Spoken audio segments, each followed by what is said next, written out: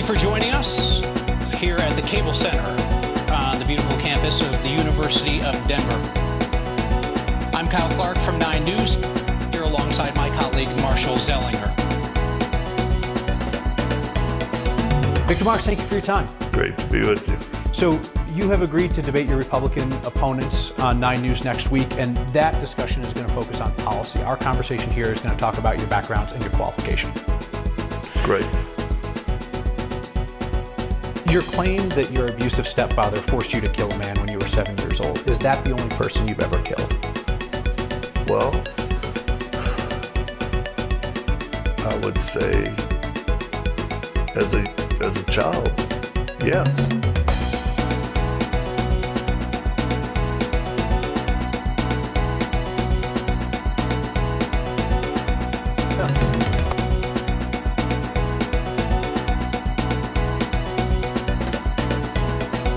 You perform exorcisms, commanding demons to come out of people. Can you explain to me how that works? When you say I perform exorcisms. Yeah. You described yourself as a quote-unquote reluctant exorcist. Right. Yeah. Describe to me how your exorcisms work when you command demons out. Well, that's a joke, the way I say that. But as a follower of Christ and someone who's very familiar with evil, I believe the Word of God.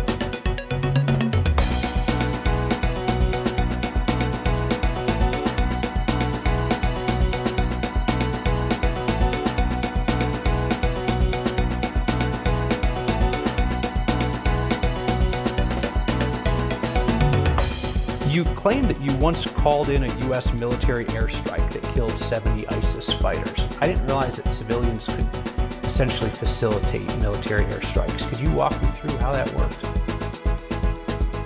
No.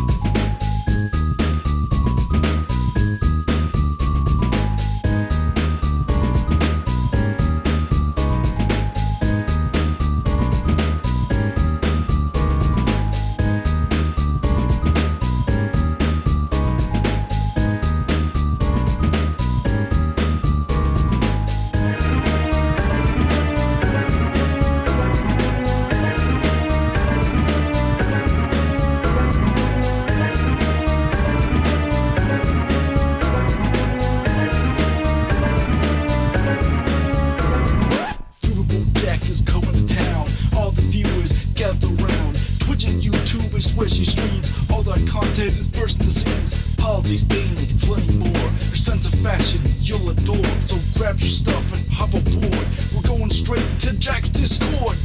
Viva Bojack, Viva Bojack, Viva Bojack, Viva Bojack, Viva Bojack, Viva Bojack, Viva Bojack, Viva Bojack. That's what I'm talking about.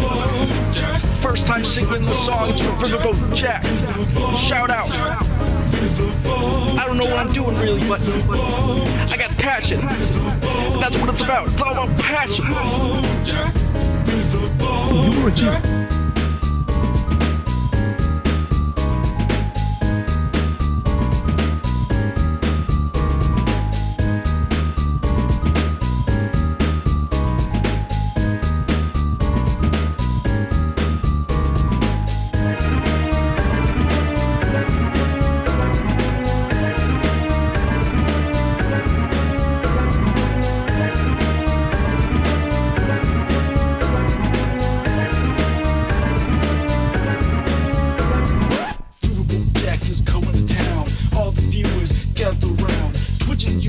swishy streams. All that content is bursting the seams. Politics, gaming, and plenty more. Your sense of fashion you'll adore. So grab your stuff and hop aboard. We're going straight to Jack's Discord.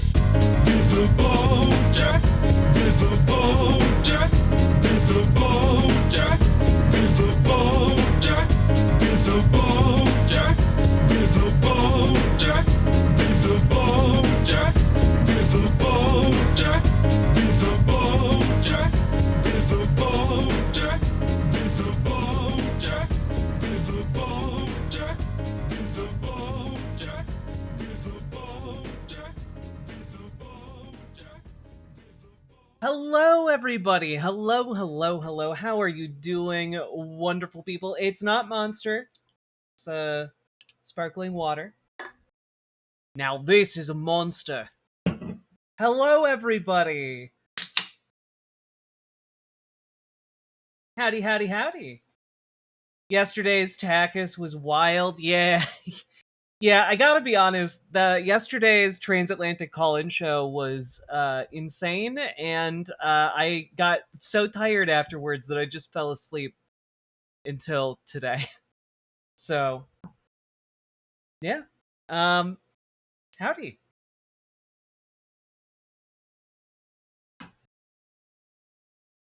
Hello, Anime Sidekick Gal! Hello, Kenneth Moyers. Hello, Comrade Girl 2018. Hello, Christina. Hello, Lady Raincloud. Hello, Sparrow in the Snow. Hello, Hex Zero. Hello, Story the Bard. Hello, Fighting Hobbit. Hello, Small Frog. Hello, Punky Gal. Hello, Eddie666. Hello, Matatiahu. Hello, Jazz Dog, the jazziest dog we know. Hello, Cliff. Hello, Distron. Hello, Weenafer. Hello, T-Lafe. Hello, Thomas the Spank Engine. Hello, the all-powerful Kagan. Hello, Zaron Joy. Hello, Jenny Ah. Hello, Chipotopal. Hello, CMH006. Hello, Music is. Hello, Cute Dark Arts. Hello, Ari Boy. Hello, Feistiest Bard. Hello, Webmage 101. Hello, Dex2750. Hello, how we doing? Cliffy's Fishing. Hello, Kiss Majolk. Hello, Erica. Hello, everybody. Time for some Bozos Bucks. Bozos Bucks. Coder Joe, thank you for the Bozos Bucks. And also, thank you to Dex2750 for the Prime sub as well. And thank you to Jazz Dog, the jazziest dog we know, for the $5 dono. And Punky Gal, thank you for subscribing with Prime.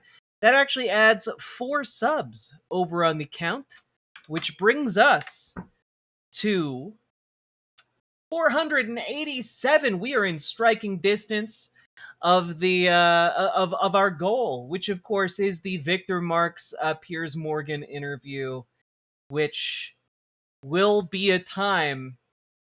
And I hope you're all doing all right.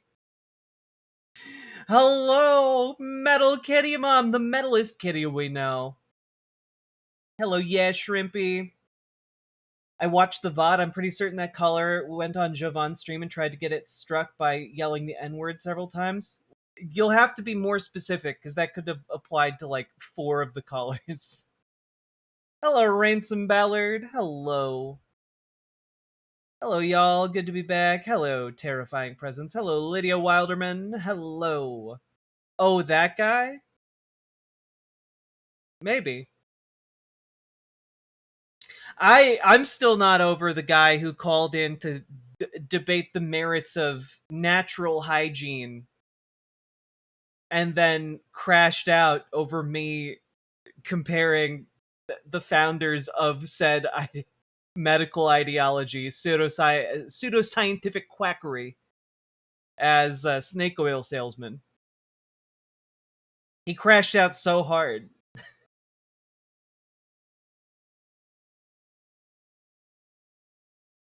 Natural hygiene, ew. Yeah, it grows out of the whole, like, the guy who invented graham crackers to cure masturbation. It grows out of that that line of thought. Thoth catching strays, yeah, you know. It's an amazing watch. Yeah. Yeah. Yeah. Oh, it's like Piss Drinker? Yeah, it's like the Piss Drinker. Yeah. Yeah, it's what Pete Hegseth, RFK Jr., like it's what all those clans believe. It's like, oh, if you just need to eat right and exercise, and it will cure your cancer. And then he got really cranky at the idea of curing anything, which was very funny. Yeah, the guy who's all about drinking piss and sunning his balls. Yeah, I know who you mean, Punky Gal. I remember. The North remembers.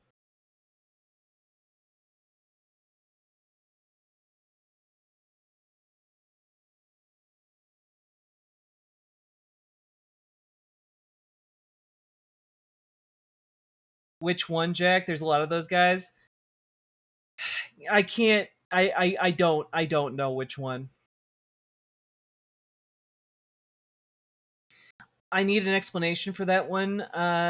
A cracker to stop masturbation. Yeah, graham crackers were invented in order to stop people from masturbating. The idea was if you ate something clean and wholesome, it would take away the unwholesome thoughts that would lead to masturbation.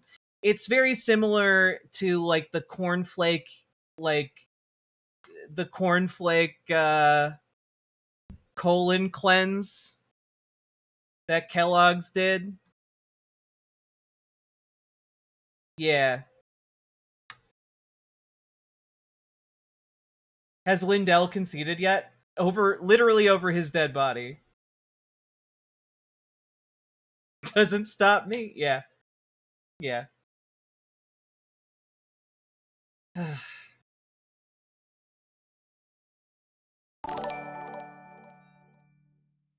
Oh god.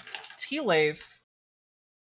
Your tummy hurts from expired milk? I'm so sorry. Thank you for the $5 Canadian though. Go with stream. Alright.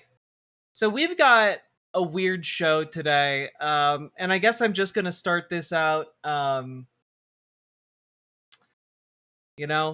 just gonna start out with some bad news, guys. Or possibly some great news. It really depends. I don't really know how else to say this, but the Democrat side who got behind authoritarian practices during COVID, I'm not going to support those individuals. So, but the authoritarian practices today, you're willing to look past. Some of them, yes. Come on. Tim Pool's going on Jubilee, and that drops on Sunday. Man, the mainstream political left commits more violence than the mainstream political right. None of what you're saying makes any sense. It sounds like you're honestly grifting a lot. You can say that Let me there's ask you a civil question. war every fucking year and it doesn't happen. And I you're gonna never say said it just there hasn't was. happened yet. Do you want me to get you a I'm just saying, soapbox? it's really I can leave. easy. Do you want me to It's really go? easy to You want me to do leave? what you do. You want me to It's leave? really easy to do what you do. Is the United States tracking towards civil war, or is America more united than it seems? Hi everyone, I'm Paris Rose, and I'll be filling in for John today. From Jubilee Media, God damn, I love her outfit. this is Surrounded, where one brand I hate Jubilee, but goddamn, I love her outfit. But also,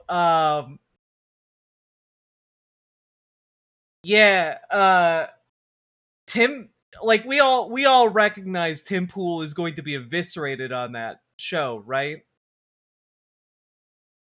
Like Tim is not built for this. Like I hate Jubilee so much, but I have to confess a morbid fascination to watch him get ripped apart. It'll be hilarious because he's a loser. Exactly, Lady Raycloud, exactly. Yeah, Tim, there's gonna be, out of necessity, an unending series of Whoopsie. Just an unending series of Whoopsie. nonstop. Whoopsie. You know, the kids these days, they whimsy max. Tim Pool's gonna be Whoopsie. maxing. You know? It's gonna be great. So I don't know. Maybe we'll get around to covering some of that.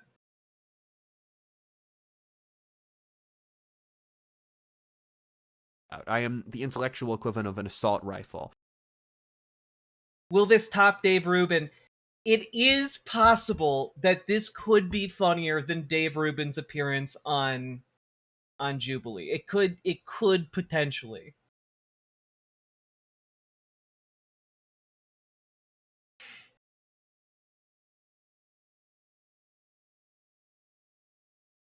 So yeah, that's just I felt the need to inform you that this is on the horizon. And you know what? You guys ready? You guys ready to dive in today? We got weird shit. That was some weird shit. Preemptively. All right? Also, before we get too deep into the show, remember to hit the like button, remember to hit the subscribe button, and do consider dropping those subs, donos, memberships, super chats, because you guys make this show possible. I literally couldn't do it without you guys. Y'all are amazing. And for real, this show is brought to you by viewers like you. Thank you.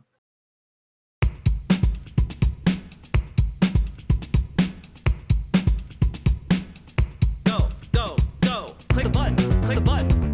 Click the button. Click the goddamn button. Click the button. Click the button. Click the button. Click the goddamn button. Click the button. Click the button. Click the button. Click the goddamn button. Click the button. Click the button.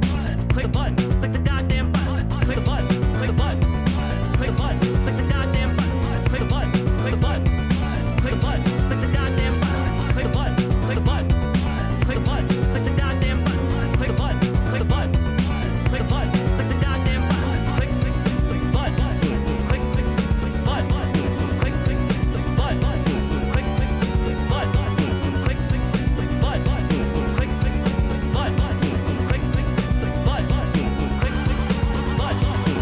Hell yeah. All right. Now, I do want to say, Count Binface did not win his election against Nigel Farage, sadly. However, he did get like a solid 30% of the vote, which is by itself very funny.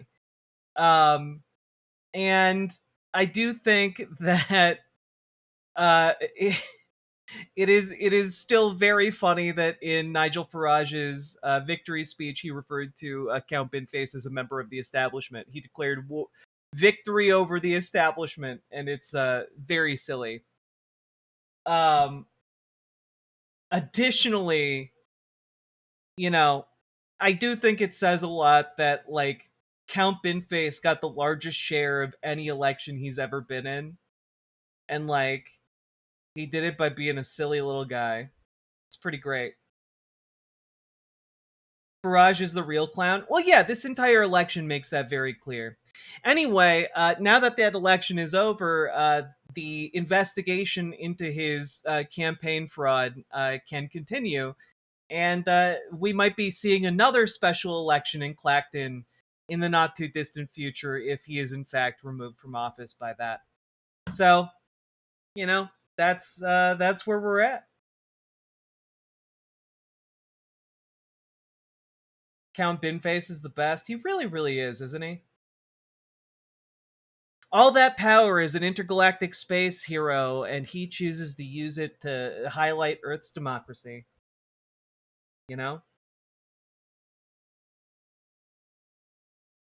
Yeah, no 99 pence ice creams for the kids, sadly.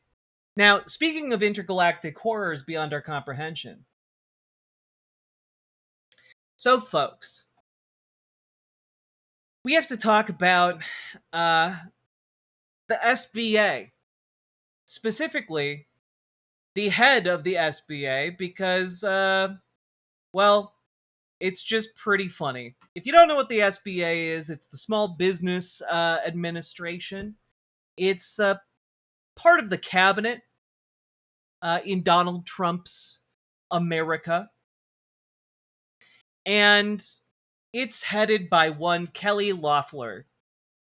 And I gotta be honest, I have never seen something that looks so artificial in my entire life. Like, she posted on her social media TikTok for the SBA, and there are so many things wrong with it and weird and off-putting that it's honestly shocking. Let's just take a quick look at it. It's only a minute long. We're all ready, so. Okay. Administrator, we have some questions for you here at TikTok. What's going on, Mac? First of all, are you in the cabinet? Well, actually I am. After I had an incredible conversation with the president by phone to become SBA administrator, he texted me and said, actually, you're going to be in the cabinet. That's a really big deal. And it is, because the SBA administrator isn't guaranteed a spot in the cabinet. But because President Trump knows that small business is big business, this is a cabinet spot now. What's your favorite thing about being small business administrator? Well, obviously being out with small businesses, whether I'm walking a factory floor with a small manufacturer or in a small family-owned generational restaurant, I can see the impact that the SBA is having through the work that our team does every day. Last question. How tall are you? With or without heels? Without. Let's just say without heels, I'm 5'11" and a half. Thank you for your time. Now, one, yes, she is very, very tall.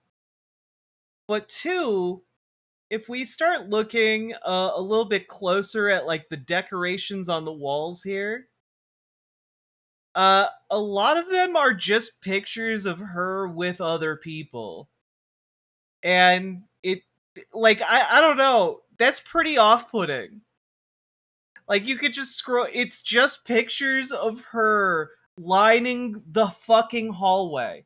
Oh no, is this AI? It's not AI. This is actually what she looks like.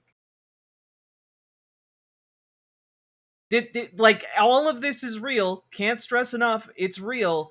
She's walking down the hallway, and there are just pictures on the left and the right of her, of herself with people.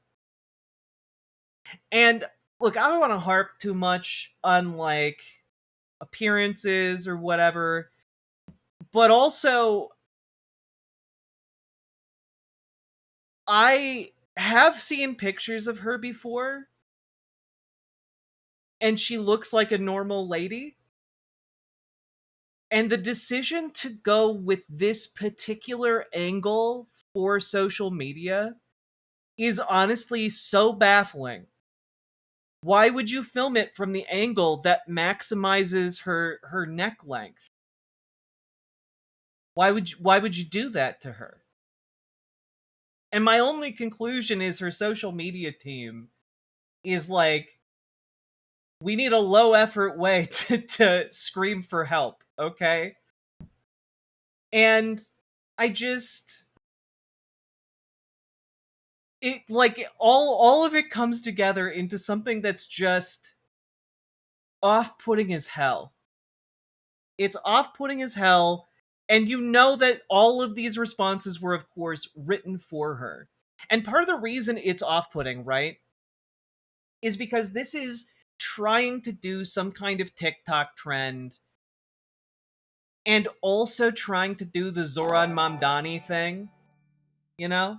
I think we're getting closer. To the middle of the zone. Despite my heart is frozen, I hear a signal in the noise. I don't know what you're referencing, but I do appreciate the $6.66. Squirter General, thank you very much for the sub. Not sub, dono.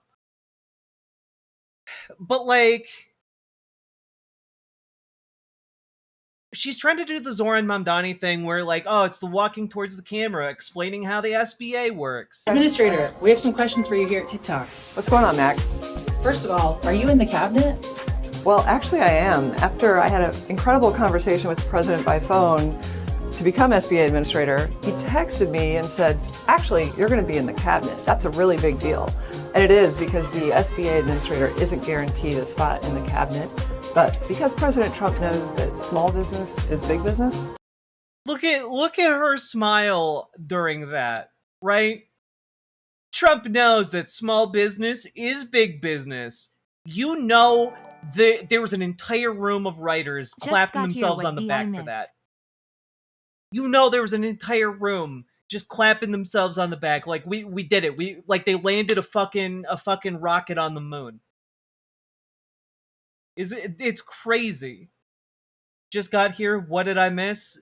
We're talking about Kelly Loeffler, who, by the way, she was a United States senator, just as an FYI.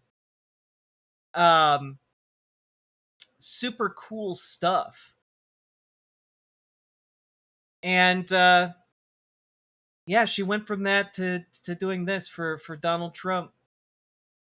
And yeah, she's also a former WNBA co-owner for an Atlanta-based WNBA team. I think they're called the Dreams or something like that. I guess I could look it up. The Atlanta Dream. Now,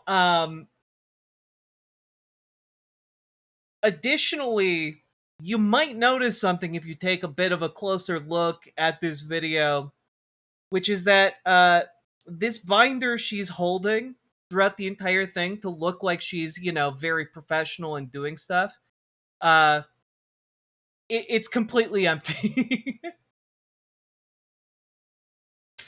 She's God.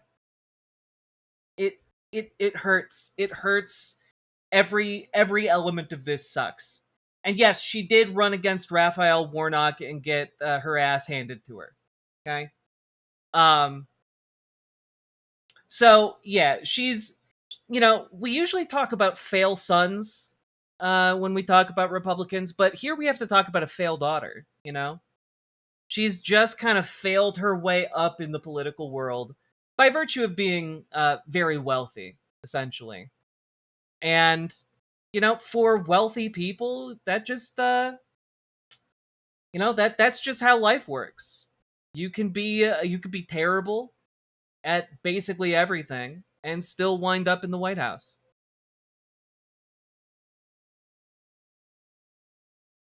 And you might wonder, wait, how did she initially make her money? She mortgaged land that she inherited from her grandparents. And her parents were wealthy farmers. So, cool stuff here. And of course, you know, she's also just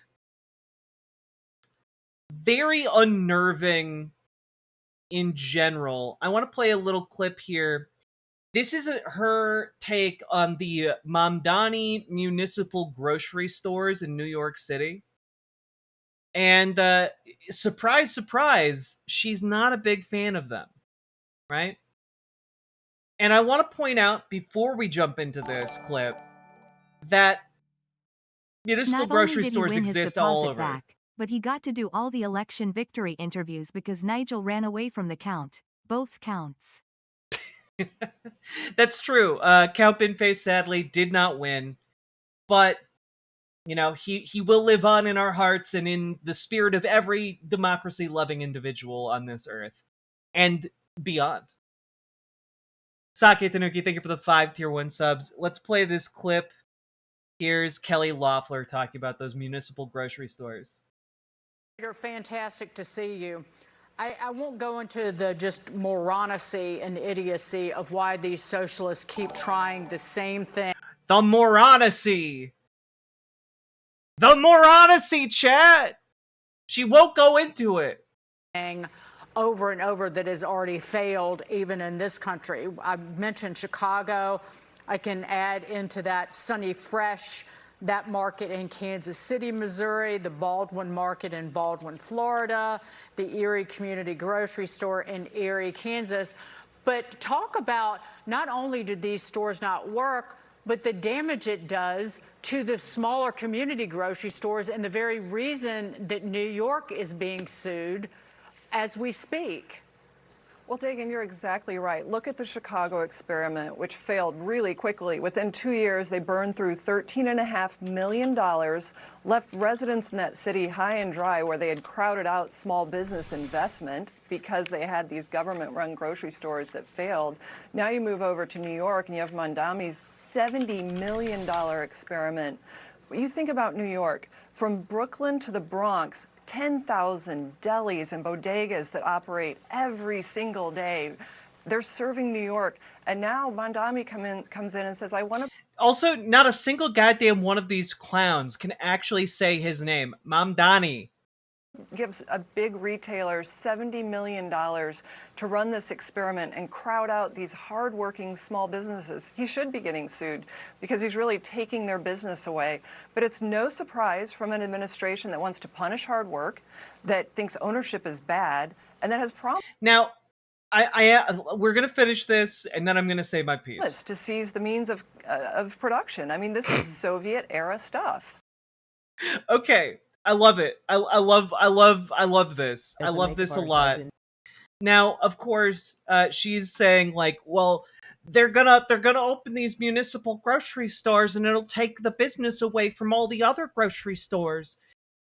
But the grocery stores are being opened in food deserts, places that have no other grocery stores for people to go to. That's the problem that is being fixed by the municipal grocery stores. That's number one. Number two, if you're just saying local governments can't run like grocery stores or stores of any kind, really, then I just have one big question, right? Because this gets brought up a lot. And I think it's worth asking, hey, if this is true, what's the deal with all those municipal liquor stores in Minnesota and across many parts of the Midwest? And I think that there's really one place that we could go to get more information about that, which is, of course, the state of Minnesota's Office of the State Auditor report on the analysis of municipal liquor store operations for the year ended December 31st, 2024. A classic document that we've all read, I'm sure. Trump hiding in a crate reminds me of Lord Fuckwad. Snow White and Grumpy had a child and they named him Fuckwad. Sacrifices I am willing to make. Why did text-to-speech read that way?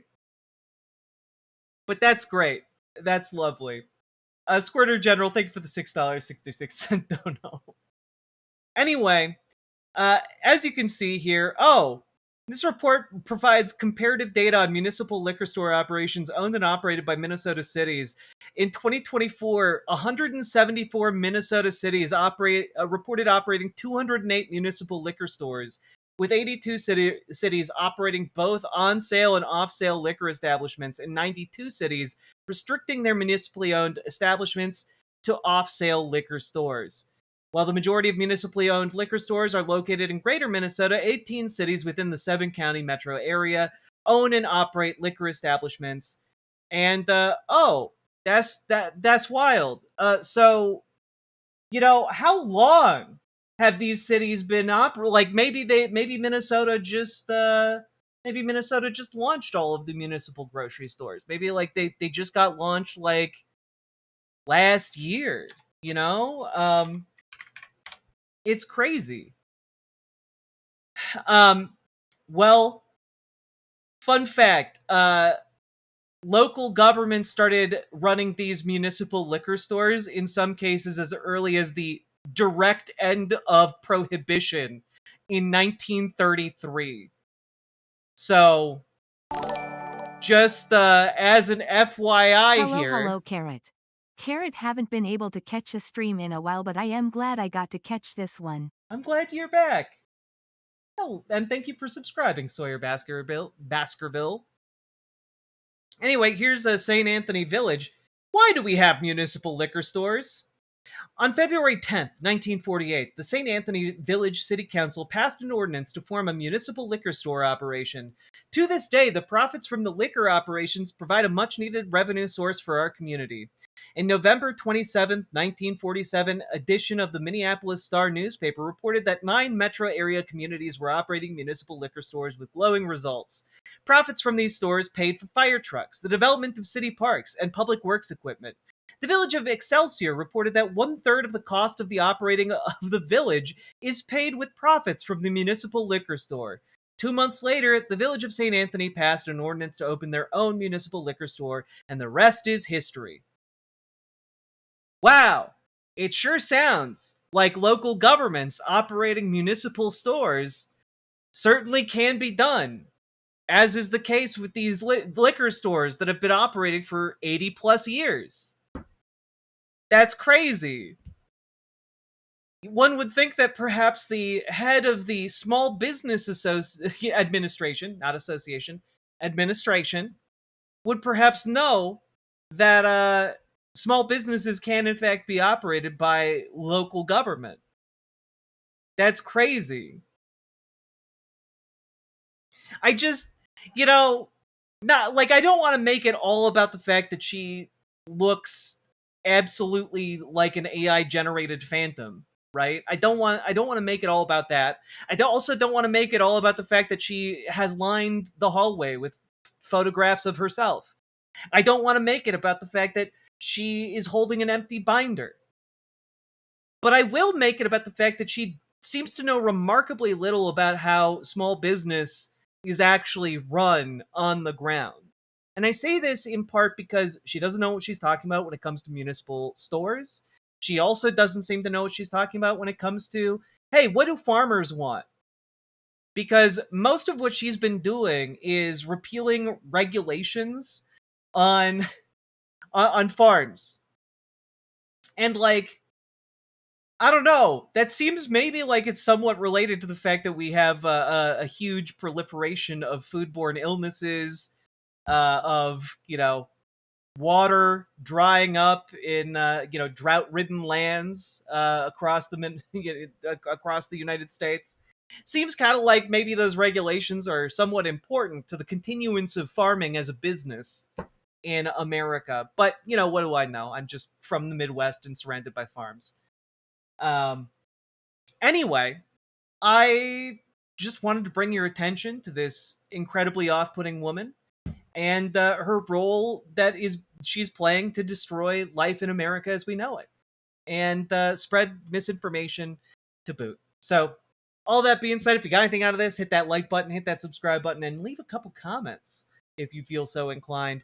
And folks, we need to get organized. Join your local Dems, join your local DSA. If you need help getting started, join our Discord. Reach out to GamerG for help joining DSA. Reach out to Dragonfly for help joining your local Dems. We need to organize as much as possible. And if you're interested in doing door knocking, phone banking, etc.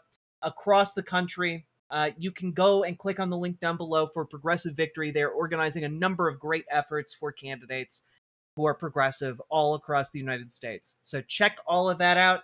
And last but not least, check out ImogeneOlivia.com, gender euphoric lingerie designed from the ground up for trans femmes, tested with cis men, cis women, non-binary folks. It is comfortable, sexy, non-tucking lingerie. So go check it out. Just got a new color, 2 new sizes, full restock. Link down in the doobly-doo. Let's keep on going.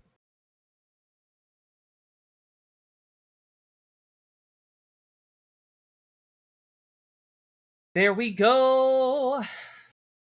Excelsior is a city in Minnesota.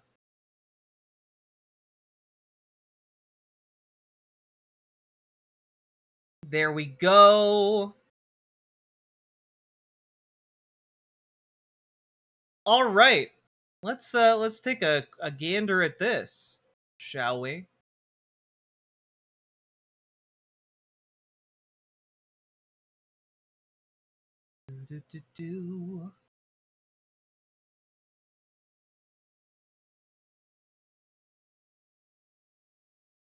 Okay.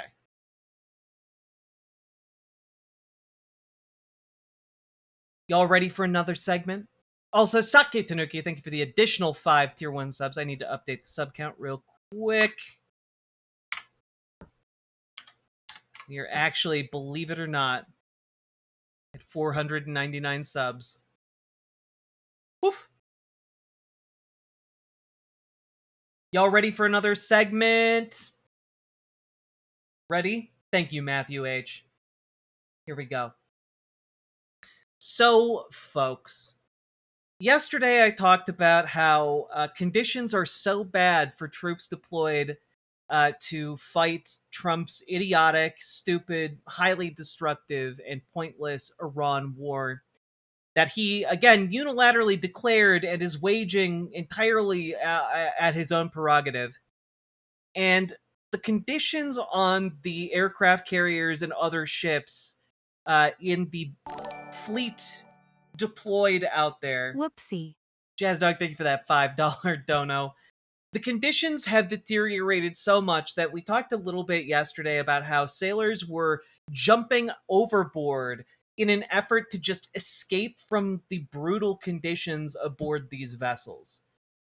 They've been deployed now for over 250 days, often denied time to talk to their families, etc. And there was some good news for those folks just yesterday. Let's take a look at that. Growing concerns about deteriorating living conditions aboard the aircraft carrier critical in carrying out strikes against Iran.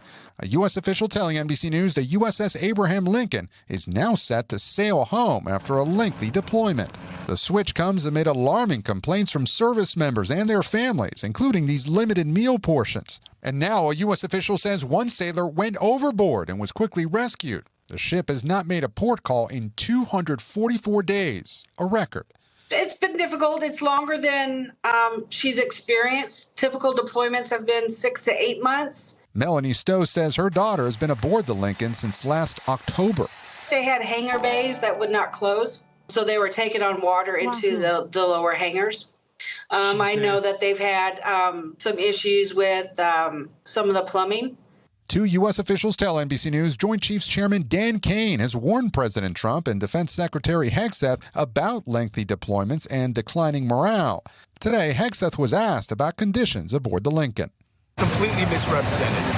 Listen, we make sure that every ship, every crew, every captain has everything we can provide them at every single moment. Some deployments are longer than others, and I have more respect and gratitude for those sailors than anybody. The Lincoln will now head home to San Diego and will be replaced in the Middle East by the USS George Washington, a process that typically takes several weeks. Now, one would think, hey, if they have everything they need, why are we seeing photographs of their food rations being cut drastically? Like, the amount of food they're eating, to me, what that says is the logistical supply lines that have generally made America's fighting capacity possible have been completely eroded under this particular administration. I don't exactly know how that has come to pass. Former Navy here. I have family friends who had served on the Lincoln. Boats like this are provisioned for maybe a month at a time. Yeah. Hegseth has so thoroughly screwed this up, it's enraging. Well, that's the point I'm just getting to, because under no circumstances, normal functioning of the, U.S. military's logistical system, would there ever be a need for, like, half rations on an aircraft carrier. Like, this is some, like, genuinely backwards bullshit. And I think it can only be made possible by extraordinary ineptitude and callous disregard, right? Because, again, the normal deployment for these, the people on these ships is not over a year. That is not normal deployment procedure. And, like, it smells like Doge to me. There is a decent chance that the cutting of different contracts impacted the U.S. logistical supply chain to the military, for sure. I would hazard a guess that is a huge part of it. The first thing Iran hit was the Navy logistics hub in Bahrain. This was a tactical victory for Iran. Oh, 100%. Like, it is both a result of attacks from Iran, because Iran has been fucking shit up, like, far more than we know. When this conflict is over, we are going to learn the true extent of the damage, and it's going to be, like, truly catastrophic. Because we also know that many of the military bases that Iran has hit have sustained immense amounts of damage, in some cases rendering them completely unusable. Treble clef with staff emoji. I hate to sail on this rotten tub. Leave her, Johnny, leave her.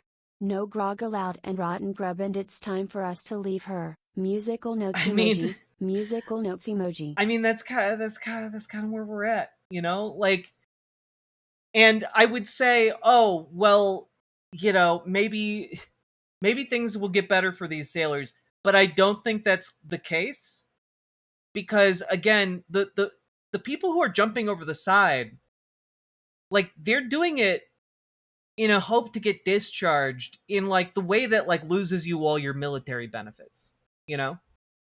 They're just doing it because they need to get the fuck out of there, right? And historically, folks, and this has been true for all conflicts ever, right? Armies and militaries function off their stomachs. And if you are incapable of feeding your troops, you are starting to lose. Like, I don't care how advanced your military is, if the members of your military can't eat, then you are on the verge of losing. And that's exactly what we're looking at here, you know? We've talked about the Iran conflict as like, oh, well, you know, there isn't really a logistical, there isn't really a true path to victory in Iran. There's nothing that resembles that, right? And, well, so the story yesterday was that the USS Lincoln is coming home. Here's Donald Trump today. Okay, what else do I have to say? Family members of U.S. service members are concerned about the conditions on board the USS Lincoln. Well, no, that ship is moving. No, they're not. That ship is moving right now, or very shortly, and it's being replaced with another very similar ship. Has the deployment's gone on too long? Are you worried No. Not nearly long enough. Thank you, everybody. Okay. What does that mean? Like, when the president of the United States is like, oh, no, we're moving it. And they're like, well, has the deployment gone on long enough? And then he's like, no, not long enough. Are you sending them home?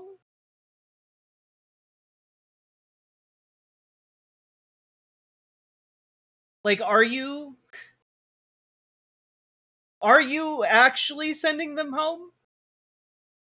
Man's brain is mush. I mean, his brain is obviously cooked, right? Like, but his response to have these members of our military who've been deployed for over a year, have they been deployed too long?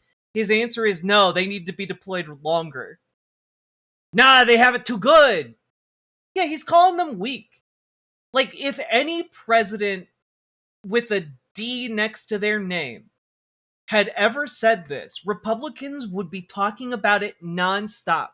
They would be playing this clip nonstop, calling them like a traitor to the country, a traitor to the troops, you know? And like, President Bone Spurs over here is frankly like saying, nah, our troops are weak. They're massive pieces of shit who should be deployed even longer. I mean, yeah, he's calling them suckers and losers, you know? Like, I do want to say it's despicable. What he is doing is despicable. And of course, I do want to highlight this, which is, families describe human waste, no food, no end in sight across multiple ships, not just the Lincoln. All sources below are being kept anonymous to protect them from their loved ones from retaliation. They're not making anything up. Hey Aaron, I'm a service member on a ship out here with the Lincoln. Currently, I can in fact tell you that they are not making anything up on the Lincoln. We have it bad as well, but not quite as bad as them yet. It's only month 5 going on 6 for us, but eventually it will be bad. We have not seen land since being out here due to Iran conflict. Hi Aaron, my son was on the USS Abraham Lincoln for 11 months. He was able to get off at the last minute. He had finished 5 years with the fire squadron, top hatters, working on F-18 fighter jets. The conditions on ship were horrendous. Early on, their water system went down. They were unable to take showers, wash their clothes. When they did get the system up and running, they had to take whole showers. They ran out of supplies quite often. When supply ships couldn't bring stuff back to the ship, before he left the ship, the toilets were backed up and overflowing. There was about a half a foot of human waste throughout the floor in the restrooms, and with 200 sailors, and at any given time using those restrooms. On his first appointment 5 years ago, I did a thing called a Tiger Cruise. Oof. Like, just holy shit, half a foot of human waste on the floor. You know, like, this is relevant, guys, because if these are indicative of the conditions out there, this is the kind of shit that, like, people mutiny over. This is the kind of shit that, like, members of militaries turn on their chain of command for, you know?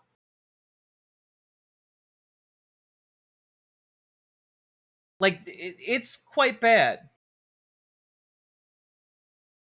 Hi, Aaron. I tried to message on Instagram, but I kept receiving an error message. My brother and his fiancée are both in the Navy, and I can confirm what you've been reporting. His fiancée is on the USS George H.W. Bush, not Lincoln. Was recently back in the U.S. for a family emergency, so we were able to talk to her. She told us how they have virtually no food, water, or soap. They've been out at sea for 136 days with no end in sight. Morale is low, and everyone is miserable. It's heartbreaking. Like, this this kind of stuff is not sustainable.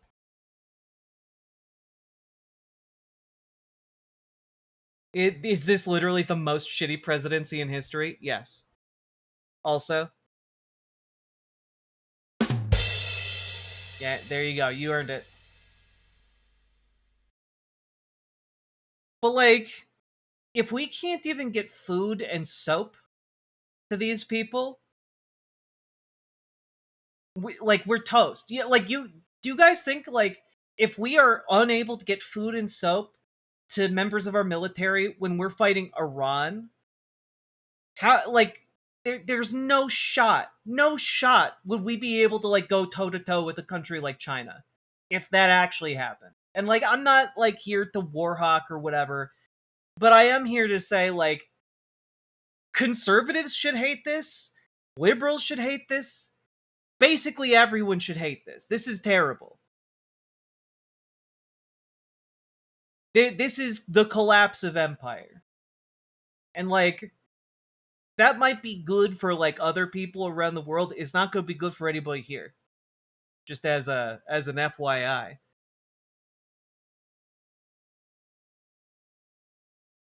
I know you're being bombarded. I hope my message and audio reach your eyes and ears, but what is being said is true. However, not only on the sea, but land. My son is in Kuwait. He's in extreme poor health. His entire mental health has been destroyed. All he wants to do is come home to his room and his dogs. Please help him. He says he's tired, hungry, and scared. Like, these messages getting out are indicative of a breakdown. Keeps fucking up like this, we're going to be looking at progressive or democratic control of the government for years to come. I mean, inshallah, Nathan, inshallah. One day.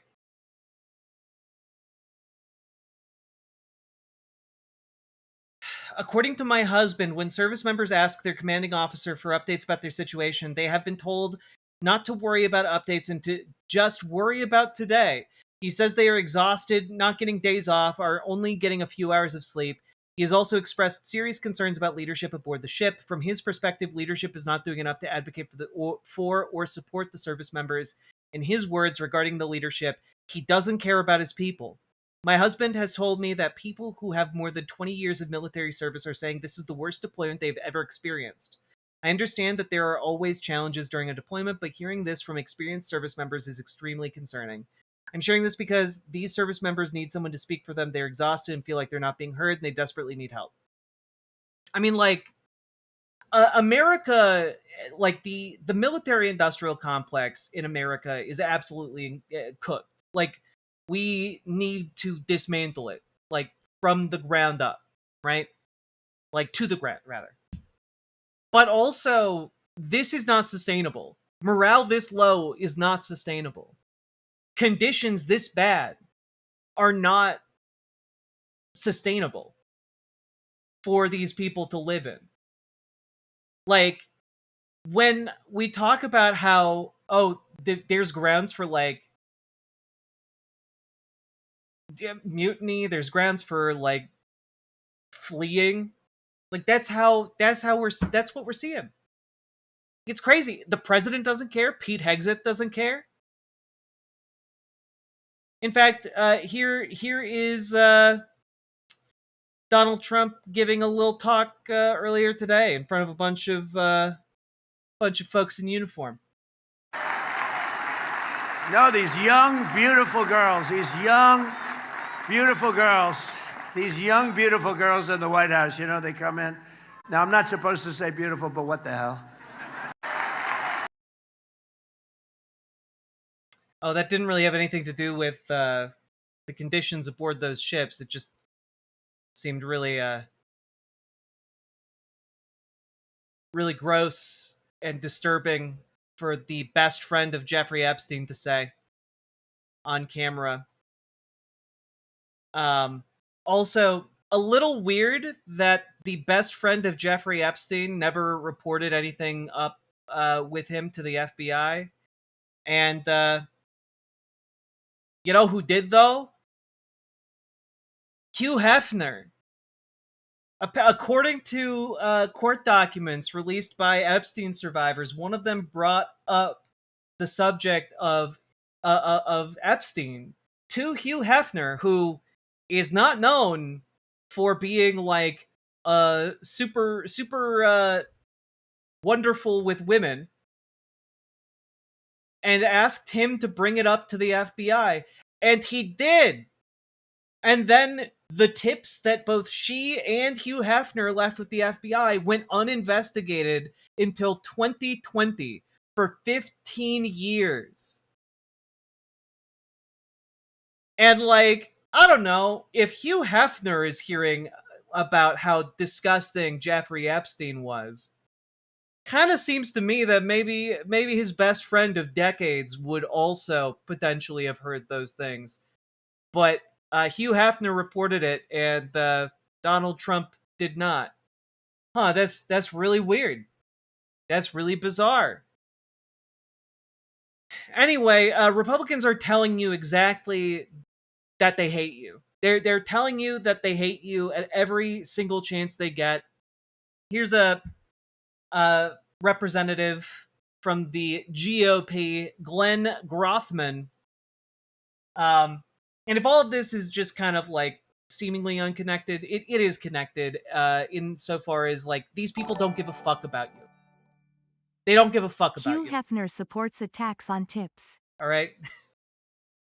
That Sake Tanuki, you clever bastard, you did it again. Thank you for the 5 tier 1 subs. But, like, these people just don't care. They don't care if you're a soldier suffering on ships for a pointless war that they did to flatter their own ego. They don't care if you are a child being molested by, like, one of the world's most influential men. And they don't care if you are poor, because they'll just straight up say now, you know what? Fuck the poor. We need to help the real people who are hurting in this country. So there's a little bit of what's going on. Don't let anybody tell you that people running Congress right now are looking out for the rich. Actually, I think we should do a little more, but we don't, you know, right now. So there's a little. That's what we call the mask slipping. We should do a little bit more for the rich, right, folks? We should do a little bit. The rich, they haven't had their day yet. We should be doing a little bit more for them, right, folks? Those poor, suffering, wealthy people. I mean, how else will they throw their tennis fundraisers? Why, how else would they afford their champagne towers? How else would they afford their super yachts that have tinier yachts inside? You know, think of the poor, suffering rich people who can only afford one Bugatti. Like some impoverished weasel. Like, just kind of seems like we should be doing a little bit more for the bigger guy. But all of this I'm putting together to point out these people don't give a fuck about you. They will use you until the second you are no longer useful to them, and they will discard you to sit in a metal box on the ocean filled with piss and shit while you slowly starve to death. And hey, you know what? Maybe it's even sinking a little bit too, just for funsies. Like, just kind of seems bizarre to me. Just found out who Hefner is. Id say he likes heifers, but he seems to prefer bunnies. Ba dum tSSS. Indeed, indeed, indeed. Is this some 2018 Q&A? Nope. That clip was from today. That clip was from today. Fun stuff, huh? Anyway, it really is we're living through an era of politics that is quite literally let him eat shit. It's not even a let him eat cake, it's let him eat shit. And they don't have to like be caught on camera saying it. They don't have to be like reported secondhand for saying it. But like everything they do communicates that message to everybody. Let them eat shit. And some Republicans are perfectly happy with that message because they think to themselves, well, I'm not the one who will be eating shit. It will be everyone else who's eating shit. It's infuriating. Infuriating. And, really there's only one solution to this, and that is for us to organize together to build up an amount of political power that cannot be ignored and to make the world better, despite the fact that the rich and powerful might want us enslaved.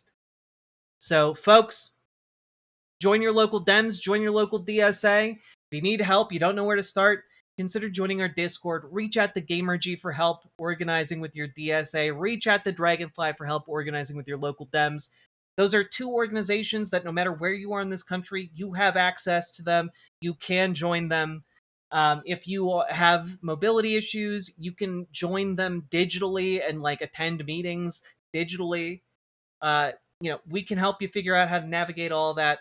But the important thing is we all need to get organized together because it is together when we are strong, and ain't no one coming to save us, folks. So get organized. And if you are in any of the chats, you would like to join the Discord, use !Discord in the chat to do so. You'll get a link. All that being said, got anything out of this, hit that like button, hit that subscribe button, and do consider dropping those subs, donos, memberships, super chats, because you guys make this show possible. Couldn't do it without you fine folks. And also leave comments. Comments really help in the algorithm. And check out ImogeneOlivia.com, gender euphoric lingerie designed from the ground up for trans femmes, tested with cis men, cis women, non-binary folks, trans men. It is comfortable, sexy, non-tucking lingerie. And we just got a full restock, 2 new sizes, a new color. Go check it out, ImogeneOlivia.com. Link down in the doobly-doo. Let's keep on going.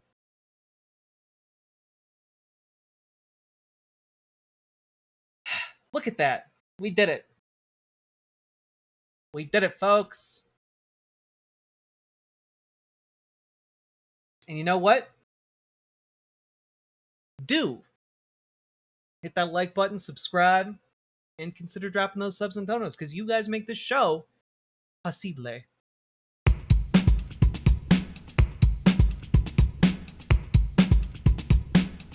Go, go, go. Click the button. Click the button. Click the button. Click the goddamn button. Click the button. Click the button. Click the button. Click the goddamn button. Click the button. Click the button. Click the button. Click the goddamn button. Click the button. Click the button. Click the button. Click the goddamn button. Click the button. Click the button. Click the button. Click the goddamn button. Click the button. Click the button. Click the button. Click the goddamn button. Click the button. Click the button. Click the button. Click the goddamn button.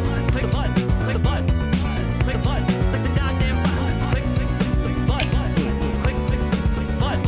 Click button.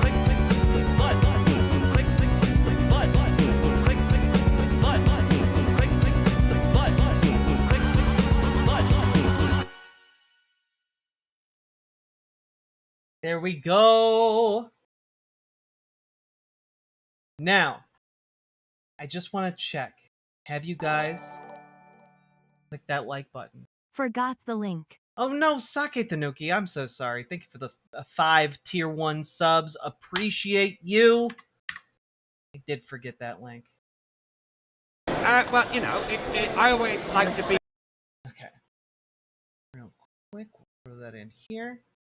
Go. And so. Yes, we're checking the number of likes on the stream. Let's take a quick gander, shall we? Now, I can't help but note that the number of likes on the stream are 159. Not bad. However, there are almost 400 of you in the YouTube chat. So I think we can get those numbers up. I think you guys can hit 250 easily. I think you can do it. Okay? I think you can do it. I believe in you. I don't get it. Luigi's family was richer than Brian Thompson, and he was a multimillionaire. Where was his motive? I don't buy the freedom fighter aspect of the story one bit. Even rich people have to pay exorbitantly for healthcare. Like, that's... I think that it's quite possible for people who are wealthy, especially if they are young and have a strong sense of justice, to look at a system that they see fucking them over and realize how many other people are being fucked Flanagan over by it too. appreciation post. Love from St. Louis Park. Hell yeah. Like the damn stream. Korik Losek, thank you for the $5 super chat. And yeah, we love ourselves some Peggy. It was great watching her dash all that APAC money to smithereens.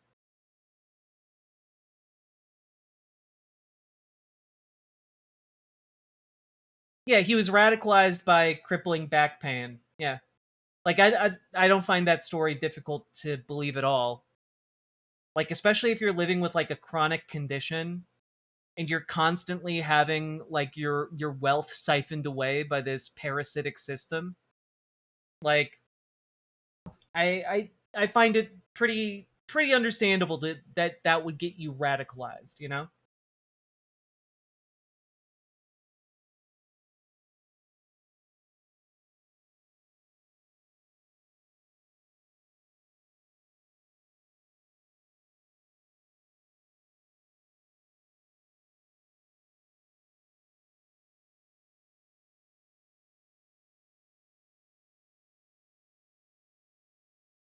All right.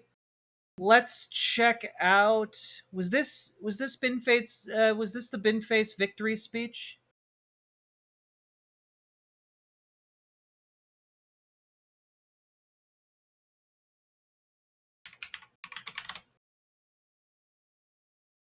Oh, no, it's not. Here we go. There we go. All right, we'll play that afterwards.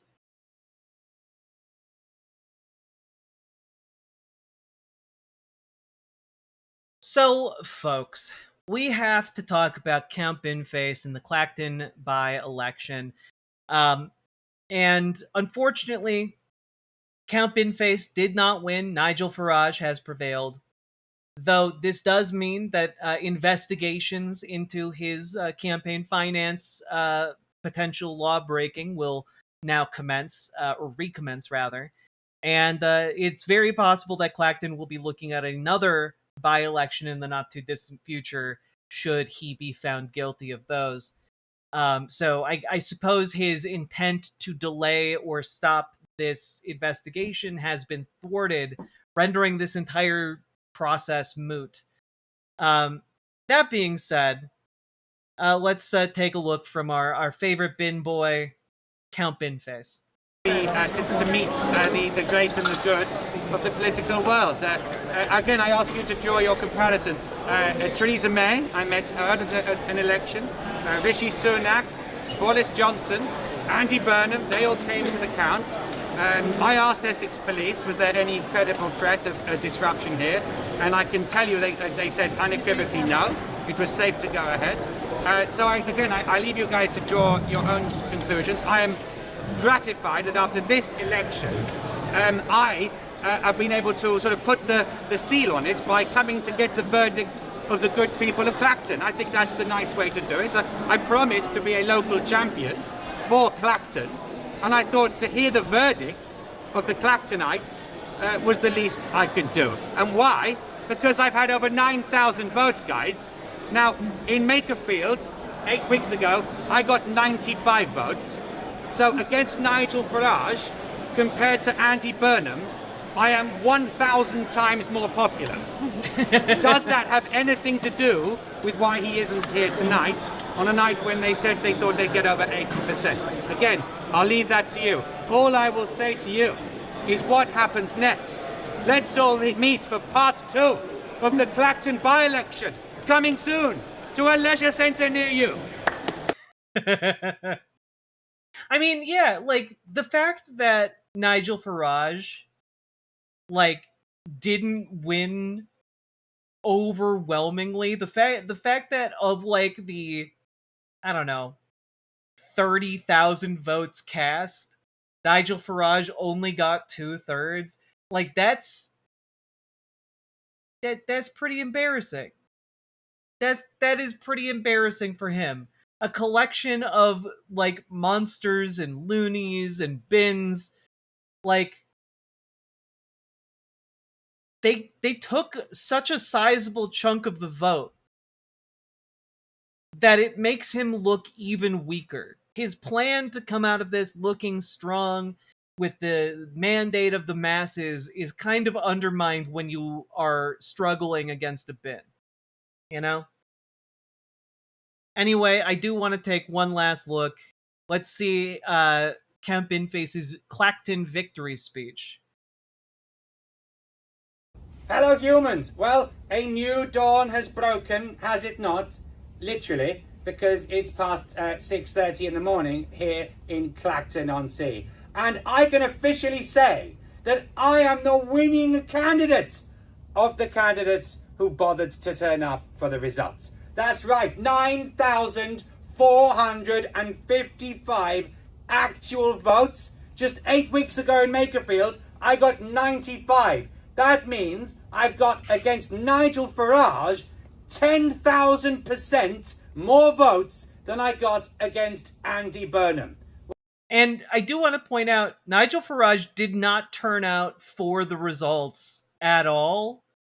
So Count Binface is able to make this joke. What does that tell you? Well, it tells you that Nigel, who said that he didn't want to be humiliated, maybe has been. As for me, I'm over the moon, I'm over your moon, I'm over my moons, and what comes next, well, we shall see. But you know what? We know this for a fact. Over 1 in 4 people in this constituency would rather have Count Binface as their MP than the leader of Reform UK. And I'm just getting started. So where do we go now? Well, the first thing you have to consider is, I promised to be a local champion for Clacton people, and I thought the best thing I could do was to turn up and get my verdict from Clacton's people and to stand with the other candidates who all behaved themselves impeccably until after the result. But yes, that was my view. And of course, the next question is what happens after this? Well, we will find out. Stay tuned for part 2 of the Clacton by-election, coming soon to a leisure centre near you as soon as that parliamentary inquiry reports. Bring it on. I actually find it even more charming that he practiced this in front of his own camera before he went in front of like the mainstream press cameras. Like he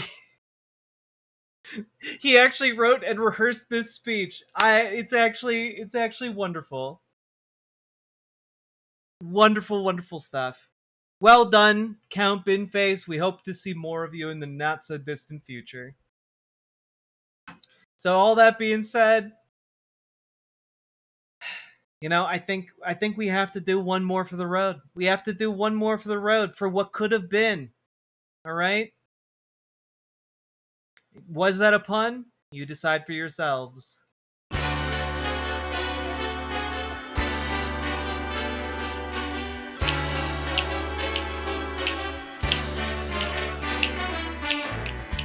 Yeah, my name's Count Binface, and I've entered the race for Clacton's new MP.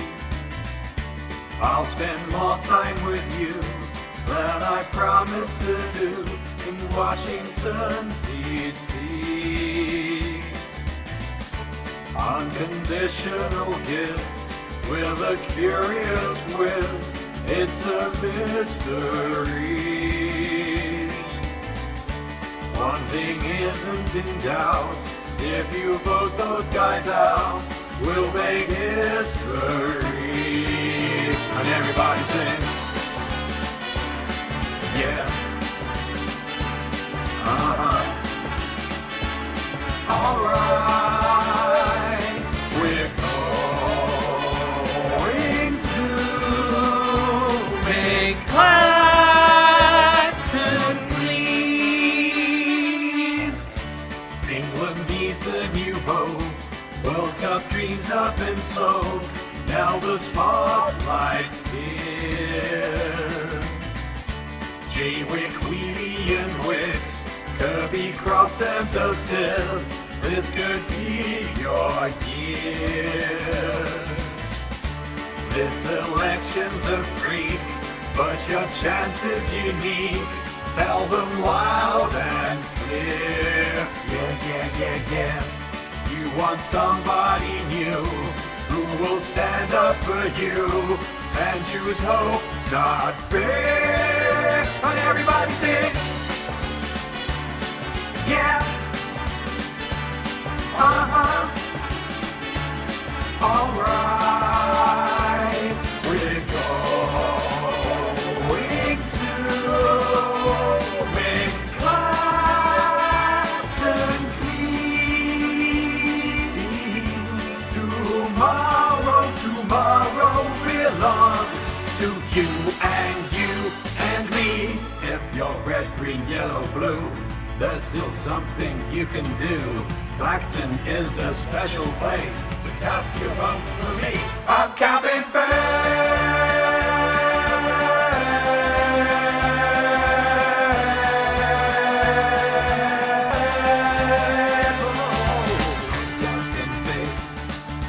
Vote Count Binface. Vote Count Binface.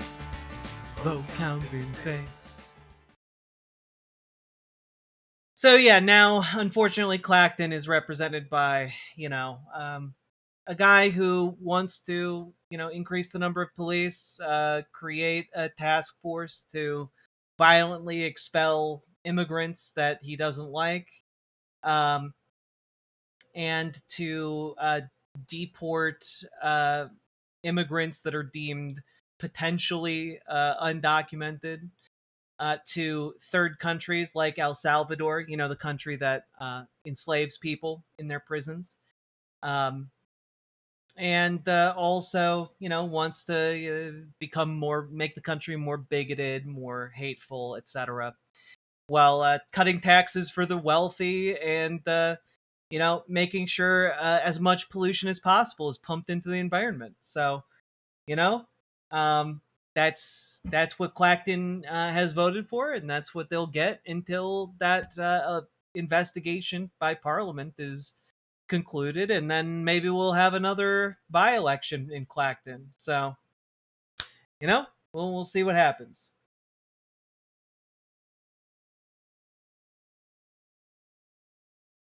Good job, everybody. Anyway, got anything out of this? Hit that like button, hit that subscribe button, and leave a comment. Let me know what you think about all this. And last but not least, we haven't hit the last part yet.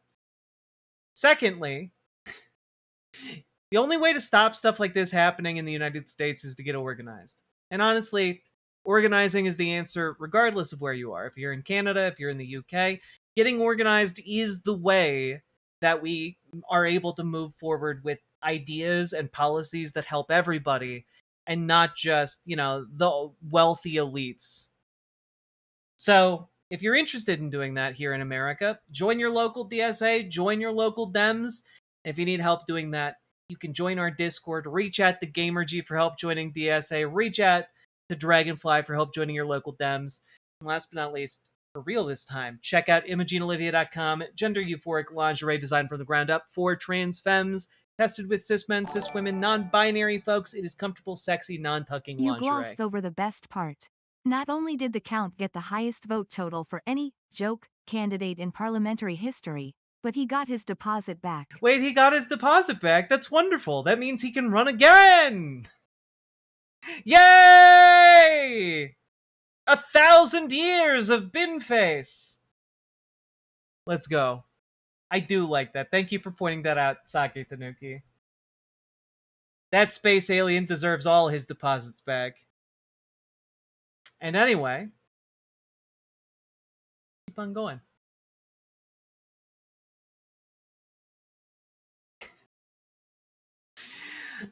Sake Tanuki, thank you for the 5 tier 1 subs. Huzzah! Yeah, honestly, he should run for king. I'm sure that would go over well in the UK. You can have elections for prime ministers. Why can't we have elections for kings?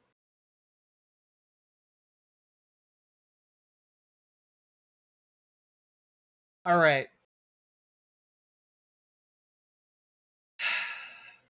Let's do...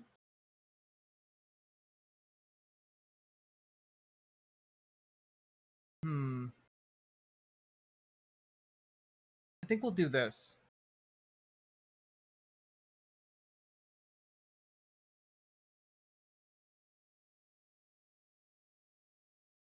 Hi, Riverboat. I came out as trans recently. Congratulations, Raxus Veritas. Hope I can be pretty like you. I really appreciate the compliment. And you know what? I bet you're gonna do great. Okay. Folks.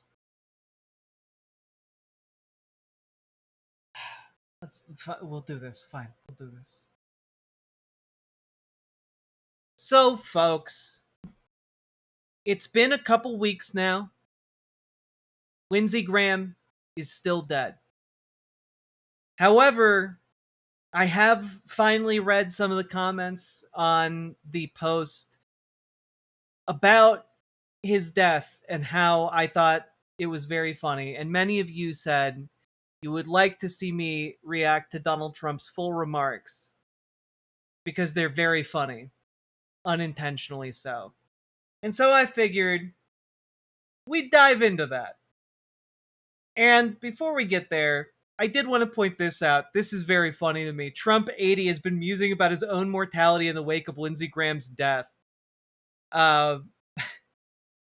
He expressed disbelief at Lindsey Graham's death, often speaking about his energy levels. I said, you guys, I just can't believe it. Trump reiterated that Graham was a workaholic. It just didn't stop. What even makes it even stranger is I got a call last night, sometime in the early evening, and he called. He said, "We're all set for Save America Act." He said it a little tired, but perfect, but a little bit tired.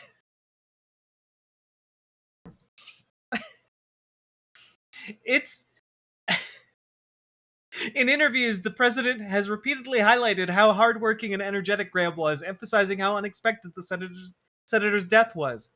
"I don't feel great. He was a great guy. He was a friend. He would call me all the time. I'd say, 'Stop calling me, Lindsay.' It's just, he was amazing," he told Fox and Friends. Like, this guy... I love the idea of Donald Trump spiraling into just existential dread because of Lindsey Graham. Because you all know, and we've known this for years, Donald Trump has a very unconventional view of what causes people to die. And Lindsay, stop. Because he believes the human body has a finite amount of energy. Yes, it's very sad. Very sad. He believes the human body has a finite amount of energy, and that once you use it up, then you die. It's why he says he doesn't work out. He talked about this when he was running for president the first time. It's genuinely very stupid. Where batteries... Yeah, he thinks that the human body is a battery, so if you use your energy by working out, you are going to die sooner. Which is very stupid. Now, let's jump into his remarks here. But that's why he keeps going like, "Oh, he had so much energy. It's so sad. He had so much energy. It is human battery." All right, let's do this. Thank you very much. Vice President Vance, members of the Cabinet, members of the House and Senate, distinguished guests, Darlene, and the entire Graham family. We love you all. Today we gather in the deepest gratitude and profoundest sorrow to honor a beloved friend. Oh, by the way, in case any of you are like, "Jack, you're making that up," here's an article from 2019. It's time to revisit Donald Trump's battery theory of life force.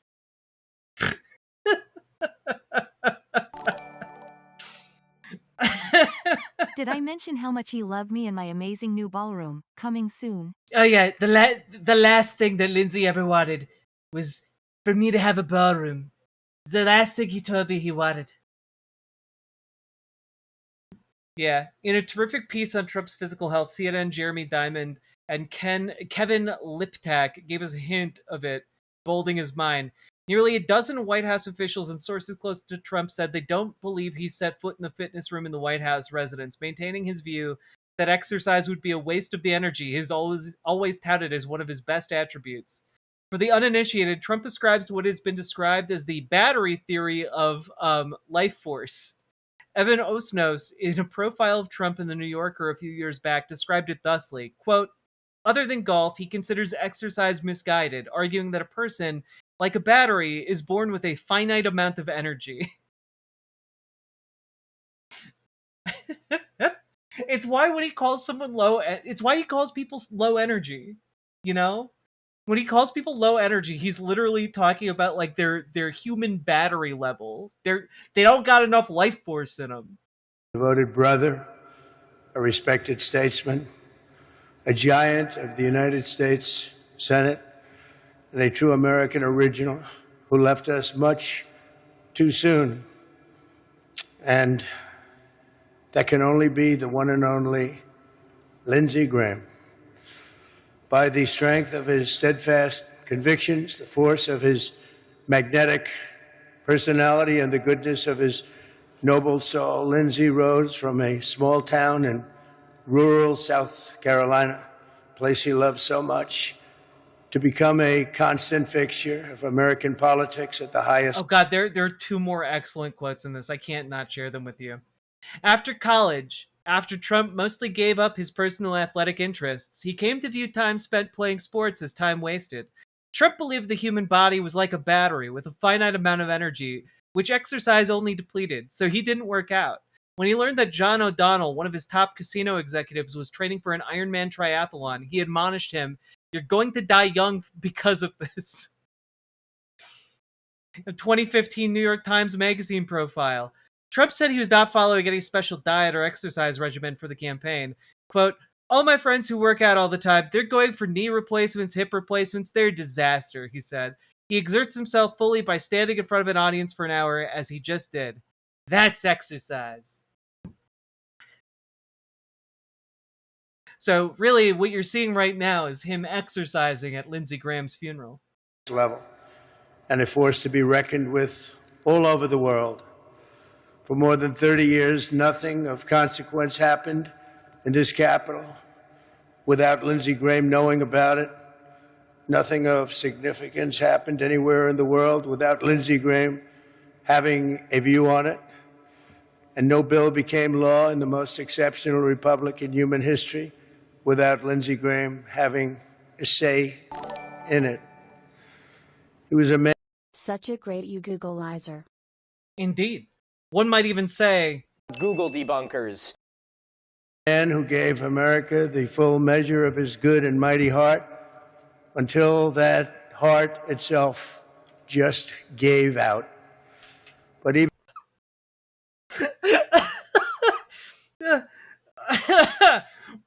why would you say that? Why did you say that at his funeral, dog? He had a great heart until suddenly it wasn't. even though Lindsey's life was cut short while he was still so full of vim and vigor, there can be no doubt that he lived absolutely to the fullest. He died doing the work he was born to do. Getting us into a terrible military quagmire from which there's no escape, and which will be our next, the young generation's Vietnam. I'm sure everyone will love him for that. He was truly a great politician, serving the country he loved to serve so deeply. He went out at the peak of his career, at the top of his game, as a legend that every one of us, many of us here today, are blessed to know him, and a friend that none of us will ever forget. There was truly nobody like Lindsey Graham. It was his hometown of Central South Carolina that Lindsey first learned. Man, he really is struggling to read through this. Zoolander.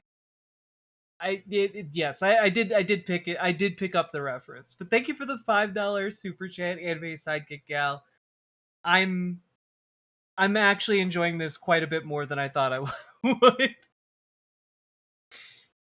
Like he's like pausing South Carolina. He's struggling so hard. The art of politics. His parents ran a bar and pool hall on Main Street with a room in the back where the family spent and had to do. As Lindsey said, his father taught him the key to being a successful bar owner is that you have to be funny enough that people will keep coming back, and that you have to be tough enough that you can stay in business and thrive. A very difficult combination. For his entire storied career, that's exactly who Lindsey Graham was. He was the first person to make you laugh, and one of the last people that you've really ever wanted to fight. What?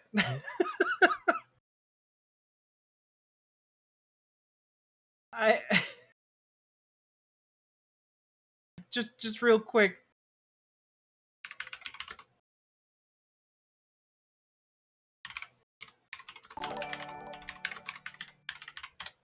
the art of politics, which is like the art of the deal, which I wrote, but not quite as good. I just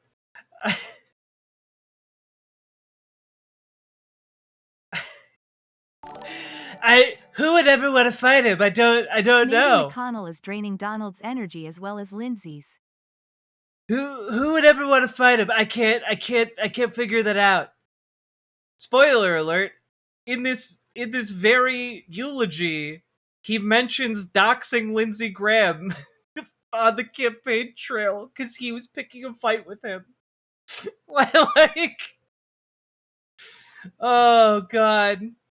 Sake Tanuki, thank you for the 5 tier 1 subs. Out of politics, which is like that of the deal, which I wrote, but not quite as good. Oh, Lindsay. Always coming in second place. Unlike me, coming in first. I was always better at standing than Lindsay was. These were the traits that made him into one of the great figures in Senate history. Few like him.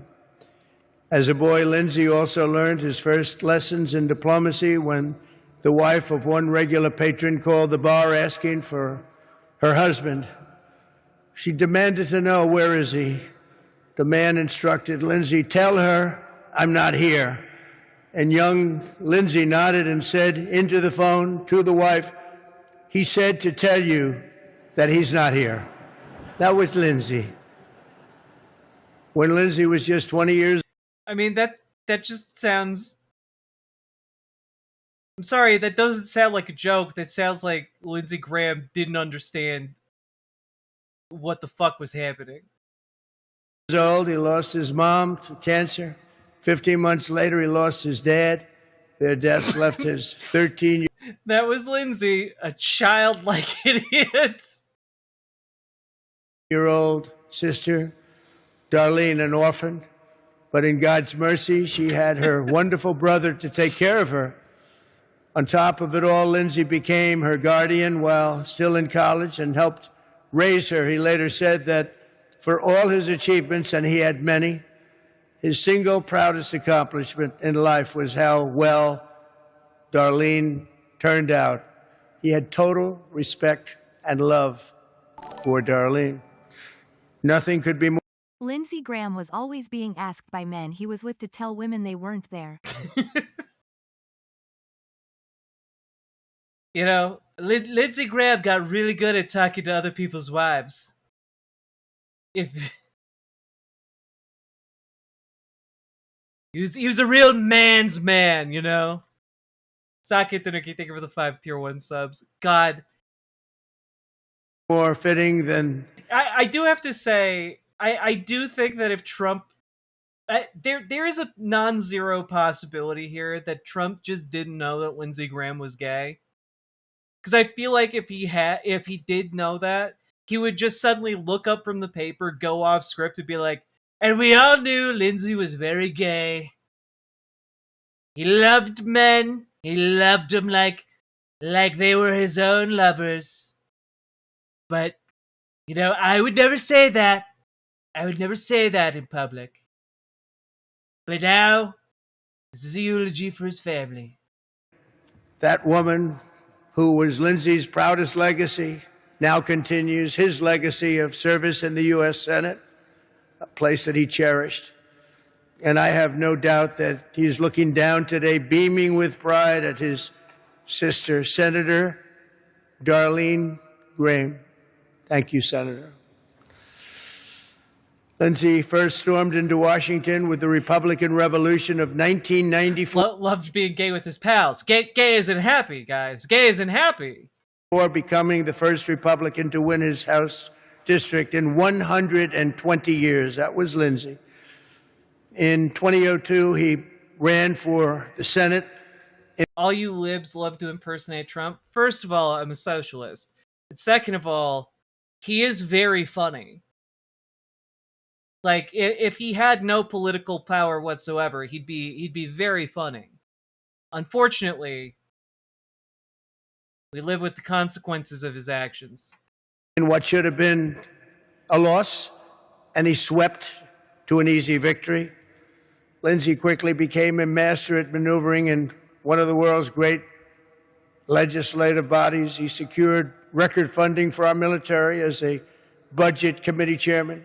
He delivered the largest investment in border security in history, and last year he shepherded the passage of the largest tax cuts in American history, the great, big, beautiful bill. Had a lot of that bill that's starving children and kicking millions off of their health insurance and robbing the poor to give to the rich. What a great accomplishment. Lindsey goodies in there too, I can tell you. And of course he was Wait, what? I'm sorry. History, the great, big, beautiful bill. Had a lot of Lindsey goodies in there too, I can tell you. What? You're not supposed to say that. You're not supposed to get up on a stage and be like, yeah, we added a lot of little things just for Lindsey Graham, just to make him happy. Lot of little things.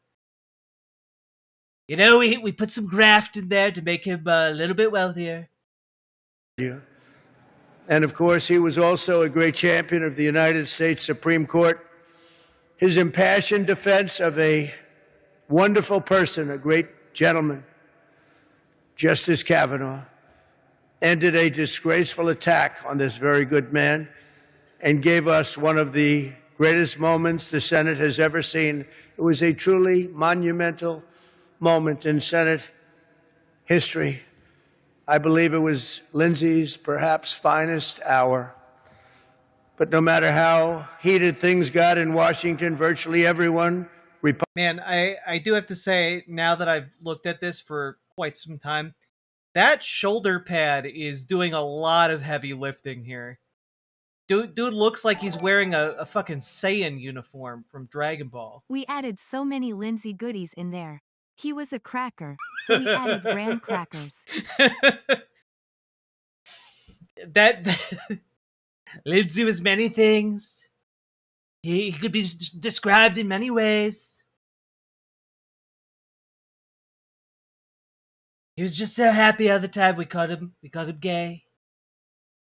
He was just so white. We called him a cracker because he loved crackers. Republican or Democrat liked Lindsey. Well, not everybody, but it sounds good. Not everybody. He was a tough cookie, okay? I have to... Well, not everyone liked him. Some people, they hated him. They hated him a lot.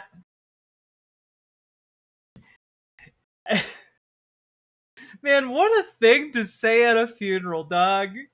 It makes it clear, by the way, when he goes off script, he read everybody liked him, and then he's like, wait a minute, not everyone liked him. I didn't like him. And he looks up at the crowd because he's not reading from his paper anymore. He's just riffing. It's truly unreal. I have to veer from this for a second. He was a tough cookie, Darlene, but he was beautiful. But he was also ready with a joke and a gleam in his eye. After being lectured on the excruciating details of patent law by a fellow senator during a flight, Lindsey declared that he had discovered a new form of enhanced interrogation and torture for the Guantanamo Bay area. He said, this is... I gotta be honest, I can't believe I didn't see a clip of this going around. That's the President of the United States admitting to using torture in Guantanamo Bay. Y'all realize that, right? Like, there has always been, like, a veneer of, like, no, the United States doesn't torture people. We just use enhanced interrogation techniques. Not torture, though. But, like, this man just goes off script, and he's like, haha, Lindsey Graham was like, we found a new way to torture people in Guantanamo.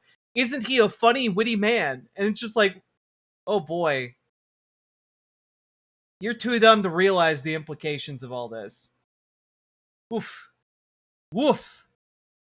Really bad stuff and boring. And while he was an incredibly hard worker, he was not exactly an early riser, as many of you know.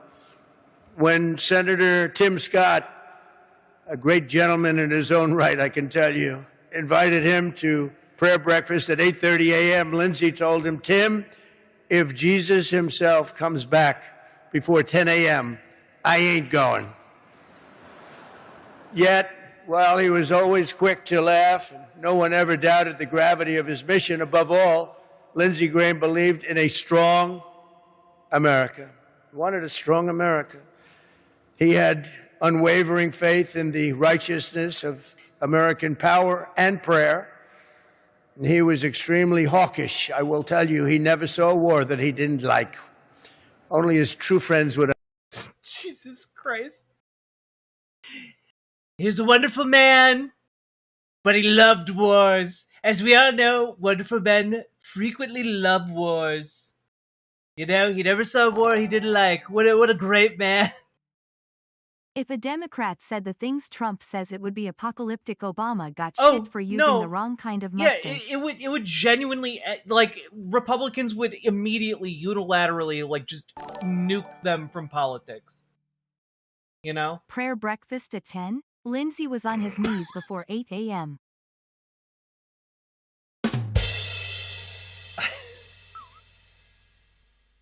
I'm not built to suck your dick.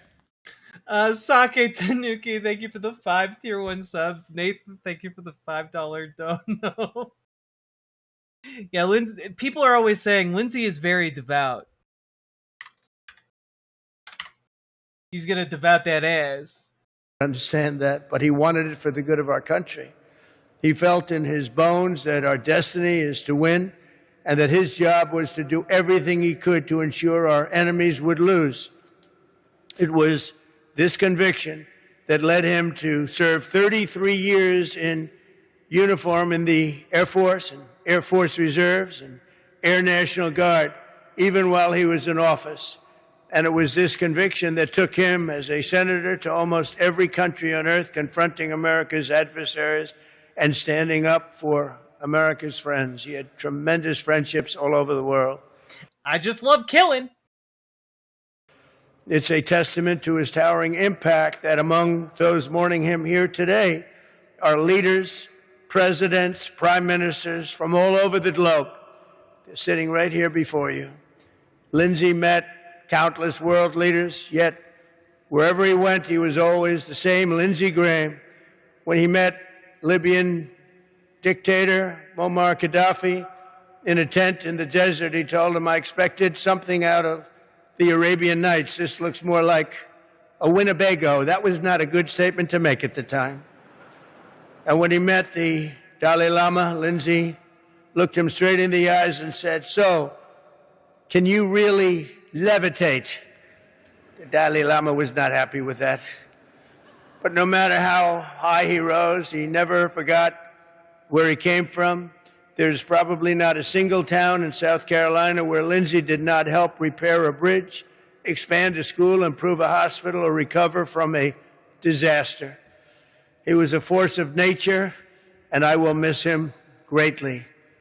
As you remember, Lindsey and I did not exactly get off to the best of starts. Running against each other, back in 2016, Lindsey said something rather nasty on his flight to becoming the next president of the United States. So naturally, I did something that I shouldn't have done. I shared his personal cell phone number with the millions of people that happened to be watching that particular day as I made a speech, a very important speech. And I remember the number 202-228-0292 if anybody wants to give it a shot. He actually redoxed Yes, him. he meant Jesus Christ and asked if he could turn water to wine. Oh, that Lindsey the little rascal. Like, what the fuck, dog? Why would you do that again? Why would you do it at his funeral? Why? Hey, remember that time I, harassed this man? Remember that time I harassed this man to millions of people who were watching? Wasn't that funny? Call the number again! Is this for real? This is real. This is the actual eulogy Donald Trump gave. This is 100% real. His phone exploded. He said, I had that number for 20 years. His phone totally, I don't know what he did with it, but it exploded. That was. Hey, remember that time I was like capricious and cruel for like isn't that a funny story? Ah, dog. The beginning of a friendship in a way. But it was Lindsay who had the last laugh because while I blew up his phone all for one day, we became great friends, and Lindsay did not stop calling me for the next 10 years. It was nuts.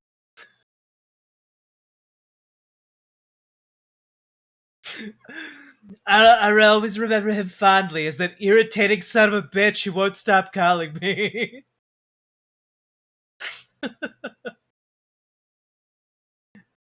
Holy shit, dog. This is the worst eulogy I've ever heard.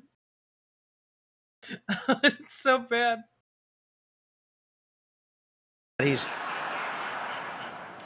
always cherish the memories of our golf games, and only because of his really, and I will say this memorial service, it's so hard to say. A memorial service for Lindsay, it's hard to say. But I'll admit that one time Lindsey Graham and Annika Sorensen actually beat me and Gary Player together. Can you believe that? Annika played very well that day, actually. But I mean, it is only funny because he's doing this to Lindsey Graham, one of the great monsters of the Republican Party. Right to the end, Lindsey carried in his golf bag the putter that once belonged to his dad, and he carried it with him with class and with a ring that was so beautiful of his mother. And they were laying right at his bedside. The night he died, they were there. He had him with this him eulogy at all. Feels more like a roast. Honestly, just shows how Republicans are. 100%, Nathan. 100%. All times. From that pool hall where his parents raised him to the halls of the United States Senate where he was respected and loved. The son of South Carolina became one of the most important men in the most important country on earth. In a city where politicians often become jaded and cynical, Lindsey Graham never lost the old-fashioned American idealism that brought him to the highest levels of government and life. He took his duty seriously without taking himself too seriously. He was unwavering in his principles, but always willing to listen. He always wanted to listen. And one thing about Lindsey that we all know, he never quit. You wanted him to quit, you waited for him to quit, but he would never quit. Well, until now. Now he's officially quit. Well, Lindsey Graham loved America and he believed in the American people. If you shared that view, you had a friend in Lindsey. If you didn't share it, there was no fiercer or more constant opponent. Our nation needs more men and women. Our nation needs more men and women. Like that great person sitting, laying, wherever he may be. I think I know where he is, and I think he's up there. Wherever he might be, I think he's up there.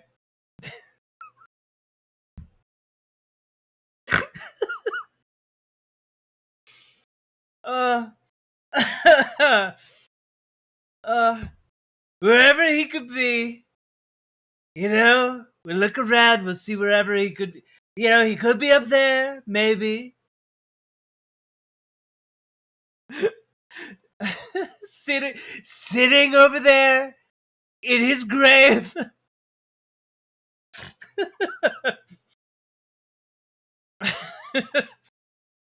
Guys, they had an open casket with him sitting up. That's the only explanation.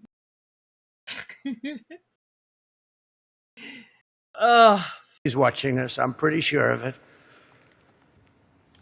Scripture tells us that blessed is the man who remains steadfast under trial, for when he has stood the test, he will receive the crown of life.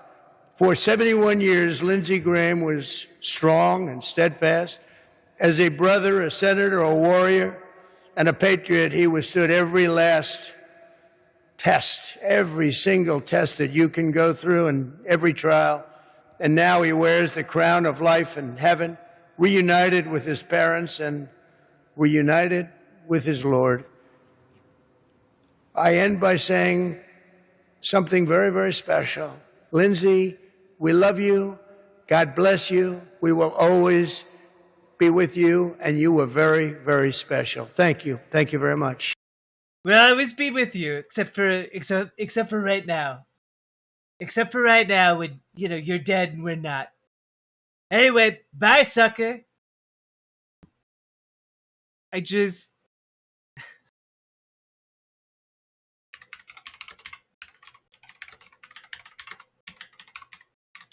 We also just have to take a look.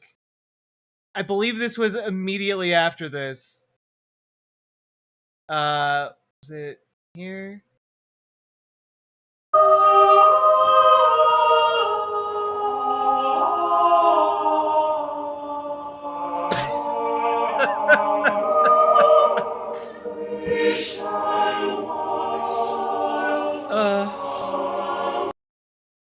And that'll do. That'll do, pig. That'll do.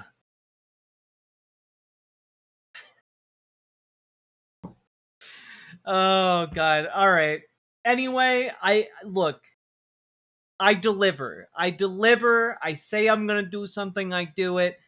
You guys made it clear you wanted me to cover this and for me to give my full thoughts. And just want to reiterate, Lindsey Graham was a horrific warmonger who was a huge cheerleader for us to get into the Iran war. And he loved it. He wanted us to bomb Iran even more. In fact, I bet his dying wish was for us to nuke Iran. Like, he was a terrible human being. He accomplished mostly horrible pieces of legislation that impoverished the poor and enriched the rich, and is pretty awful.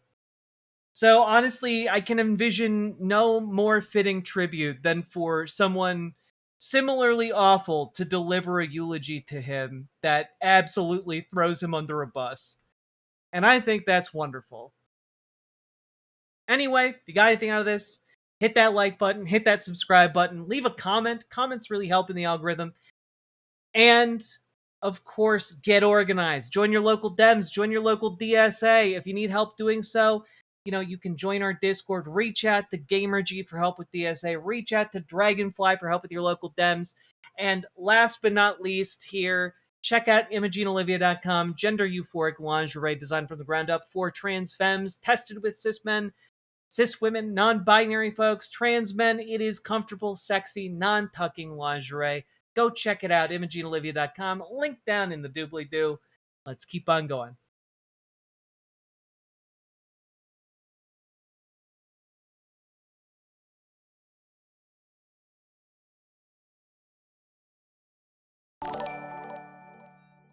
Oof. He lived long enough to see us start a war with Iran and lose. Karma. Also Indeed. hijack. I mean, to be fair, he didn't see us lose. Hopefully he knew that we were, hopefully he knew we were losing. Equally awful. I would say that if Lindsey Graham was afforded the opportunity to be president of the United States, within 30 minutes he'd be launching nukes at like North Korea, Iran, Russia, and China. All right, within 30 minutes he would have kicked off a world war. Like, nothing got him as excited and happy as the idea of total war and human misery. And I think that's, I think that he was just as awful a person, but, he didn't have as much power as Trump. Also, hello, Paladin Lost. Hello, Karen Ale. Hello, everybody. Good night, Christina. And, yeah.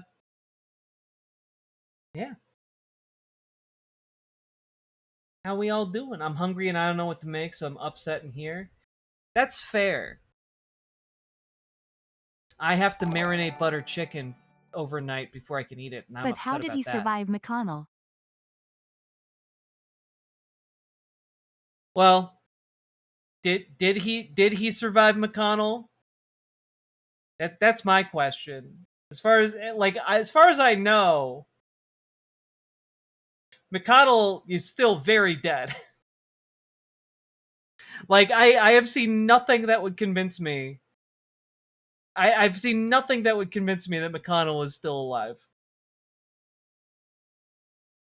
You're gonna weekend at Bernie's him until he starts to rot.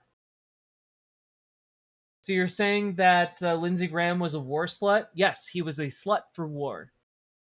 A slut for the military-industrial complex.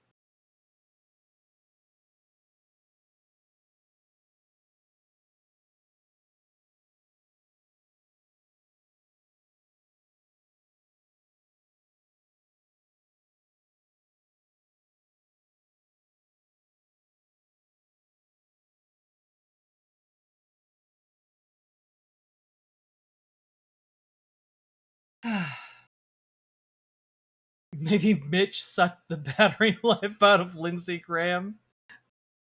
Ooh, woo. All right.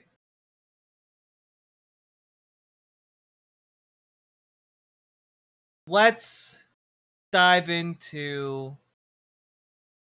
God, do we do this? Do I do this to you guys? Yeah, it's time. It's time for us to do this.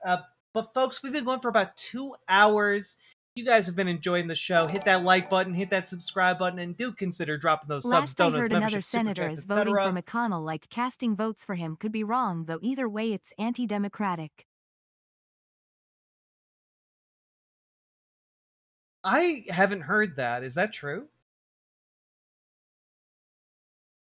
Isn't War Slut a D&D class? I mean, it could be in your spicy D&D game. But before we get to that, reminder to click that button, folks! You guys need to hit the like button. It helps the stream a lot. Hit that subscribe button. It helps the stream a lot. And hit that hit that comment button, maybe, if you feel like it, on the VOD, because it helps the stream a lot. Do the things!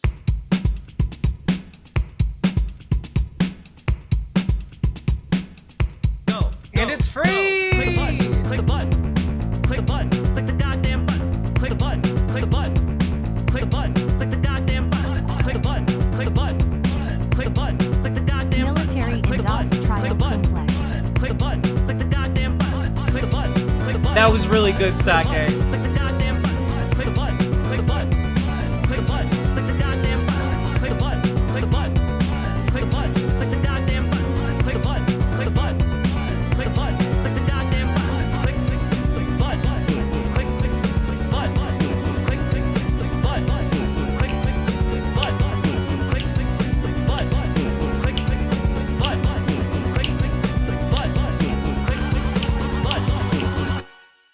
There we go. Sake Tanuki, 100% military industrial complex. 10,000%. Well done. Well done. Insert clip of Shia LaBeouf clapping. This is such a bop, by the way. Created by our very own Jazz Dog. The jazziest dog we know. Cooner chat, yeah. Alright. Now, let's see here.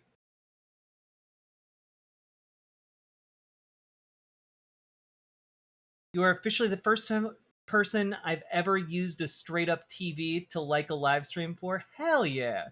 Speaking of, where we at with the likes? How we doing? We got like 400 some people watching over on YouTube.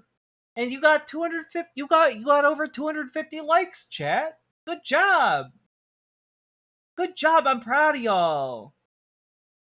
I think we can chat next challenge. I think you guys can hit 310.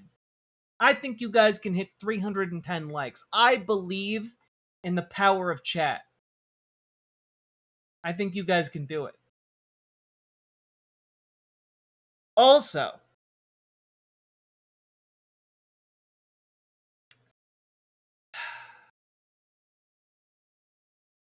okay, I'm going to give you guys a choice. I'm going to give you guys a choice. All right, choice time. Do you guys want to watch Patrick Bet-David give terrible life advice? Or do you guys want to start the agonizing process of going through Tucker Carlson's Manifesto?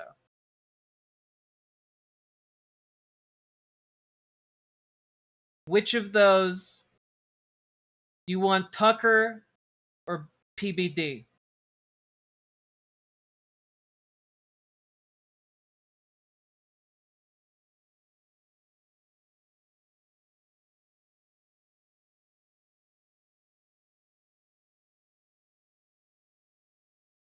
Okay, I think Tucker Carlson is winning out here, but PBD will keep in reserve because, frankly, he decided to put out like a produced video, and it flopped spectacularly, like colossally bad. I can't like stream a second time, but I can dono here. Yo, not smart. Thank you for the $5 dono. I very much appreciate it. But I just want to point out, Valuetainment has over 7 million subscribers. And on this video titled, The Battle for America's Youth, One Bad Idea Can Ruin Your Life. He put it out 2 weeks ago. It has 33,000 views, which is absolute shit tier of a video. What is that picture? Honestly, it would not surprise me if basically all visuals were AI generated on the PBD show. So, fucking 7 million, how? Because he's like a scam artist, you know? Those subs are bots? I mean, yeah, probably.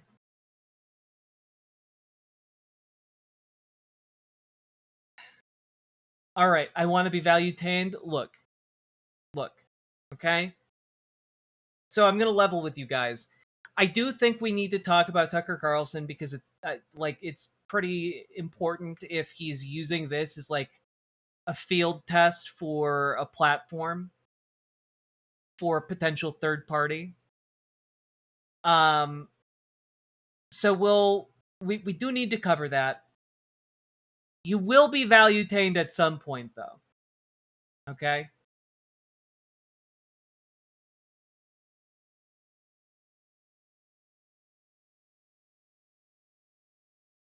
All right, let's do this.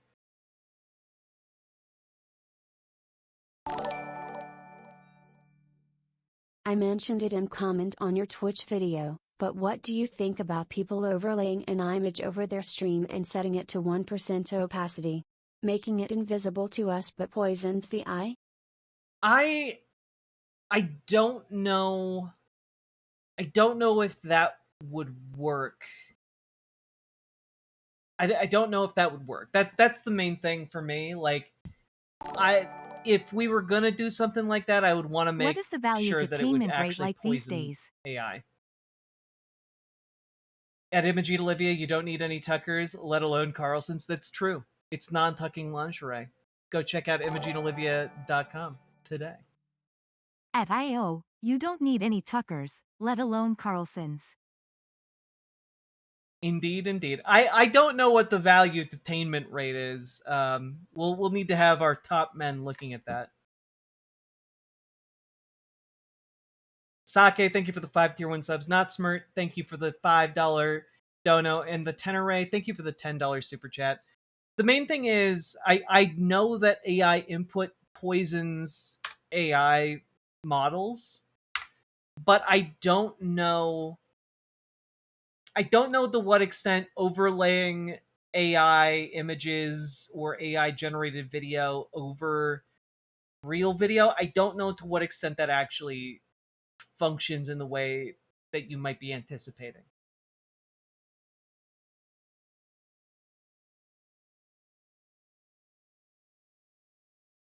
Like, it'd be cool if there could be a way to do that.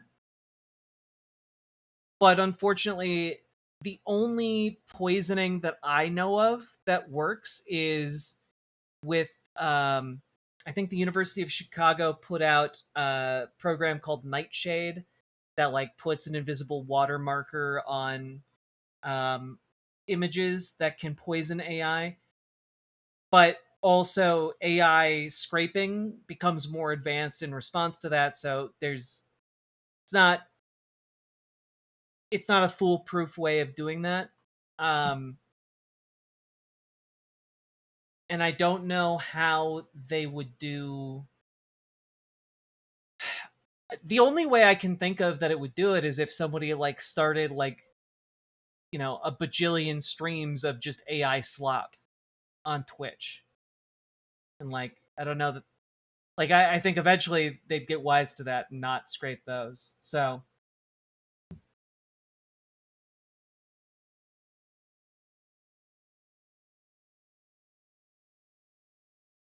any solution that uses AI is not a solution.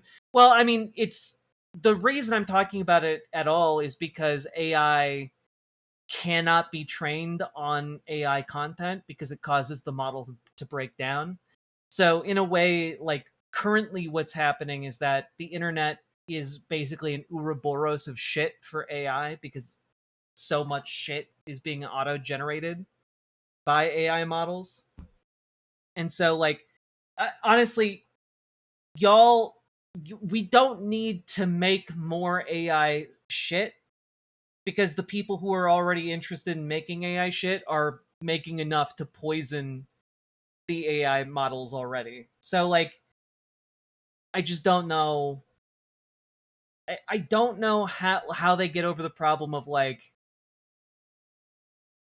I don't know how they get over the problem of AI streams because I know that there's a bunch of them on Twitch already.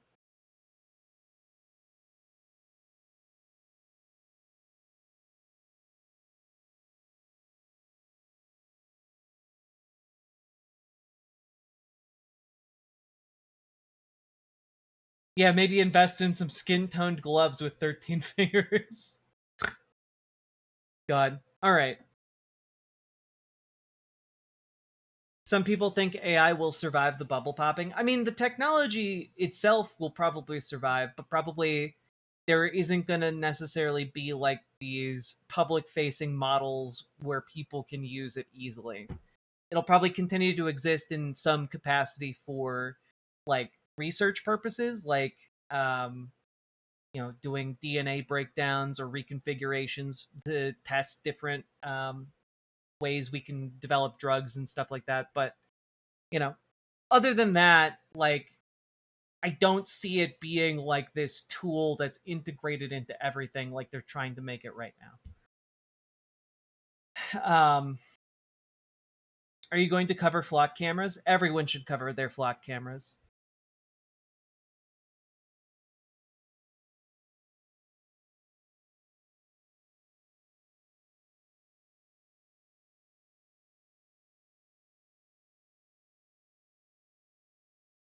AI that you can run on a PC is steadily improving. It might eventually be like any other piece of software you install and run locally. I mean, that's true, but it wouldn't be the kind of AI that we're talking about on a mass scale.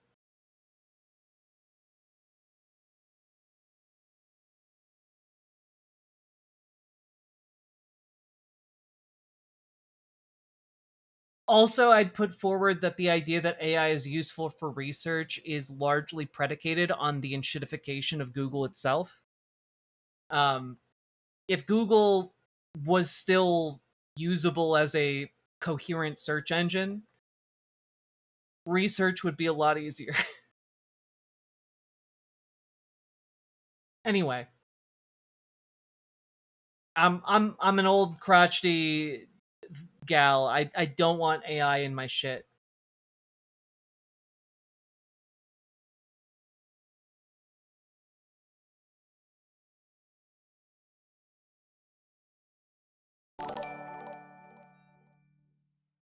My work had a mandatory compliance training thing last month with a new AI use segment. and it was written, voiced, and image generated by AI. You know, the other aspect of AI generation is that it is going to become synonymous with people who are cheap and low quality products. Like it's going to become like people associate the visual language of AI with like disgusting shit that doesn't work. And when that happens, like all these people who have like completely given up the reins to AI are going to be caught like with their pants down cuz like oh what you used like oh fuck I was on a drive back from the North Shore. I saw an AI generated Jesus billboard and like I gotta be honest with you, there is nothing that screams to me that you do not give a shit about your faith I than don't using want AI AI in to my shit generate either. shit. Don't let Toto use it in their W ashlets.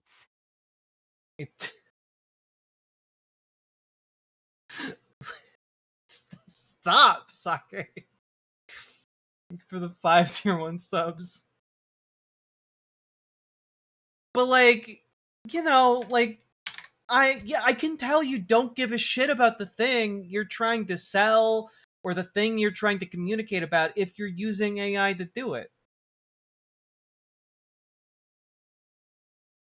My boss actually refused me a raise because I don't use AI to bolster my productivity. Meanwhile, I'm writing all natty and much faster than I ever could be using AI. Yeah, of course.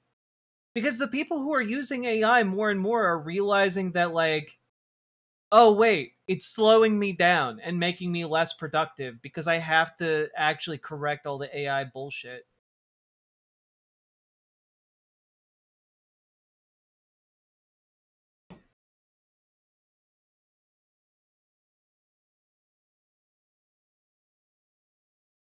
There's so much AI images used in posters and advertisements at my job, and it sucks. Ugh, gross.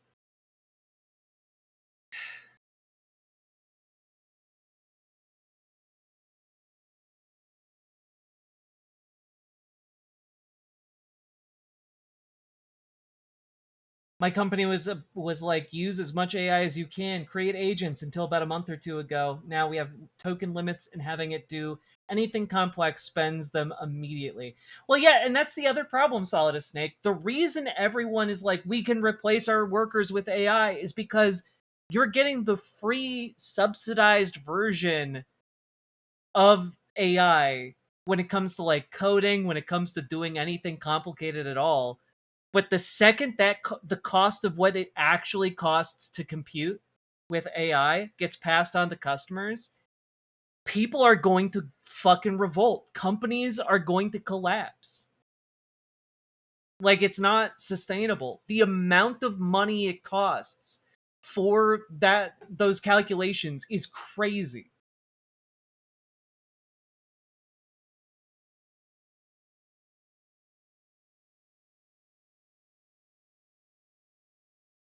AI teaches you to outsource your ability to think. That's another huge problem. That's actually been quantified and studied already, and it literally makes you dumber and more dependent on AI to do your thinking for you.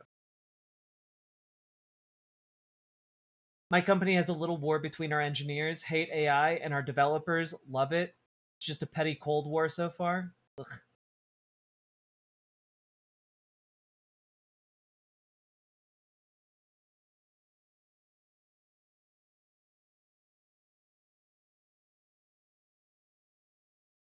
All right, let's do this.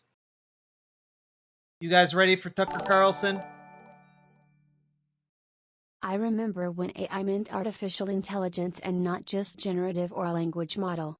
I remember when AIs were mostly used in video games for clever NPCs or chess engines. Yeah, I love that shit. I love intelligently coded AI in video games. I think it's great.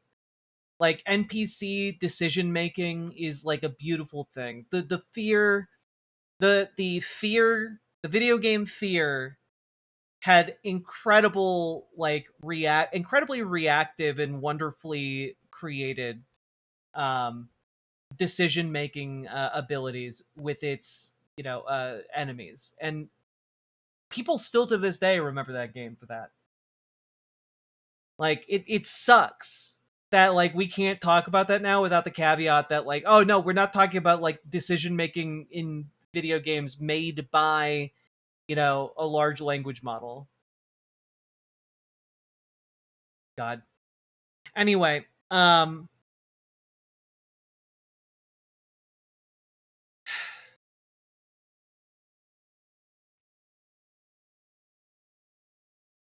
me look something up really quick and we'll get started.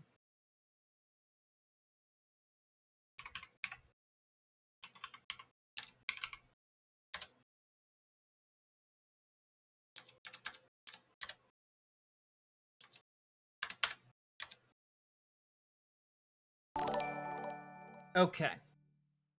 An interesting use of AI in video games is Amiibo in Smash Bros. And Kirby Air Riders. You train a character to get better and better.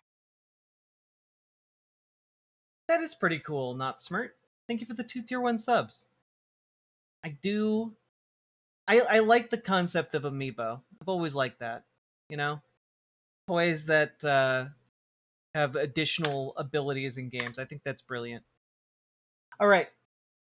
Thoughts on using AI to generate NPC dialogue, like dialogue that evolves with events that happen in the game, so they're not always saying the same thing?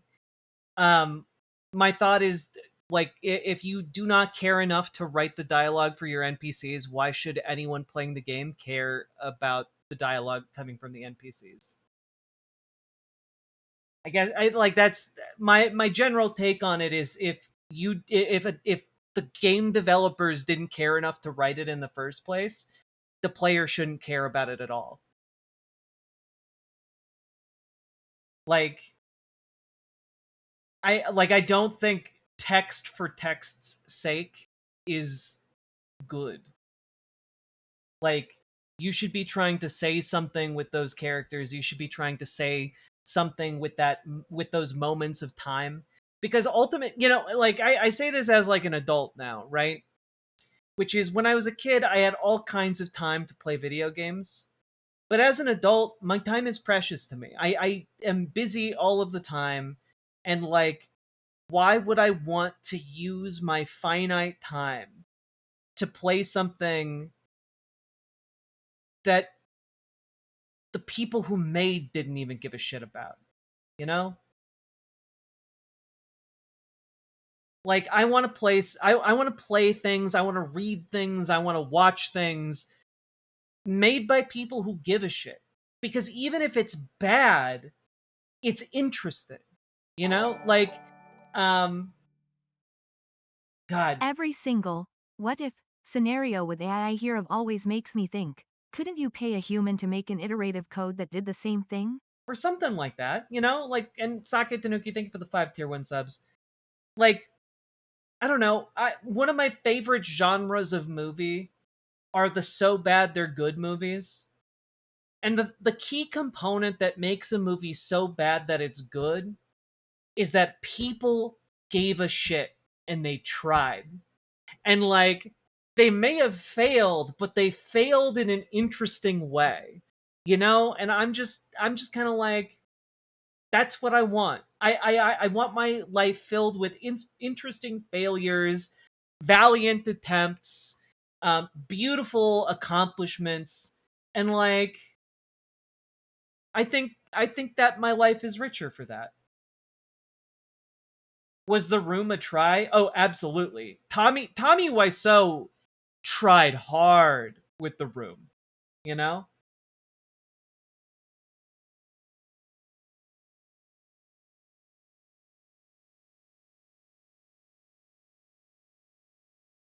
And I guess it's just, it doesn't really, like, I don't think that AI using AI to generate dialogue is going to give you a consistent character. I don't think it's going to give you forever dialogue, and I don't want games to be forever experiences. Unless they are being updated by actual human beings who have something interesting to say.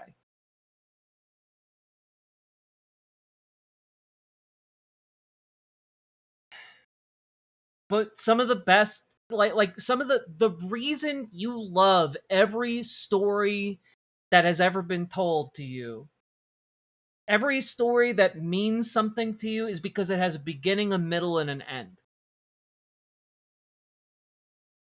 Like that's what, like, the finite nature of a story is part of what makes it meaningful. I don't know. That's just my take. Anyway, let's jump into Tucker Carlson here. You guys ready?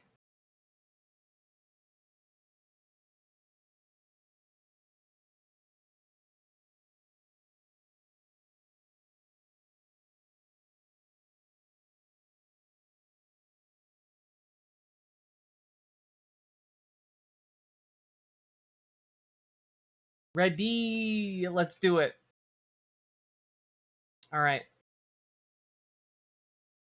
So, folks, we need to talk about Tucker Carlson because he, a little over a week ago, released a video that many have interpreted as his manifesto for a potential third-party run, or even a potential attempt to run for president in the Republican Party. Despite his constant, you know, let's say, rough relationship with the Republican Party at the moment. He's approaching it as an outsider, and most Republicans right now are eager for an outsider rather than some kind of stable candidate. They want the circus show to continue, And, well, Tucker Carlson has, since then, also gone fully mask off with his anti-Semitism. And I say that specifically because if you look over at his YouTube channel here, there's an incredible video from 2 days ago titled Ben Shapiro to America, Shut Up and Eat Your Goy Slop. Now, for those of you who are unfamiliar with this, goy slop is a term coined by neo-Nazis and used widely in neo-Nazi corners of the internet. And this video is by and large a nonstop anti-Semitic screed. And it is like a real leopards eating faces moment for Ben Shapiro. Though I will also point out that Ben Shapiro was pretty happy and comfortable using neo-Nazis for his own rise to power. Just want to point out he went on this show in 2014, which is hosted by a neo-Nazi. And they had a lovely conversation about, who counts as real Jews and who's like fake Jews running Hollywood, etc.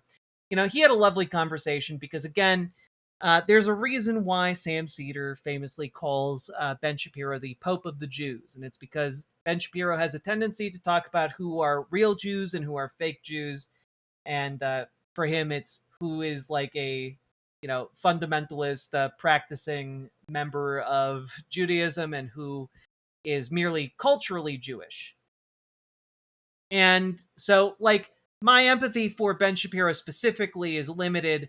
However, it should be worrying to everybody that, again, one of the most popular conservative figures in America right now is openly using terms like goy slop and attacking, Jewish-owned segments of the country that he views as objectionable. It's really gross. But that is all why I think it is very important for us to jump into Tucker Carlson's manifesto. Because if he is in fact going to run for president, this is likely going to be the blueprint for what he would run on. This video was posted 9 days ago. It has 1.4 million views, and I think it's worth our time to pay some attention to it. Now, it is divided into many different segments. It opens with, how should the system actually work? America should be fair. America should be sovereign, America should be productive, America should be beautiful, America should be healthy, America should be honest, America should be optimistic, America should be wise, America should be decent, America should be united. Now, I do not know if I have the patience to go through all of this meticulously on stream, because this is kind of what Tucker Carlson does. What he does is he makes some kind of largely unobjectionable statement, like America should be fair. And then he will start from there where people are like, oh yeah, it should be fair. And then he will start to say wild shit. And that's kind of the problem with folks like Tucker Carlson. And one of the reasons why I don't think folks should be like lining up on the left to ally with Tucker Carlson, even though he's like, I'm done with the Republican Party. Because like his criticisms of the Republican Party for example, being in favor of helping Israel, his criticism is not the same as criticism of that same policy position coming from the left. Because Tucker Carlson is coming at it from the point of view of someone who is actually anti-Semitic and who hates Jewish people. And folks on the left who are coming at this are coming at it from the perspective of genocide is wrong and we shouldn't be pursuing that or allowing that to happen if we are at all capable of preventing it. And so there are a lot of people who are going to see parts of this platform and be like, he wants America to be fair. Why do you have a problem with that? And it's just like, his method and reason are his methods to arrive at his proposed goals and his reasons for his proposed goals are not the same as those who would, try and say this. Like there are, for example, I'm kind of babbling here a little bit, but an example of what I mean would be like, if somebody said America should be prosperous, and you're like, well, yeah, I think people in America should prosper. And then they're like, well, I think America should be prosperous by kicking out all of the immigrants so that there's more wealth available for all of us. And I think a lot of people might suddenly go, hey, well, wait a minute. I don't think that's the way. I don't think that's the direction we should be going to make America prosperous. And also that wouldn't make America prosperous. Anyway, but that's kind of the point I'm trying to make. All right. So let's jump into this, see how this goes. The point of any system is protect the interests of the people it serves and governs. It's just the nature of it. So what's a preacher's job? It's to minister to the souls of his congregants. What's a president's job? It's to look out to protect the interests of his citizens. Really, really simple. It's inherent to the definition. So it's been obvious for a while now that our system is not working as intended because the people in charge of it seem to be looking out mostly, not exclusively, but mostly for their own interests. And you see that all around you. Government workers make more than the average American. That kind of says it as clearly as anything, but you see it up and down every institution in American life. A lot of them seem to be run primarily for the benefit of the people who run them, and that is bad. And they're less hidden about it than they've ever been. I mean, they're off buying private islands and exempting themselves from the rules that apply to you. Just as an FYI, his statement that like government employees make like way more than the average American, this just isn't true. However, many federal workers, when you take into account benefits, do wind up having more compensation than like lower wage workers. Specifically because folks in the federal workforce tend to be trained and into specialized roles like law or different, niche needs, and thus are paid more because they have trained expertise in a given field.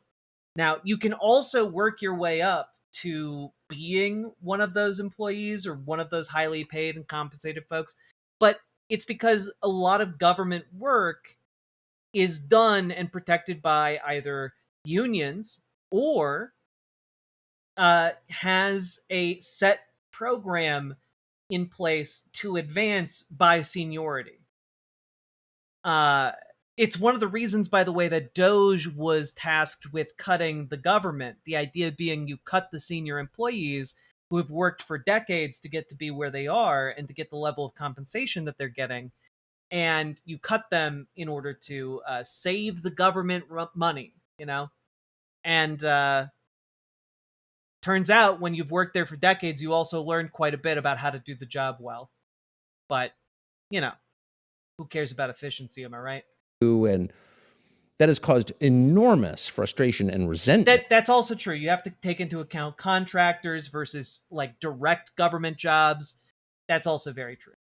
And also, not every government job is a federal government job, because you have local and state level jobs, and those tend to pay quite a bit less than federal jobs. So, like, it really depends. And from ordinary people, it's like, wait a second, you're not following your own rules. Like, I have to stay home during COVID, and you're going to the French Laundry because what are you, a king now? And the answer is, yeah, kinda. So that's a very recognizable degradation of a system. It just gets more corrupt over time, and the people with power use it to benefit themselves and their families and their friends. And this is also one of the things that I hate about Tucker Carlson, which is that he will talk about corruption all day, every day. He loves talking about corruption. Corruption of morality, corruption of the soul, corruption of our government, corruption of our economy, etc. He'll talk about corruption all the day, all day long. But he doesn't address the vehicle for that corruption, right? The underlying vector for that corruption, which is, of course, capitalism.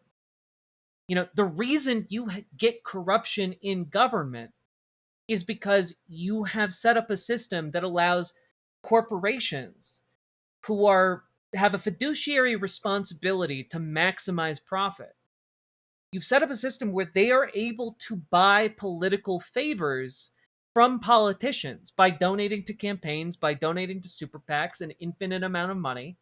And so what winds up happening is these corporations, this capital, accumulates power and then uses that power and wealth to buy political favors that then allow them to accrue more wealth and power.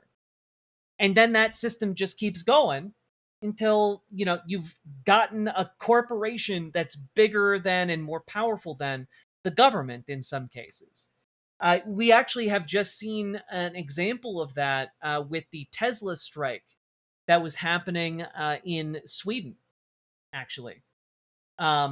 Where Tesla, instead of making a deal with the striking workers, was flying in workers from other countries in order to break the strike, and then individually went through and bought off every striking worker in Sweden, paid them a large amount of money to simply not work at Tesla anymore. And so eventually we've arrived at now where there are no workers who are on strike anymore. So the strike is done because they bought all of them out. And so what happened there is you had an entire country of unions coming together to say, no, you have to make a deal with these striking workers. We are none of our different union brothers and sisters are going to do any contracting or work with Tesla. And now all of these unions had to put out statements essentially saying, well, like, because we no longer have union brothers and sisters to support who are working at Tesla, like the strike is done. Tesla in this case is larger and more powerful in a very dangerous way than a whole entire coalition of different unions and even government support in Sweden. And when Tucker Carlson omits capitalism from what he's talking about, it allows him, it's deliberate, right? He's doing this deliberately in order to essentially insert his own narrative. And he's doing that because he's a grifter. Like, he's a grifter, and he's doing this on purpose to manipulate people. I He's don't very want a good Fed at it. post, but I understand Megan Fox's giant boobs. I appreciate the restraint, though. Thank you for the $5 super chat. Tucker is as conservative as Marjorie Taylor Greene grifters. Well, the thing is, I don't really care if somebody is conservative because they genuinely believe it or because they are a grifter. Functionally, they serve the same purpose in our system. If he runs for president and he's a grifter, the amount of damage he can do as a conservative grifter is still astronomical. Doesn't matter if he really believes it or not. The damage that could be done could be counted in millions of corpses. Like, Donald Trump ran for president twice as a fraud, as a grifter, and he's made out like a bandit. He's wealthier than he ever has been, and millions of people around the world are dying. And it just doesn't matter if he's grifting or not, because either way, the destruction is real. After a while, you call it the Epstein class because that's exactly what it is. It's a group of self-interested people acting on their own behalf against yours. Okay. And that's, again, bad. But it can... And again, this is what he's doing. He's like, oh, it's the Epstein class. But what he, instead of saying capitalism, what the connection he makes is Jews. The connection he makes is, the bad guys that he's trying to construct with his videos. And it's not, he doesn't say everything in every video, but when you take his work in its totality, that's effectively what he's saying. Limp along for a long time because that's just the nature of systems. That's the Ottoman Empire went from conquering half the world to being kind of pathetic and just basically focused on the harem. And in the end, it dissolved. But something different has happened to our system, and it's obvious recently. So it's one thing to have a system run by people who are looking out for their own best. Von 400, well put. Tucker doesn't have to believe in conservatism to wield it as a weapon for his own class interests. Exactly. Interest and not yours. Again, we've had that. It's another to have a system that's totally incapable of responding to reality, that is basically paralyzed. And unfortunately, ominously, that's the system that we now have. And we know that because the two greatest threats, arguably, in all recorded history, and those would be nuclear war and AI, are looming right in front of us. And no one in our society in a position of authority seems capable of responding at all or even really acknowledging that this is happening. It's like they're frozen, staring at the tree as it approaches the windshield at 70 miles an hour. It really does feel that way. And if you listen carefully, that is where we are. So we are moving toward, on this trajectory, if it holds, we are moving toward a nuclear exchange because you have two conflicts, one in the Middle East and one in the Near East, Eastern Europe, Ukraine and Iran, that are suddenly somehow merging. And what does that mean? It means a world war. Okay, but that's not what's happening.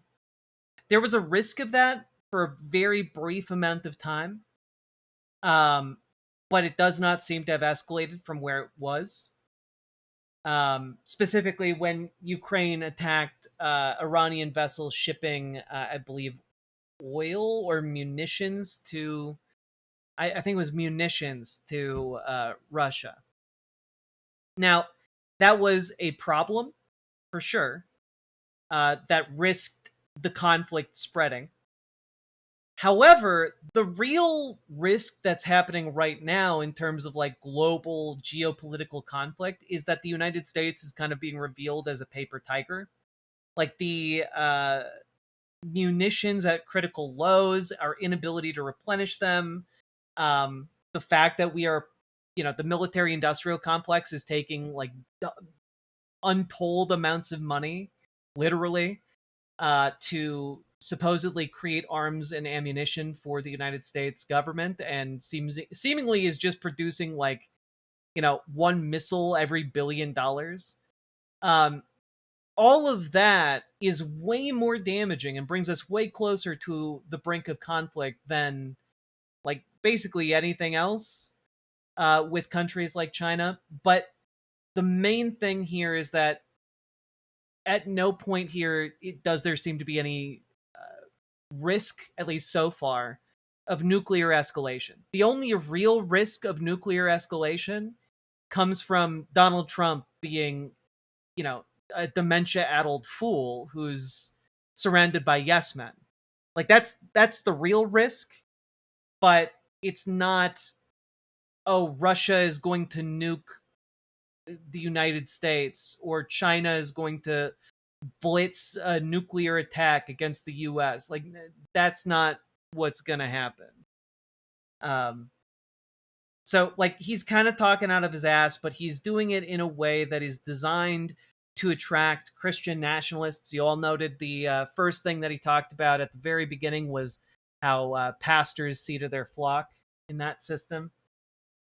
But what he's doing is trying to be like, we're heading towards a crisis, and maybe I'm the only kind of guy who can fix it. And you have two sides with essentially inflexible positions. Not to get into the details, if you're following this, if you're one of the small percentage of Americans following this, you already know that there's no obvious resolution to either one of those conflicts anytime soon, and yet the stakes couldn't be... Well, wrong. Number one, wrong when it comes to Iran, because the United States simply lacks the ability to continue to pursue war with Iran. Like, in a matter of months, we've burned through like 80% of our stockpile of interceptor missiles. That there's no way for the United States to win the war with Iran. We could nuke them, I suppose, but I don't think that would even be a catalyst for winning that war. As for Russia and Ukraine, Russia seems to be losing the capacity to wage war, specifically because their economy is still standing despite global sanctions.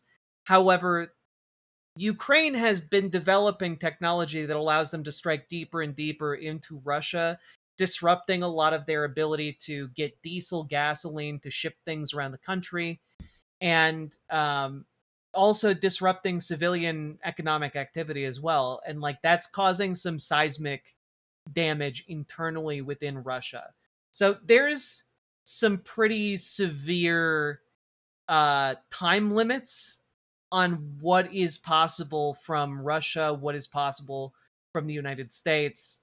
And I don't know, I don't think that there is like a clear resolution that's going to happen in either of those conflicts soon, but I don't suspect that they are going to get wider and bigger simply because the United States lacks the capacity to like really pursue a wider and bigger conflict, and Russia is not in a position to fight even harder. If they could do that, they would have done it by now.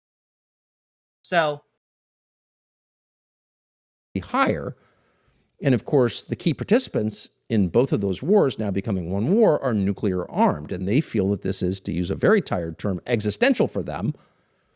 And so unless, again, the angle of attack, the trajectory changes really soon, we are going to wind up inevitably with the use of weapons of mass destruction. And you have one participant, President of the United States, openly threatening that already on Truth Social, on the internet, for everyone to see. We're going to eliminate your civilization. Well, of course, you can't do that with tomahawks, but you can with nuclear weapons. So you have the President of the United States, whatever they tell you, openly threatening the use of nuclear weapons in a conflict that has no immediate or obvious resolution. So where is that going? Well, toward a nuclear strike.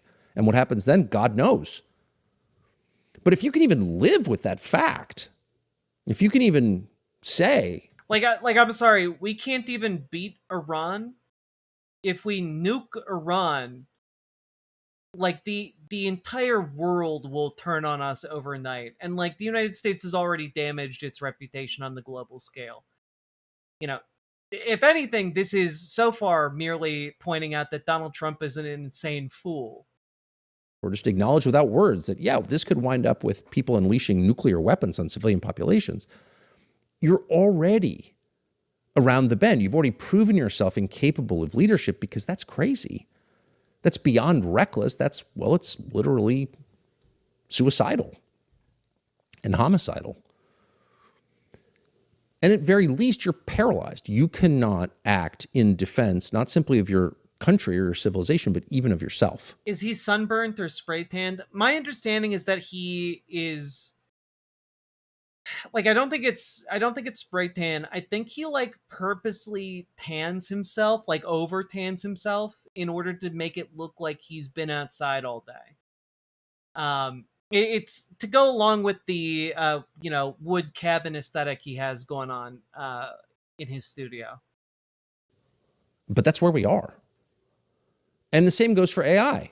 Now, of course, it's unknown, as with the wars in Ukraine and Iran, where AI winds up, and maybe it's just a big bubble. You know, it's the 2000 tech bubble. It's pets.com 100x, maybe. Or maybe the predictions of the people who are developing the technology turn out to be true, which is that it's like the end. At best, we give up our ability to make important life decisions to machines. We put machines in charge of our lives. That's at best.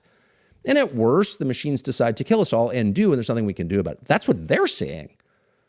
Not, the doomsday prophets of Twitter, but the people who are developing this technology are saying, oh, by the way, this thing that we're making could kill everybody, and at very least will make certain that your kids and grandkids and probably you don't have jobs. And we're going to, I guess, do something about that, but it's not clear what. And that's coming in like a year. Huh? What's remarkable about that is not simply that the people doing it are admitting it, really trying to get our attention, telling us we're doing this, but that no one is doing anything. They're just mesmerized, a fixed stare at this thing that might be the end of everything. Who acts like? Okay, but also AI isn't going to be the end of everything. I can't stress enough. There is no possible, we know, the math on how large language models work.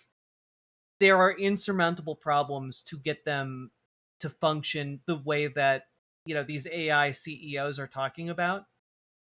And the important thing to realize about all of the huge claims being made by these AI companies and CEOs is that they're hype men selling a bubble. They're selling a dream. And the end result of that is just to get dipshit investors to drop billions of dollars into their company. That's it. That's it. The reason they make these claims, the reason they talk about doomsday scenarios, is because it makes the technology look even more powerful, and investors want to be the first. They want to be on the ground floor. They want to be on it before it gets big and powerful and scary. And the reality is, the technology is incapable of delivering any of these things. It is not capable of doing this. You cannot overcome the AI hallucinations. You cannot overcome a lot of these hurdles in the technology. You cannot overcome the cost of compute, which is colossal. The only reason people have been using it at all is because these AI companies run at astronomical losses.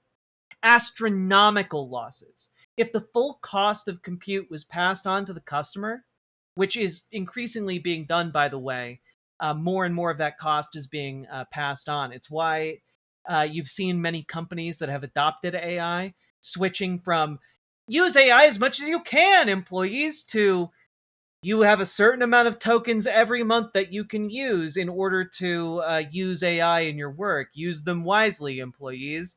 And that's just the first wave of passing the cost on along to the consumer. And frankly, it's kind of understandable that some people would get hooked on it when it's offered for free, right? Because if you can just sit down and be like, okay, AI, I need you to write me the 10,000 word report with like XYZ characteristics, and go for it. And it does that, and it turns out there are grammatical mistakes, there are spelling errors, there are nonsensical half sentences, etc. Like it's laid out poorly, whatever.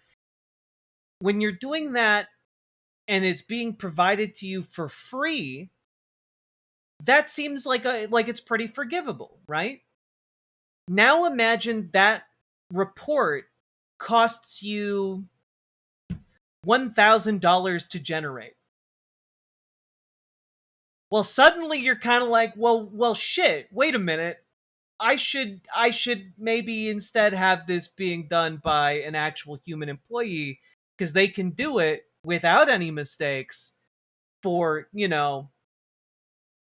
far less than $1,000.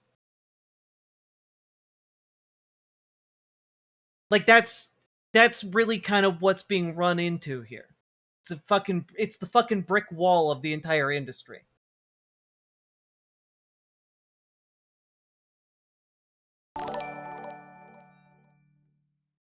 Talking about AI?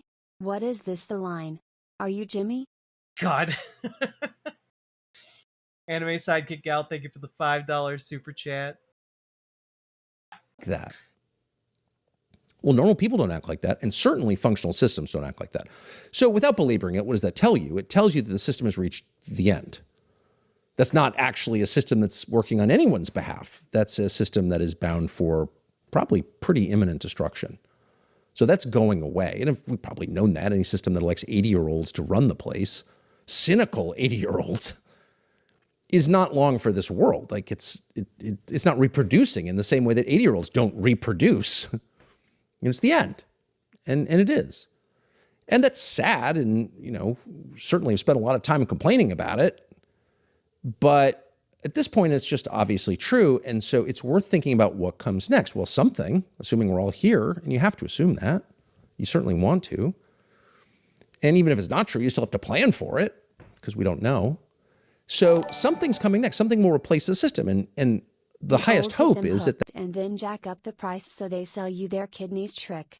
A classic. Yeah, I mean, it's the same business model as like Uber, right? Like you subsidize Uber rides so that you run all of the old taxi and cab businesses out of business, and maybe even lobby the government to like discontinue bus lines in certain parts of the city.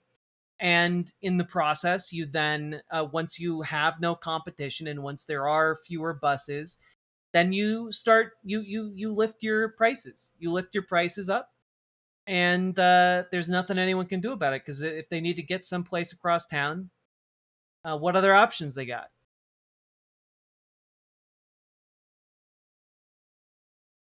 That replacement, whatever does come next, will be the result of an incremental process that people have time to metabolize and buy into, approve of, that we don't get an abrupt change, because abrupt changes of political leadership are, well, they're called revolutions, and they're not typically an improvement over what they're replacing. And they have their own downsides in any case. So you hope that this will somehow evolve into something less crazy, less cut off from its core mission, which is to serve the people who live here, and more humane and more pro-human, et cetera. That is just better in every way. You hope that. But in any case, we're getting something different. And this is the other thing, right? Which is that Tucker Carlson is sitting there being like, well, you just hope that whatever comes next is good. And like, I'm here to tell you that's bullshit. You don't just hope that whatever comes next is good. You need to put in the work to try and make the thing that comes next good. Like, you need to actually become politically active. We live in a democracy. We have the ability to go out and use our tools and organize together so that we can affect the outcome of what comes next. Specifically, if you want a better outcome, if you want a more utopian ideal, then you have to go out and organize with other people and help make that dream a reality.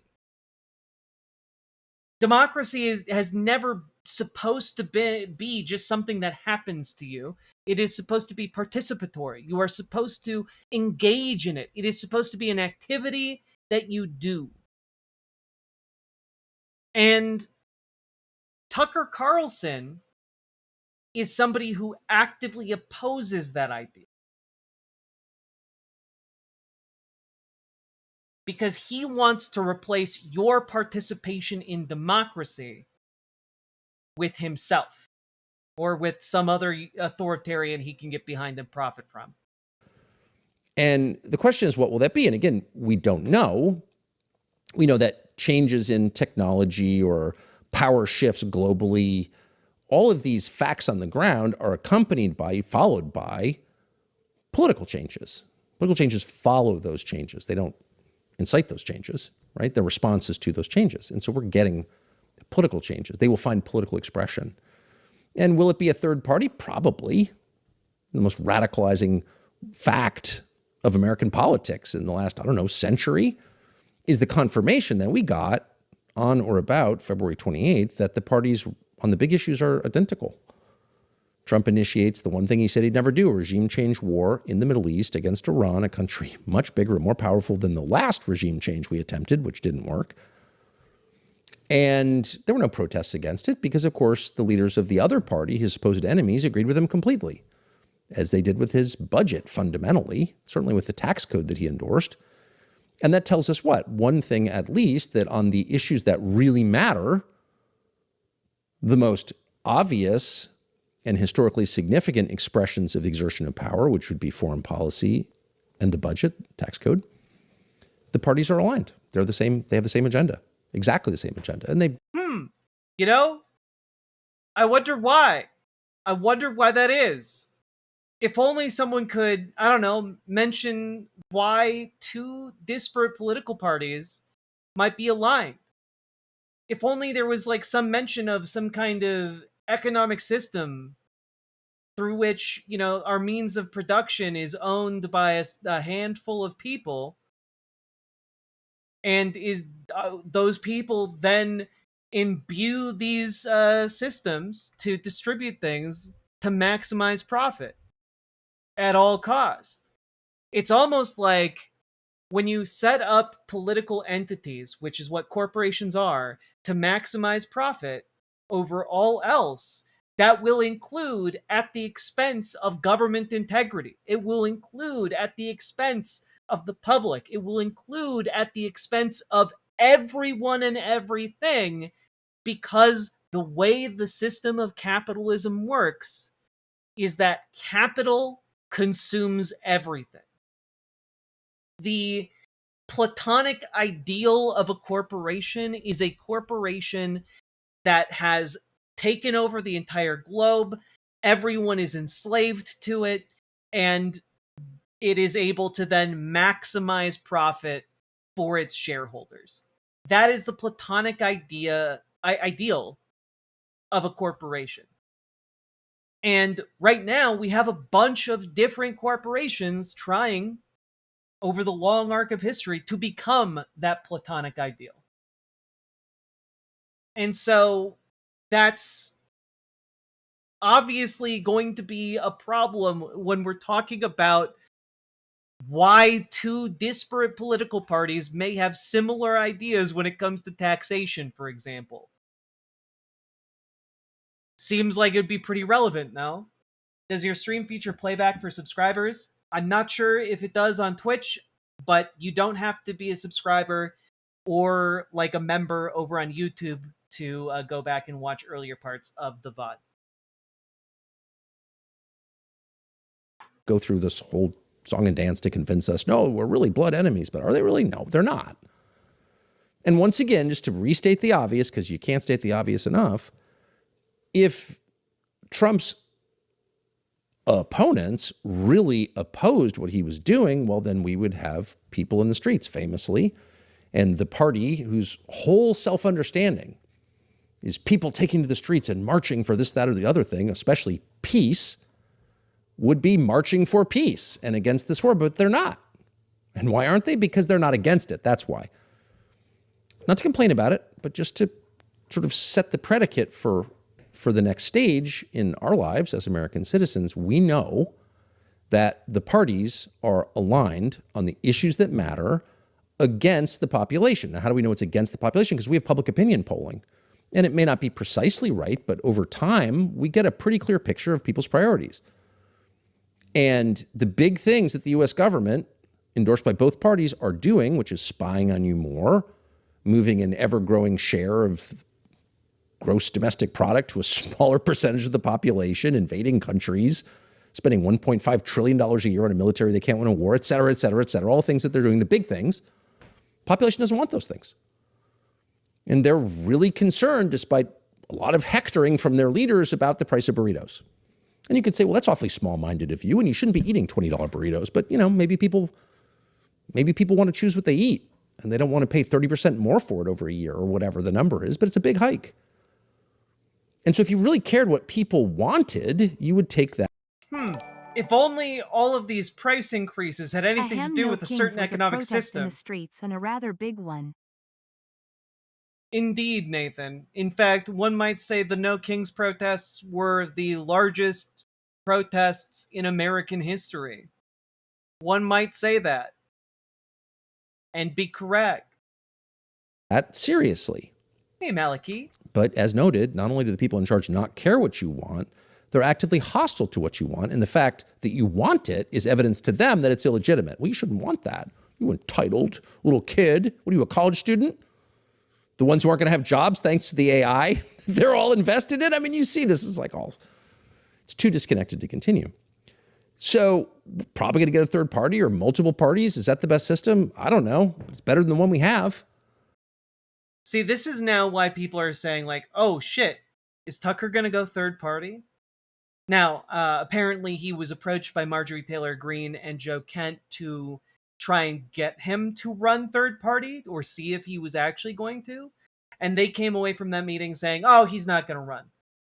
I don't believe that yet.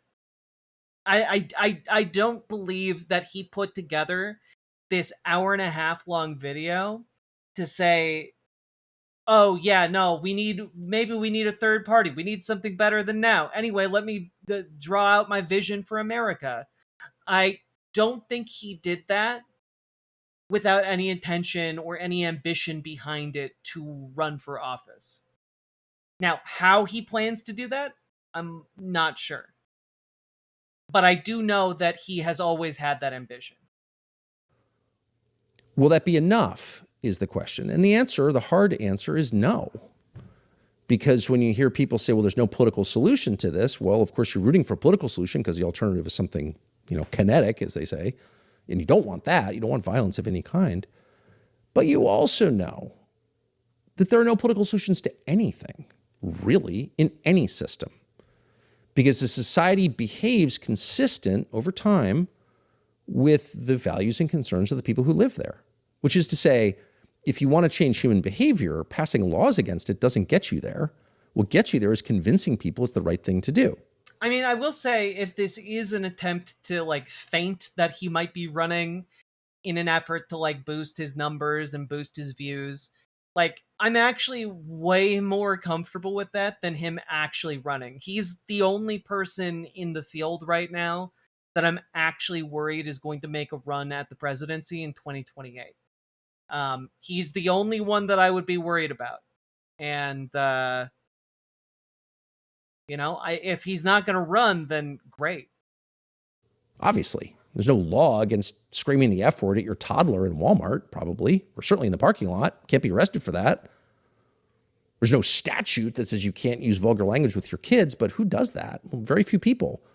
Because if you try that, give the finger to an old lady in a crosswalk, probably not illegal. No one does that. Why? Because if you try it, obviously people are like, what are you doing? That's disgusting. And so you don't. So in other words, if you want to change a society, yeah, you definitely need more options on the ballot. You definitely need leaders who want to serve the citizens of the country because they care about the citizens of the country. And of course, service follows caring. If you love someone, you want to serve that person, obviously. But more than anything, you need a population that has clear goals, that knows what the program should be. Is the video desynced? No. Don't give the finger to old ladies in a crosswalk. Just don't do that. We all agree. You need a consensus on what we're doing here. Like, what is the whole point of this? That's what you need to start. And it turns out if you have that consensus, a lot of problems get solved over time, not immediately. Some problems are, if not intractable, very complex. But if you get the fundamentals right, they tend to get better over time. And if you don't, they inexorably get worse. That we know. And so any effort to fix America's systemic problems with technocratic solutions is by definition doomed to fail because it doesn't address how you got here in the first place. So how did we wind up with $1 trillion in debt? Trillions and trillions, unpayable debt. Well, because we kept electing people who added to it, including the current occupant of the White House. Now, why did we do that? Well, because we have a pretty distorted understanding about what debt is and what it does to people and nations. We're not setting the right goals. We don't think that's important to avoid debt. And well, wait, as a nation state, it's not that important to avoid debt. Like, it's actually an asset to have a certain amount of debt. It's not good to have too much debt. It's also not good to have no debt whatsoever. Because when you have debt, it allows you to, by allowing yourself to take on debt, rather, it allows you to spend beyond your means on things that might be important, things that might allow you to build up infrastructure and future capacity, for example, or, provide for your people in certain ways. And simultaneously, by having debt, you can then sell shares in that debt to the American people. This is effectively what war bonds are, for example, because war is expensive. And so, for example, during World War II, people could buy bonds. You might be familiar with this from like the Captain America movie, the very first one, where he initially gets his start as a guy going around telling Americans to buy bonds. And that was being done because it is a way to then have people invested in the nation, and it gets money to the country, and also is then something that the country promises to pay you back in the future, right? My grandpa gifted me those as a young child. Yeah, of course, and they are considered widely, or at least historically, American bonds have been considered one of the most reliable long-term investments, because you do make like a tiny percentage of interest on those bonds, but the interest is very, very low because it's viewed as one of the safest investments you could possibly make. Right? And that's something that like is good for financial stability. That being said, every single time a Republican has been in office for as long as I've been alive, they have massively run up the national debt. Despite calling themselves the party of fiscal responsibility. If we did, we probably wouldn't, over many decades, have accrued a debt that is unpayable and in fact controlling us. So all of this goes back to one of the things that nobody in politics ever admits out loud, but is just true, which is the most important thing you can do if you want to change a world, a region, a civilization, a nation, a neighborhood, a person. The most important thing you can do is tell the truth out loud, always. The words are the most important thing. They're not the whole solution, but they're the beginning of the change. Tell the truth out loud. Say what is true. this is one of those things that sounds really smart to stupid people. You know, like, say what is true. Sounds really great, right?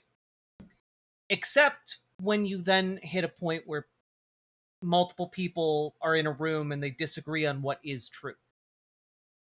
You know? Like, I don't know if you guys have ever been on like an internet forum. Those are old-timey things where people would talk to each other on the internet.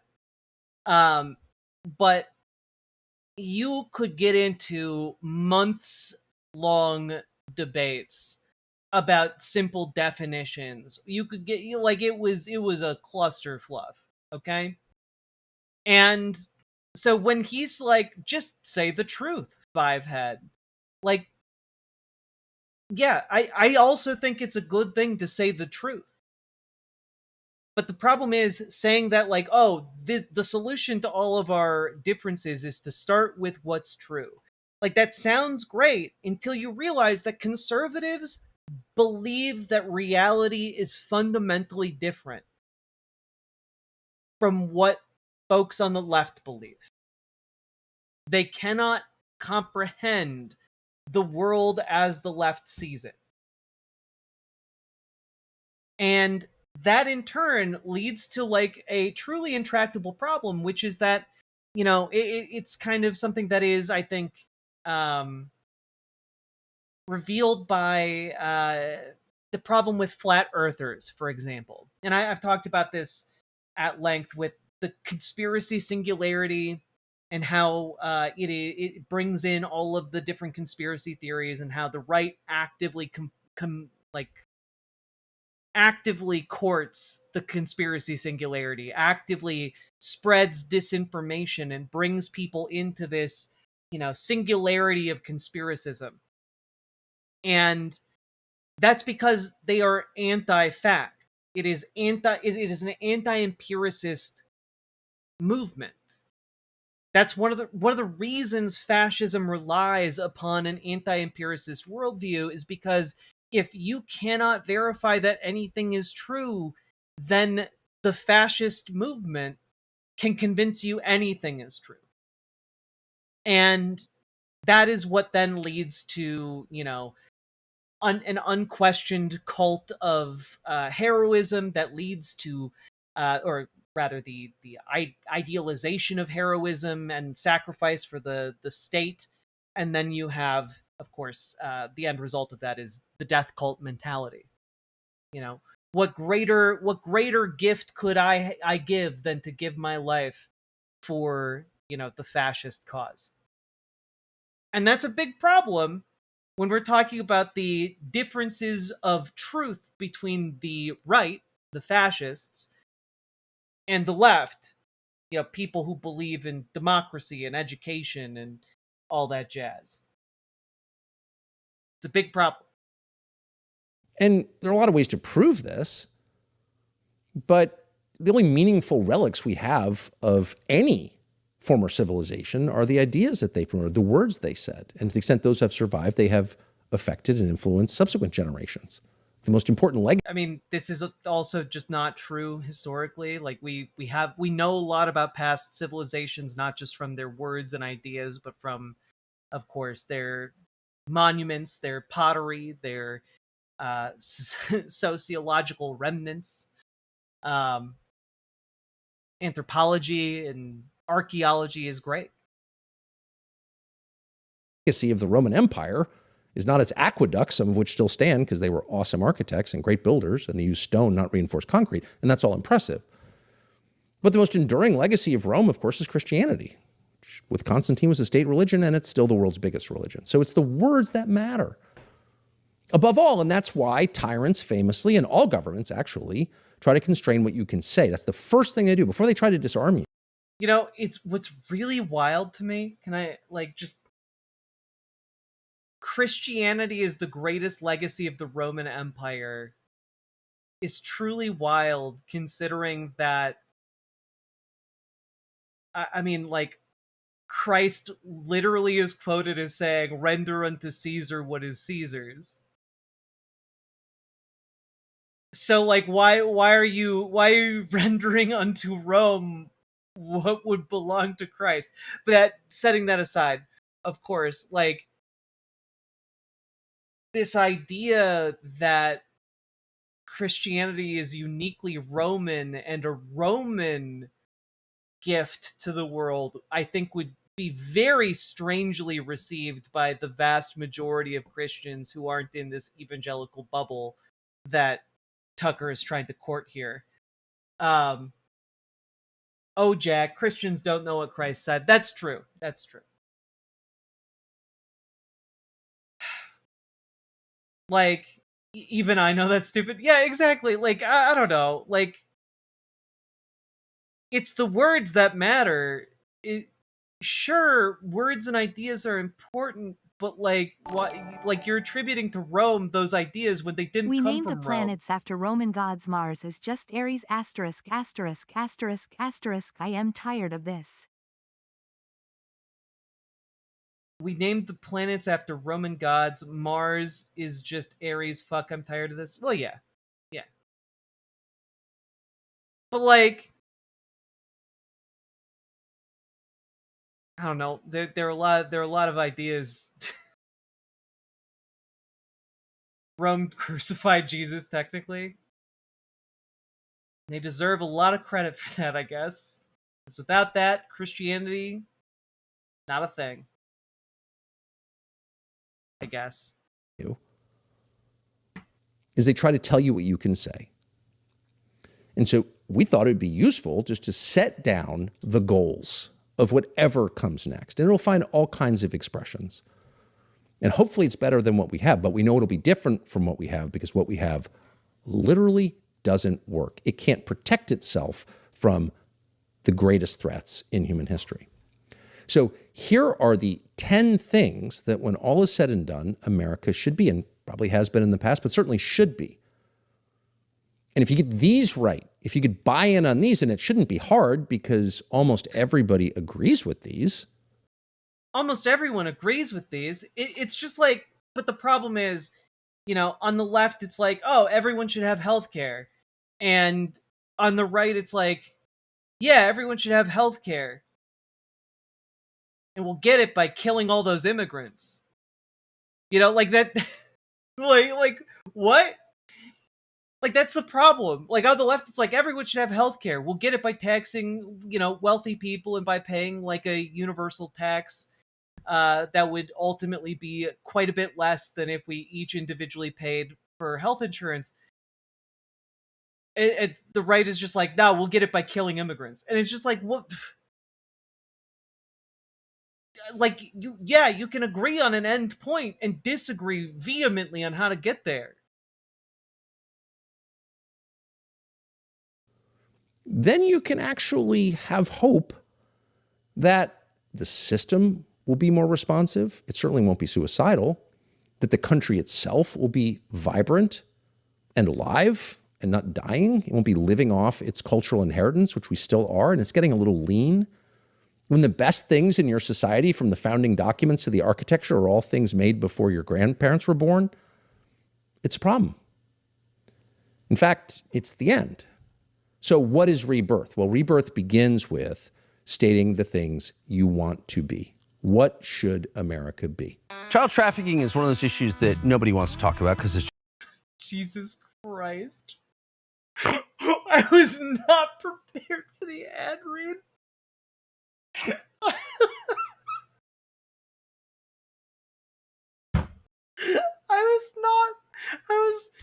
Here's our top 10 list of rebirth. It starts with child trafficking. Christianity. Politics just reminds me of a few months ago when lawmakers both for and against child marriage quoted the Bible. What happened to separation of church and state? Oh God, I'm sorry. We gotta play that again. Just should America ends with stating the things you want to be. What should America be? Child trafficking is one of the... What should America be? Child trafficking. Fuck.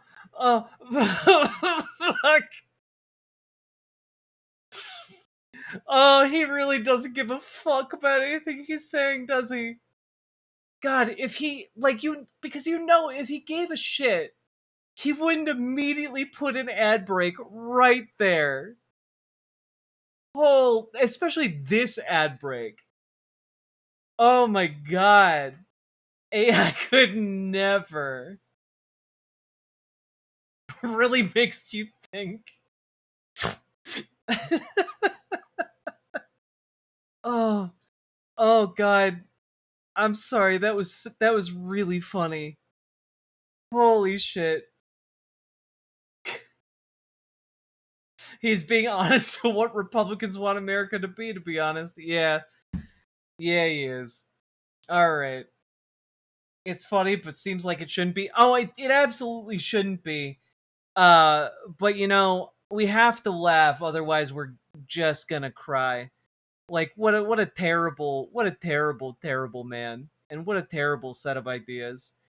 Um, just like very clearly grifting. Because, like, if you gave a shit about your message, wouldn't you think before you put an ad break there, hey, maybe we shouldn't put right after what should America be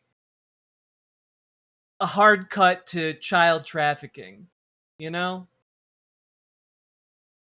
I don't know. Now, I gotta be honest, there's another hour and 15 minutes of this, and I'm not sure how much gas I have in going through this because it's already so disingenuously awful to me that, like, just don't I don't see where we could possibly get more value out of this. I guess I'm curious what you guys are thinking in the audience. If you guys are thinking we stay on this, or should we move on to something else?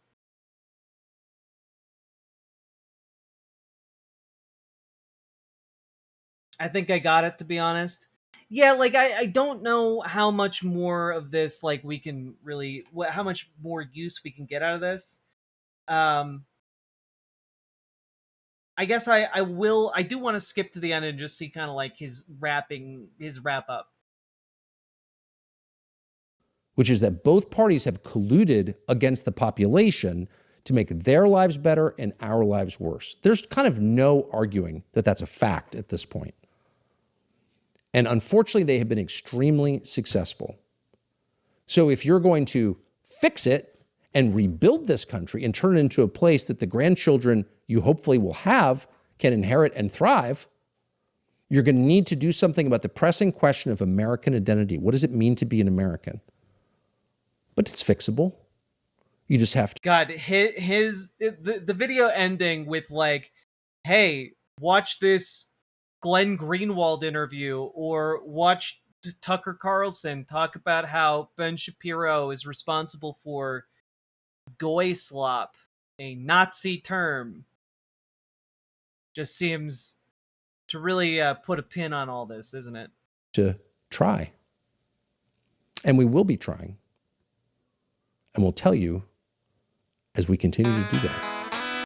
God, the fucking little banjo, like, it's so insincere. It's ridiculous. Yeah.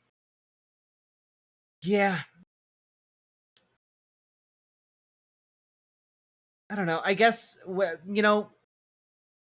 I am morbidly curious a little bit here. I'm gonna... Okay, I'll tell you what, guys. I'll use some of my time off stream to go through this at, like, a rapid speed to see if it is worth our while to go through the in-between segments where he lists out the ideas he has in more detail. But I suspect that they will be hollow and not at all interesting or compelling, and basically along the same lines as the problems I've already pointed out, which is that he's completely unwilling to point out why all these things are happening, the underlying system of capital that leads to these results that he's critiquing. and is instead more interested in putting it on the political parties just being innately corrupt somehow. And so I'll go through it and I'll see if it's worth our time to cover in more detail and in more depth. But I suspect it might not be, but I will save you all the pain of going through it, okay? All that being said, folks, if you got anything out of this, hit that like button, hit that subscribe button, and leave a comment. Commenting really, really helps the video and the algorithm. And also, you know, just let me know in the comments, like, what do you think about this? Did you find this like a compelling argument from Tucker Carlson? Because it seems very hollow and empty to me. But I do think it draws upon a very real rage that people feel towards the failures of this government. So let me know what you think about that in the comments. And if you want to do something about this to stop Tucker Carlson, you got to get organized. So join your local Dems, join your local DSA. If you don't know where to start, we can help you. Join our Discord. There's a link down in the description, or you can use !Discord in any of the chats, and you'll get a link. And you can reach out to GamerG for help joining DSA. You can reach out to Dragonfly for help joining your local Dems. They are organizers who have spent years building up folks in their respective organizations. They can help you too. And also, last but not least, check out ImogeneOlivia.com, gender euphoric lingerie designed from the ground up for trans femmes, tested with cis men, cis women, non-binary folks, trans men. It is comfortable, sexy, non-tucking lingerie. We just got full restock, 2 new sizes, and a new color. Go check it out, ImogeneOlivia.com. Link down in the doobly-doo. Let's keep on going.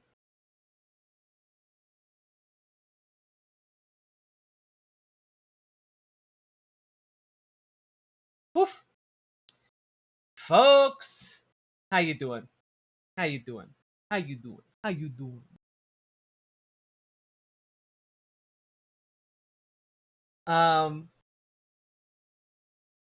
Numbers, why, indeed. I don't think a Republican will be a president for a really long time. God, I hope you're right. I'm doing? Hell yeah. Now, folks, we've been going for 3.5 hours. If you've been enjoying the show, hit that like button, hit that subscribe button, and also consider dropping those subs, donos, memberships, super chats, because you guys make this show possible, and I literally couldn't do it without you fine folks. This show brought to you by viewers like you. Thank you.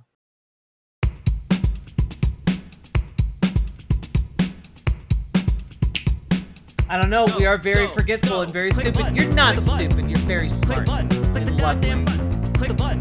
Unless you forgot to click the button and or sub and dono. Click the button. Click the button. Click the goddamn button. Click the button. Click the button. Click the button. Click the goddamn button. Click the button. Click the button.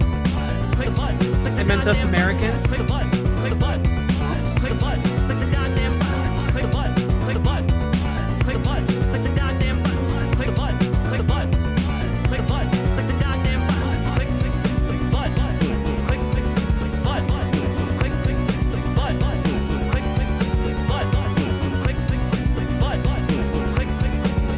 the button.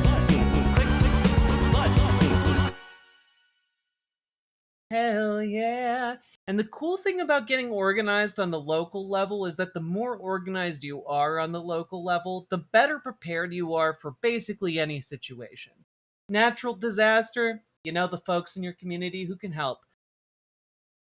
Revolution, you know the folks in your community who can help. Like, duh. It's a good thing to be organized, folks.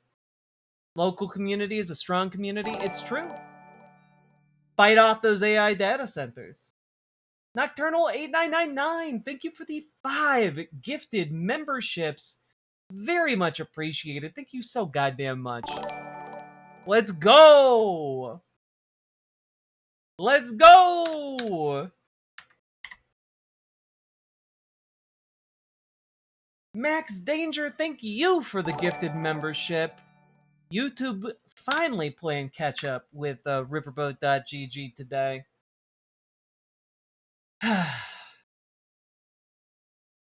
And also, just want to say our next sub goal, I think, is going to be a fascinating animated series that was sent my way by one Salmon Moose, our beloved mod Salmon Moose, called Titanium Daydream.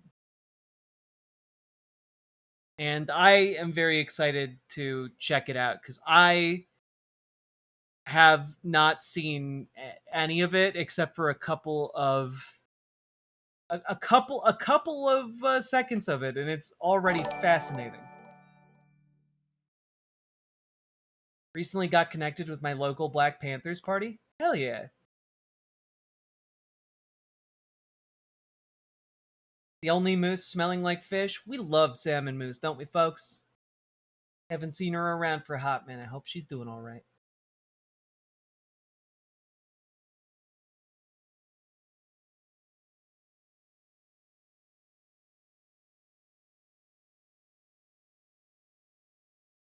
Who's Titanium? A Titanium Daydream.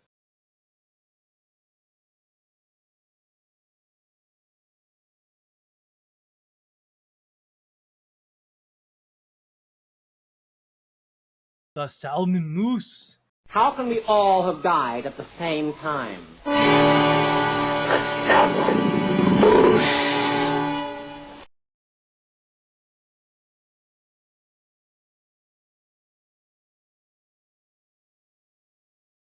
OMG, where has Salmon Moose been? I miss her. We all miss her. She's recovering, and when she comes back, she can tell you all about it if she feels so inclined. But as far as I know, she's doing okay. Just got off work and I'm cooking a burger. Yummy, yummy. What kind of burger are you cooking, though?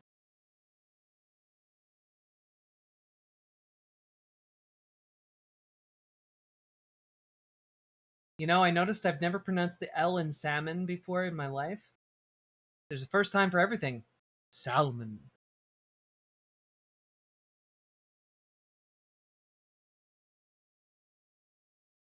Yeah, comrade girl. She's alright.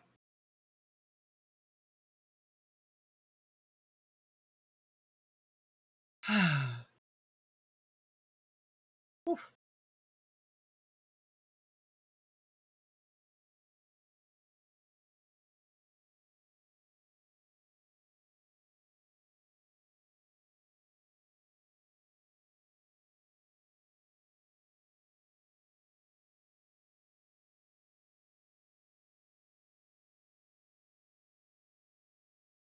Cute dark arts!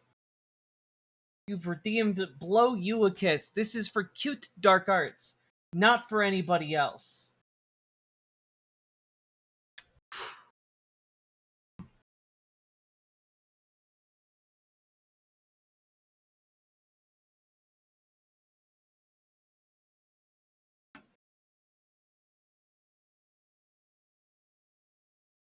Alright. Look away, folks. It's not for your mortal eyes.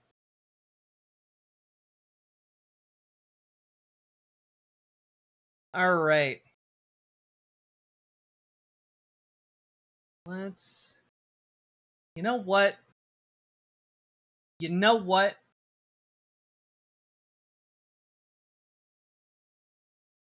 I think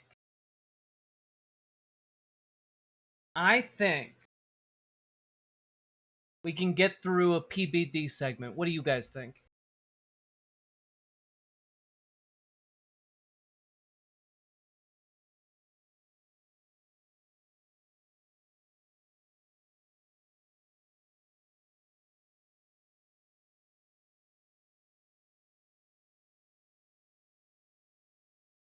Let's go. Valuetained. I'm a Nombars guy. Hell yeah.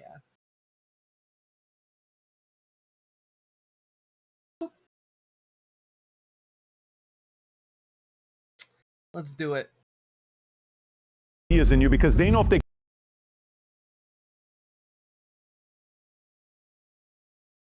Let's do it.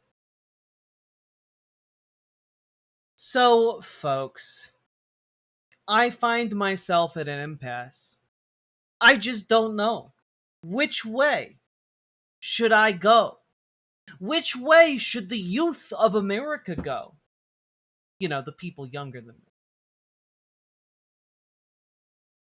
And you know, I just don't know. I don't know what to do with my life.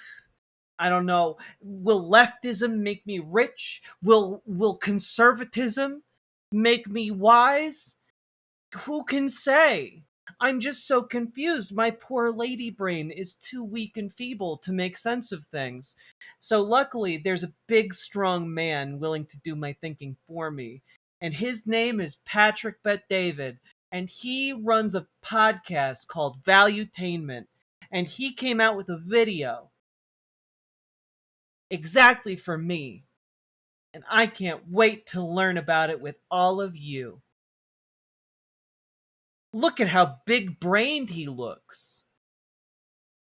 Can't wait to hear his high-level ideas. Do you know countries are spending billions of dollars to win your attention over? And they're trying to influence you. And they want to instill certain bad ideas in you because they know if they control your mind, they can take control of a nation. And they go after the youth because whoever controls the youth controls the future of that country. Did you know, guys, did you know that propaganda exists? Hey guys, did you know that countries invest in propaganda? Did you did you know that countries make propaganda? Hitler say once, he said, "He alone who owns the youth gains the future." By the way, today we are going to do an audit on these young influencers that people follow. I love that we are 20 seconds in. Spy Kids 3 reference. We are 20 seconds in, and Patrick Bet-David is already like, you know that guy Hitler? He had some good ideas. We're 20 seconds in, he's like, did you know that Hitler talked about controlling the children and controlling the world? He was right. All these countries are doing it the same thing. They're targeting the kids to control the world. Charlie Kirk, Hormozy, Clap, Fuentes, Mr. Beast, all these people that we're going to go through, what happens if we consume their content? What happens to me if I put 100 hours into consuming someone's content, 500 hours? What happened to my life? Let me tell you a story. I had an economist on the podcast 2 days ago. His name is Steve Keen. Very well known from Australia. The conversation starts off. The first 20 minutes, we are this close to finishing the podcast. It's heated. He's arguing. He's offended because I said something bad about communism. And he was very defensive about it. And then I asked him a question. I said, let me ask you, would they consider you a pessimist or an optimist? Society and the state we're in, pessimism has been forced upon me. He says, I'm a pessimist. I said, why are you a pessimist? He says, because I know the fact.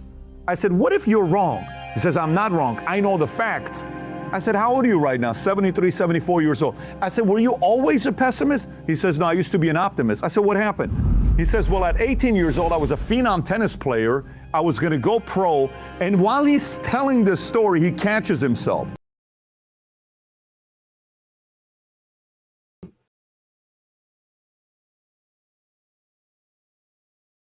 This is really dumb. Did you know that this economist I talked to is a pessimist? And he was turned into a pessimist because he was going to be a tennis star at 18 years old. Who gives a shit, man? Who cares? He says at 20 years old in college, I got caught into this leftist group, this communist group. And from there, when I did that, instead of playing tennis 20 hours a week that I was training, I stopped tennis and I just locked onto politics. I said, what's the first time you read Karl Marx's book? He says, oh, I love the idea that this guy who's like 70 years old has spent the last, 50 plus years of his life studying economics and being a communist.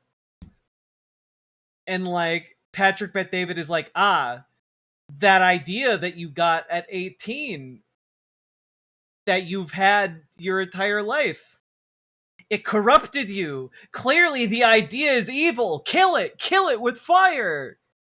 I was 20 years old. I said, what did you read? He said, I read everything.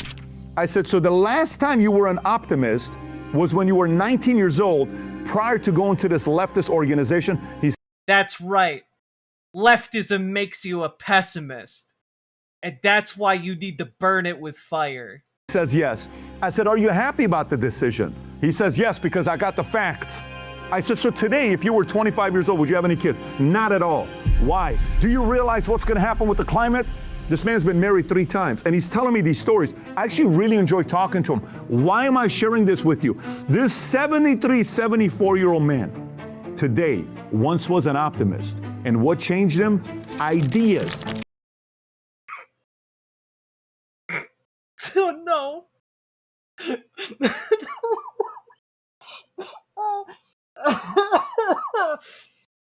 Guys,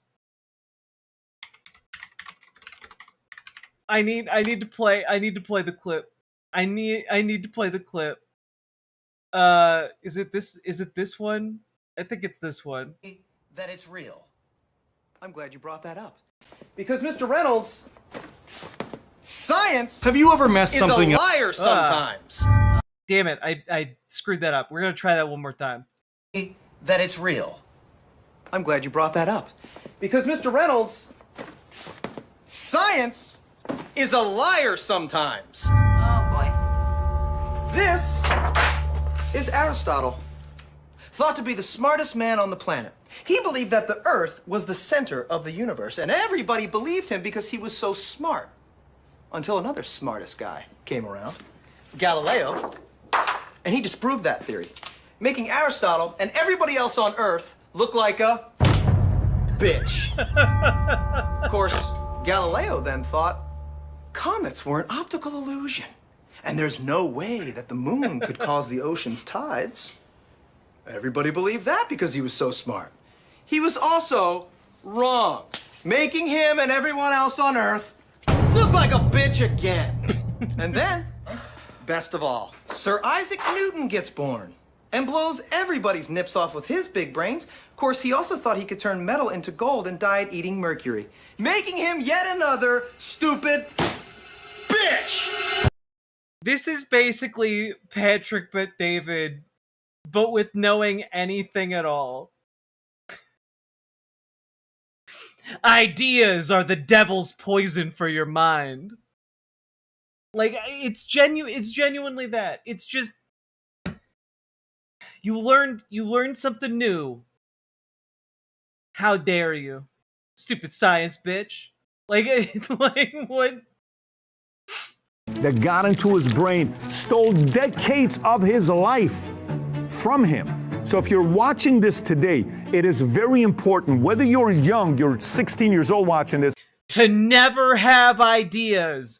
If you think for even a second that you are developing an idea, quick, ram your head into a wall, purge it of all ideas. You need to make sure it's as smooth in there as possible, all right?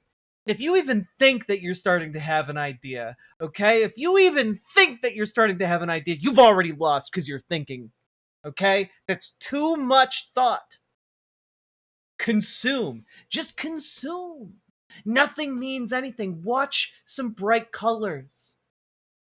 Watch some bright colors play on your TV. You don't have to connect any ideas to them. That'd be dangerous. But just, let your life wash over you and don't accomplish anything. Don't think anything. Don't believe anything. Because you don't want to be one of those dumb science bitches, do you? 22 years old watching this, or 38 years old, and you got kids that are consuming this, this content is purely for you to realize one bad idea will steal decades of your life. We're going to talk about that today.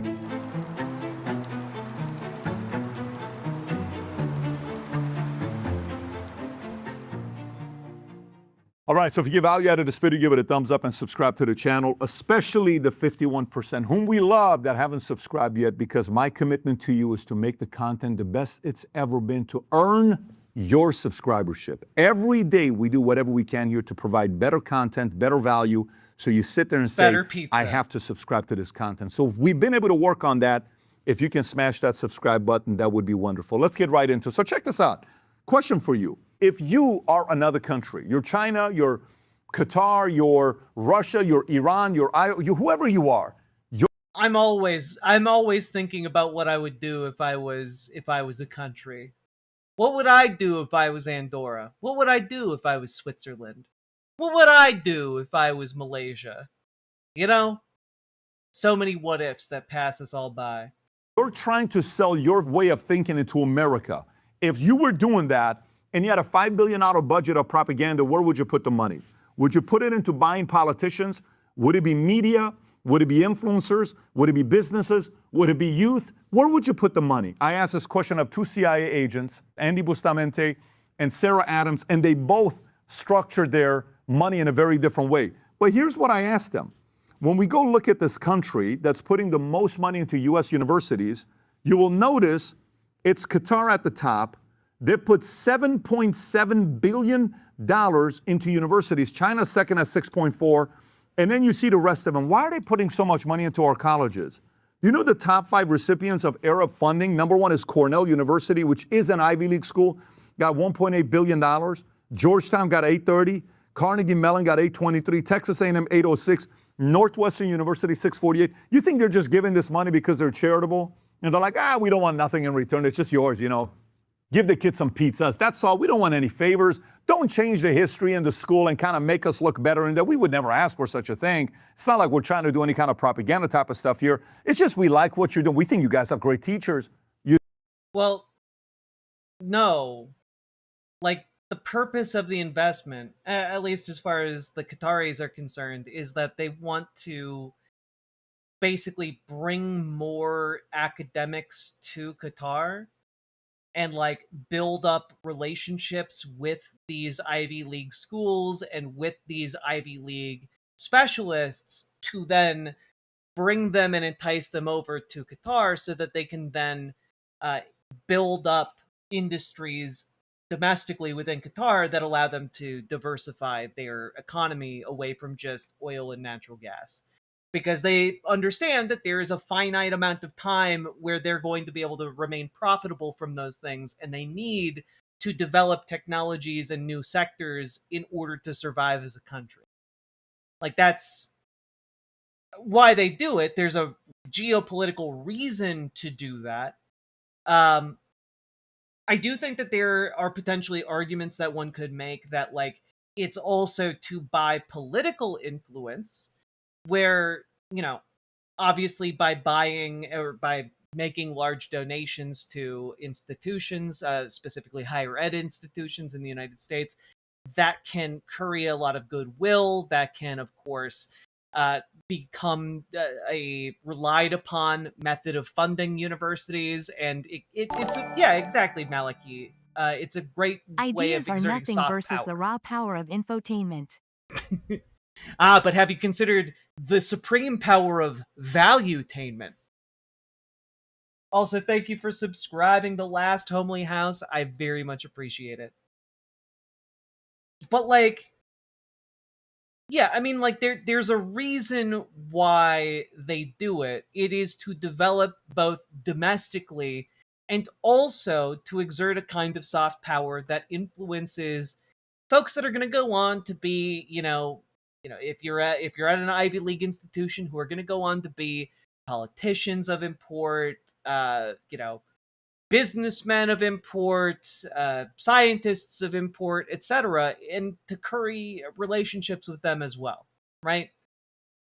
Like, it is a way of exerting a kind of soft power. You think they're doing that? Of course they're not doing that. So where does this go? Before we talk about these names, all of these names here that we're going to look at, let's first look at the list of enemies who hate America and they want to get a hold of our kids. You're seeing what's going on, and already, what type of enemies do we have?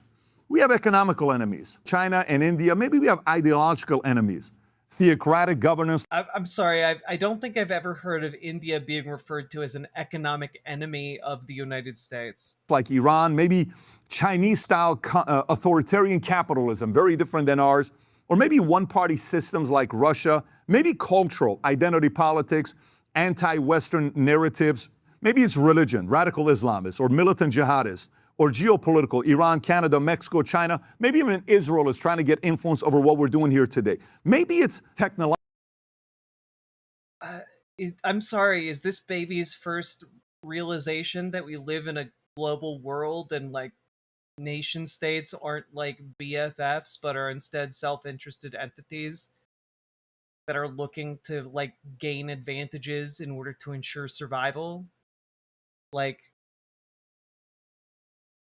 yeah, every country on earth does this. Yes. Logical. China, South Korea, Taiwan, India, they're trying to win the race. Or maybe it's internal. And when I mean internal, it could be envious players internally. Maybe it's our educational system that internally is getting a hold of our kids and we're losing them for a few decades. Now, this is interesting because he's now putting out like, oh, okay, every country does this, which would include the United States does this, but our education system that is created by the United States is stealing our kids to what? What are you talking about? Like, yes, the US education system does instill certain ideas and values, but it's mainly designed to create blue-collar workers. It's mainly designed to create a kind of working class individual that can slot neatly into service jobs or into, you know, like different trade jobs, and to provide services so that, like, you know, you have a literate class that can operate in a modern society. That's the purpose. Like the indoctrination is to get you used to that kind of labor when folks are adults. And on top of that, it is designed to avoid topics like socialism or communism. Like, I took some fairly advanced college level classes in high school on economics, and the extent to which we learned about communism was, it's a fine idea on paper, but like, it's not, you can't put it into practice, you know? And like, that was the extent of my education on communism. And like, that's not it. Like, your kids aren't being indoctrinated to become communists in public school. Like, who does PBD think that the public school system is stealing kids from, and to what end? Maybe it's affordability. Maybe it's LGBTQ that led to low birth rates that leads to abortion. What? Man, I love the idea. I love these ideas that conservatives just like throw out there like lightning round. Yeah, maybe people are just enjoying having gay and lesbian sex so much that the population has declined. like, I mean, duh. Maybe we're just more generous lovers than the straights. I don't know what to tell you. Maybe it's the gay sex is just too good. You know, like those bisexuals out there, they're rampaging across the land with their sexual prowess, causing the birth rate to go down and abortions to go up? Question mark. Maybe that's the whole concept of the breakdown of the nuclear family. The gay sex but baby abortion levels are out of control.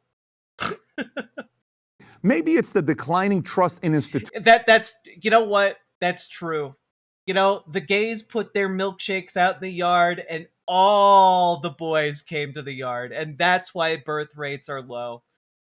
It's so true. The gays are putting out too many milkshakes. There are too many yards. The boys, they're in short supply.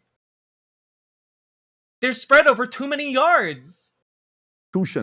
Or motives to divide us, or seeking fame. Who knows? These are list of enemies that we have. Do you think the enemy would like to see a civil war in America? Do you think that would... I love that he's just listed every aspect of society as the enemy. Just every aspect of society, every institution, every country, every like everything is the enemy. Conservatives live in a constant bubble of fear. It's no way to live. I can tell you guys that much. You want to see civil unrest? Have you noticed certain words becoming normalized, like desensitized?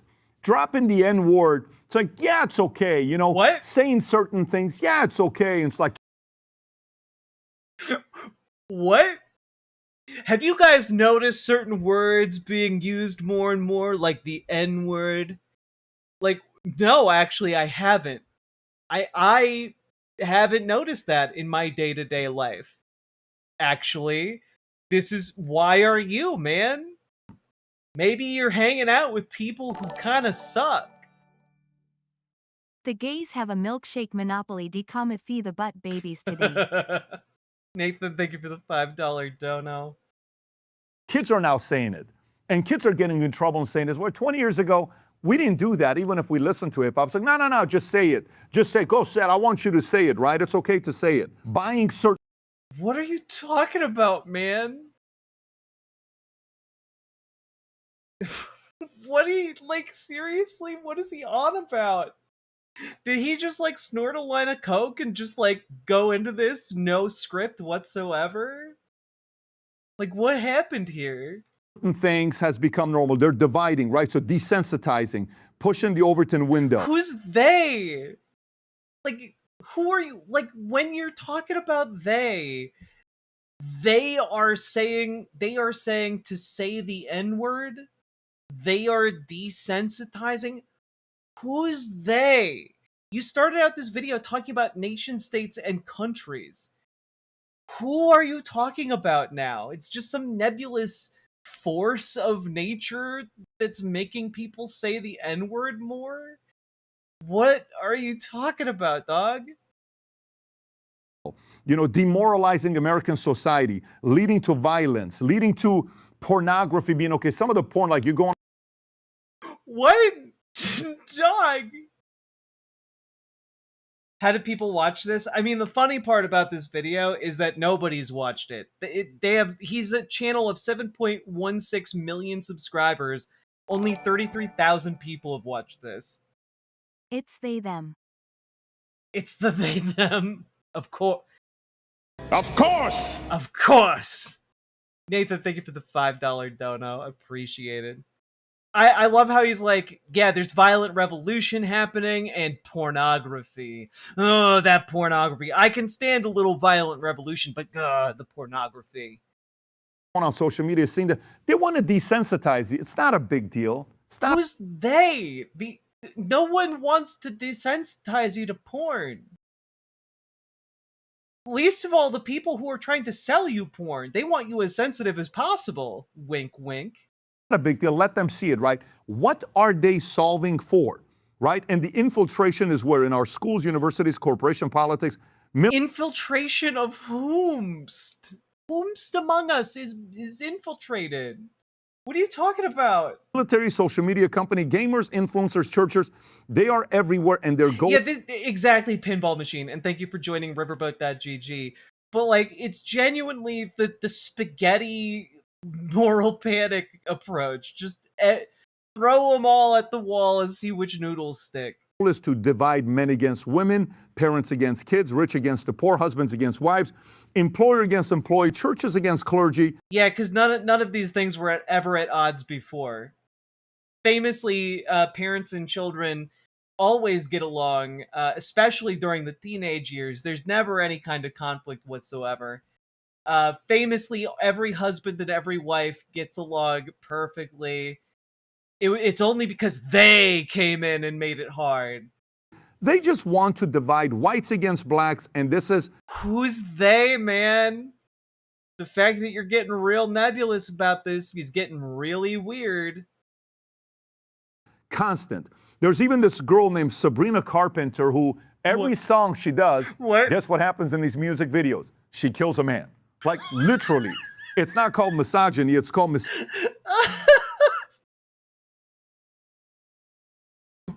that true? I've never watched a Sabrina Carpenter music video. My only exposure to her is on the Muppet Show, because she came and did a 1-episode appearance on the Muppet Show, and she was a goddamn delight. She was an absolute delight. She was like a perfect match for the Muppets, and if you guys haven't seen that, I really recommend it. It was delightful. It was incredible. She interacted with Muppets as well as like Tim Curry.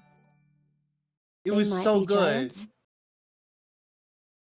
They might be giants. I don't know what that means. I'm sorry. Watch the man-child video right now. I can't. That would immediately get this demonetized. Sandry, hatred, a deep prejudice. Does she really commit murders? Now that's a great question. Is Sabrina Carpenter a serial killer? That's what I want to know. I actually just want to know this. Okay, is Sabrina Carpenter the reincarnation of Jack the Ripper? Okay, like is she out there? Is she out there like stalking the men with her rifle and knifed stilettos? She would be a great serial killer. She'd be a great anything that she puts her mind to. She has the fortitude and mental dexterity of Miss Piggy, the charm of Beaker, the witticisms of Fozzie Bear, and of course the humble nature of Kermit the Frog. This towards men. Meep, bitch. Men, you're being targeted. They're coming for you.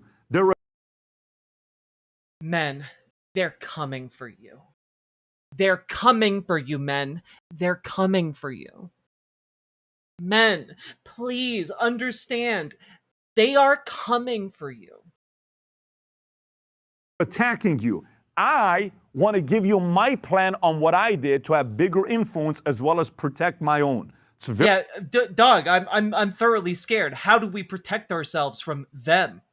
Very important. So if we go over here and we're looking at this stuff, because these guys that are making the investment, they know they want you 20 to 60. Yeah, the Sabrina Carpenters are coming for you. It's actually a profession. Many people don't know this. They're unionized. They want to get you long term. They're not trying to get you short term. They know 20 to 60 year plan of them getting a hold of you. So now let's go over here. They have a 20 to 60 year plan to get hold of you?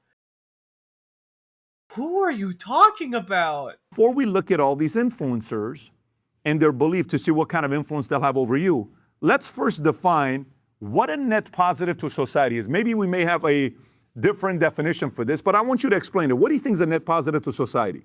How do you measure somebody to say, that guy's a net positive to society? Maybe their self-reliance. I would maybe define a net benefit to society being like someone who helps society more than harms society. That seems to be the simplest definition here. Being self-reliant doesn't necessarily help society more than it hurts society. Take care of their own. They make their own money. They pay their taxes.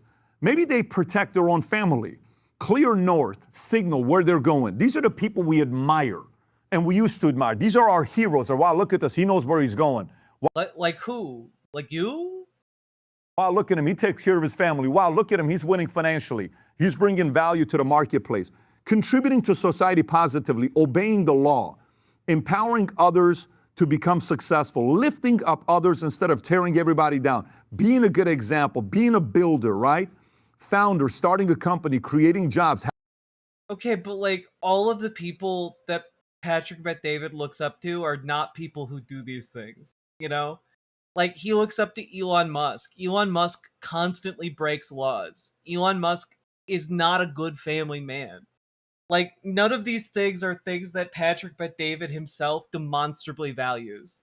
Having kids, creating businesses, you're building, you're not tearing. I thought he hated teachers. He literally talked about how teachers were agents of them taking away children.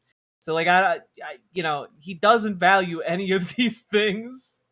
What is this sloppy list horseshit? You know, that's actually a really good point insofar as like there's a decent chance that Patrick Bet-David generated the script for this video using AI.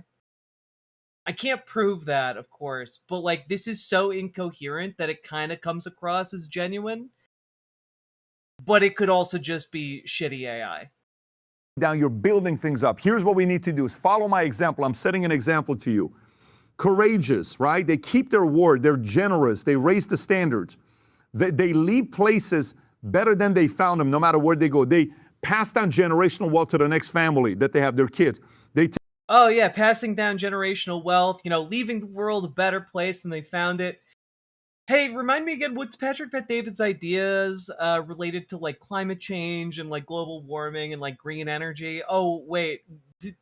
You could leave all the generational wealth you want. You just can't leave your kids a planet that's livable. Gotcha. Take responsibility. They're tough. They confront respectfully. They confront respectfully. If this is what net positive to society is, then it leads to the following names. If you watched 500 hours of content of each. Oh, God. Sabrina Carpenter, Garrot, Gallons of Acid, Girl Boss. I don't understand. Are those songs? Are those her methods of murder? Like I need to know more. Thank you for the $10 super chat, Brutus Magnuson. Each of these, let's just say we take 1,000 kids and we take these kids and we divide them amongst these people, and the test is going to be, I want you to watch 500 hours. Where would we rank them in? Okay, but this is genuinely AI slop. So like I'm guessing that he wrote this with AI. Net positive to society. As teenagers or 22-year-olds, 21-year-olds. Let's go through them. Oh, gaslight, gatekeep, girl boss. Oh, I got it. I get it. Charlie Kirk. If we give a 16-year-old kid to watch 500 hours of Charlie Kirk, what happens to him?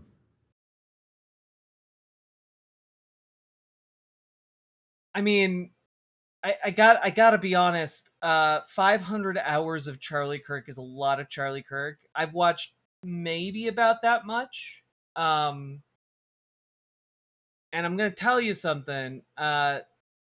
We already have an idea of what happens when you feed an entity on Charlie Kirk videos.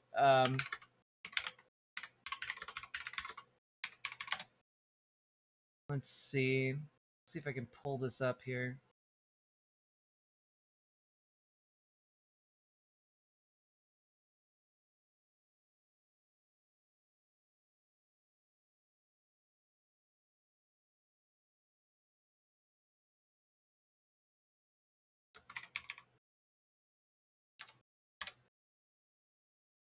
Is it this one? It's all right. No, it's not this one.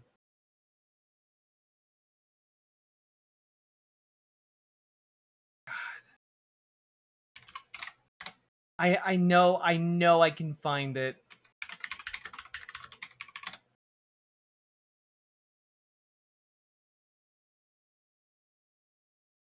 Come on.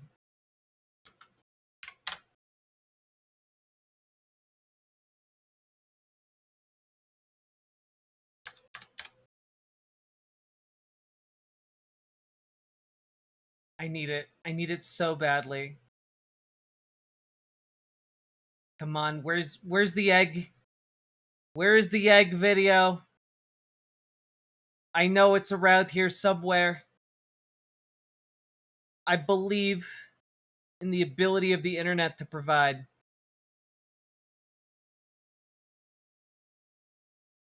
Come on. We got this. Don't do this to me.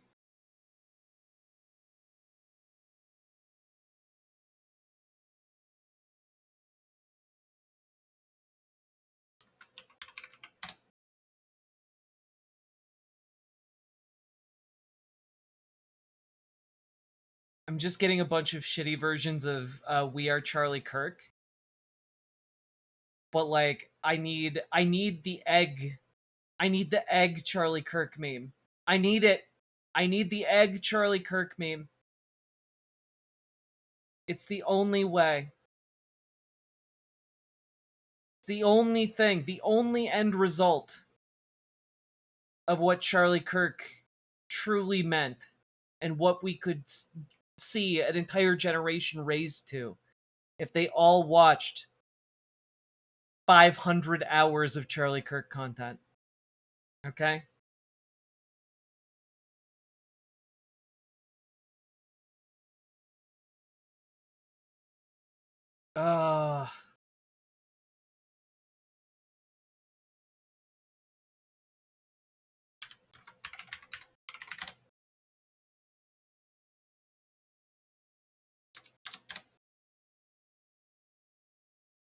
God damn it.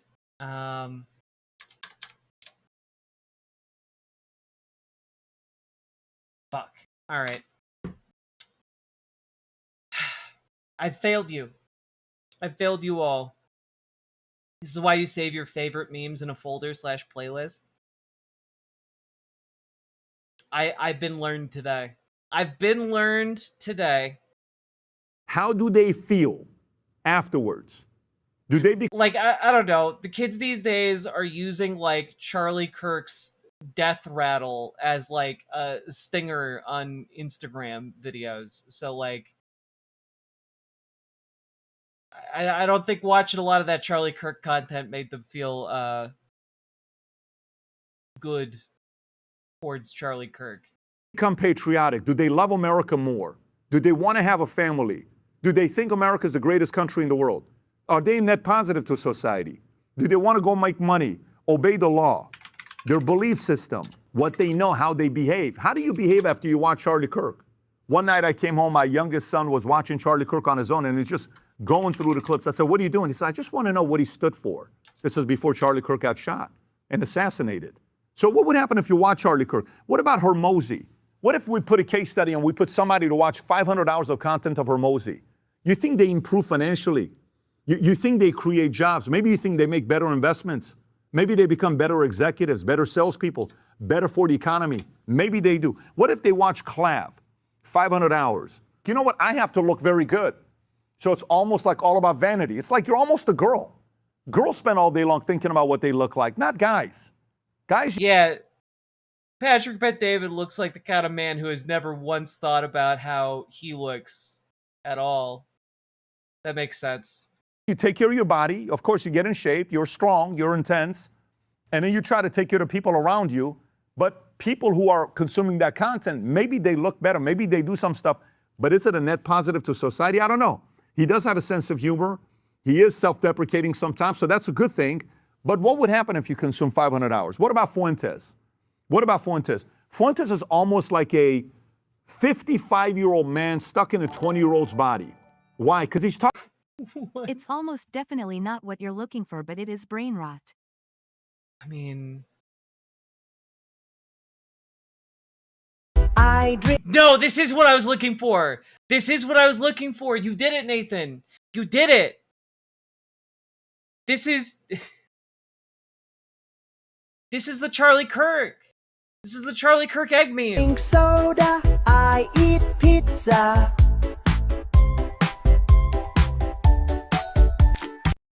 That's what happens. That's what happens to your brain after you watch 500 hours of Charlie Kirk content. It turns into two little eggs that talk about how you love soda and pizza. That's it. It's the scientifically, perfect ideal of what happens. You did it, Nathan. You saved it. You saved the stream. Thank you for the $5 dono. Talking about issues that matter if you're above 40, not if you're 14, not if you're 16, not if you're 18.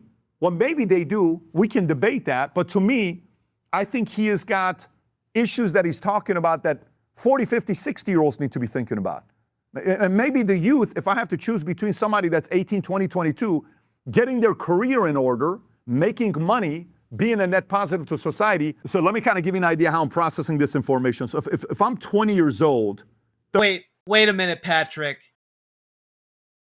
Processing information?